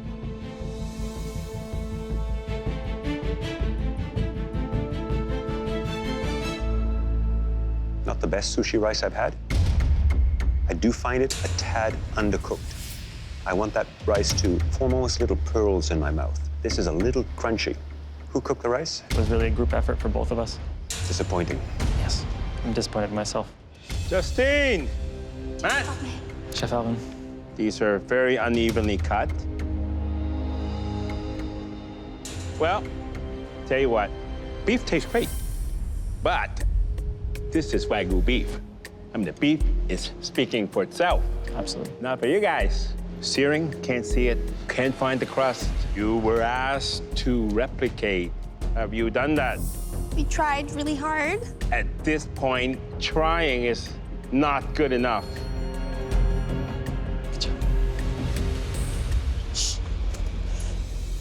Miranda and Aaron? This is a replication challenge, and we forgot a component of it. It's gonna be a rough one. Miranda, at the end of this cook, I couldn't help but notice that you were looking pretty upset. I realized we were missing the lotus root. Whose fault was that? It's a team effort. We succeed as a team or we lose as a team. Who assembled this portion of the plate? Aaron assembled that portion of the plate. That's unfortunate. Indeed. The shrimp look a little bit on the wilder side, maybe not quite wrapped as well as you'd hoped. I was responsible for wrapping the shrimp, and I take full responsibility for their appearance. Let's give it a taste.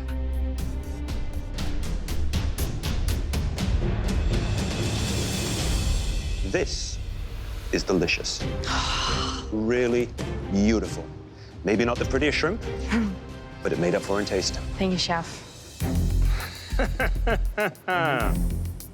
In any good sushi, the rice is always very important.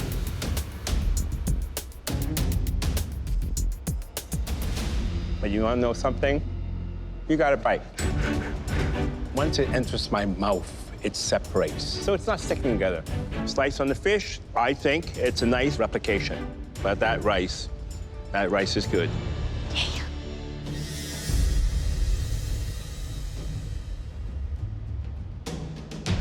This is the problem. The beef is not cut with a really deft hand. There's some tears in the meat. Flavor is your saving grace. Togarashi is used very wisely, not too much, not too little, perfectly seasoned, only if it was cut properly. This challenge was all about details, and I hope this does not cost you. This is the closest I've ever felt to elimination, and I'm not ready for that. Trevor and Barry, please bring up your bento box. They're gunning today. They're going after the smallest details. It's making me really nervous. At first glance, I'm very impressed. These are round, very nice. Beef, well cut. Everything's there, right? Wrong. What's not there then? We missed the lotus root. Oh, you missed the lotus root. I missed the lotus Oh, root. you missed the lotus root. Now, wonton noodle crusted shrimp. It certainly looks better than everyone else. But taste is king. Now that is delicious. Good season on it, cooked perfectly. I'm very impressed. Thank you, Chef. Thank you, Chef. Who made the sushi? I did the rice. Trevor sliced the salmon. Looks pretty textbook. Thank you, Chef. Thank you, Chef.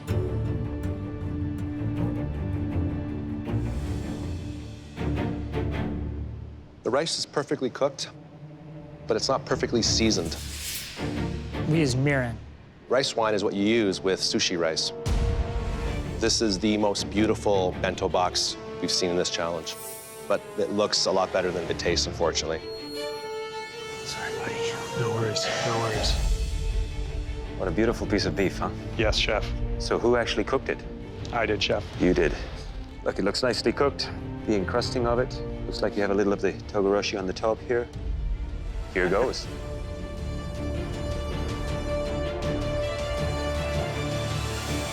You barely have to chew.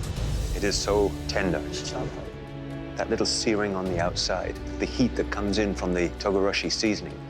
Just a plate of that on its own, and I'd be a happy man. Me too, Chef. Very nicely done.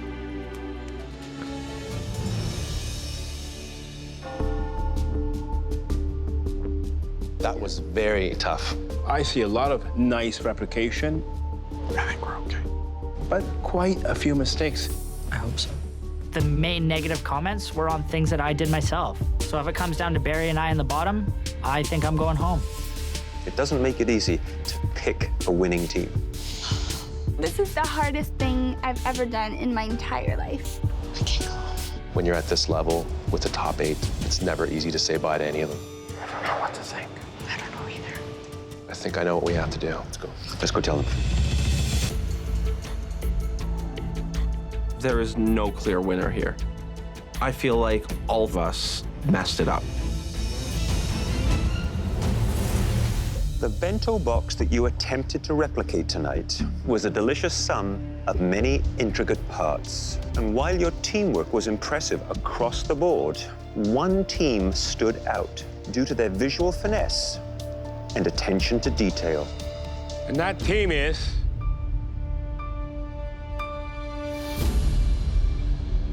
Trevor and Barry. Congratulations. Barry and Trevor had the best dish of the day. Yeah! Thank you, chefs. I honestly thought I'd be on the bottom. Very relieved. Aaron and Miranda, Justine and Matt. After careful deliberation, we decided that one team put slightly more care into their presentation and flavors. And that team is Aaron and Miranda. Oh, no. By the skin of our teeth. Please go back to your stations. I just feel like I let Justine down, and she doesn't deserve that. She's a good cook. I really, really don't want to send someone home because of my mistakes. Justine and Matt, throughout the challenge and throughout your tasting, you stood strong as a team. You shared credit for what worked, and when we criticized elements on your plate, you shared the blame. And now the three of us share a very difficult task. Oh my God, this isn't what I wanted. As hard as this is, and taking everything into consideration, we feel we have no choice but to say goodbye to both of you. Oh my God.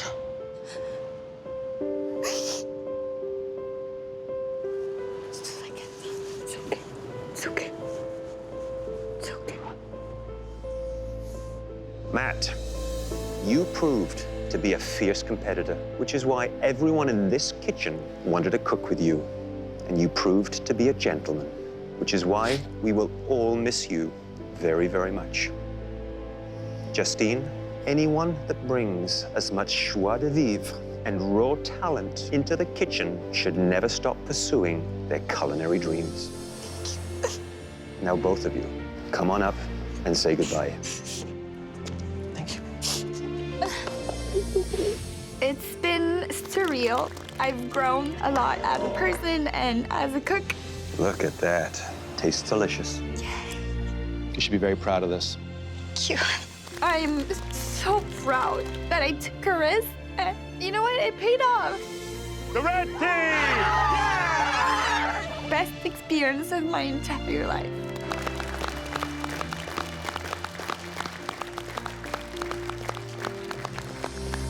This journey has been so amazing. All right, chums, let's do this. I'll never forget the people I met here. I'll never forget the things I did. Flavor's awesome, really awesome. Thank you, chef. Coming here gave me the realization that cooking makes me happy. It is terrific. Thank you. And that's what I'm gonna do with the rest of my life. I'm gonna chase it down and I'm gonna keep going.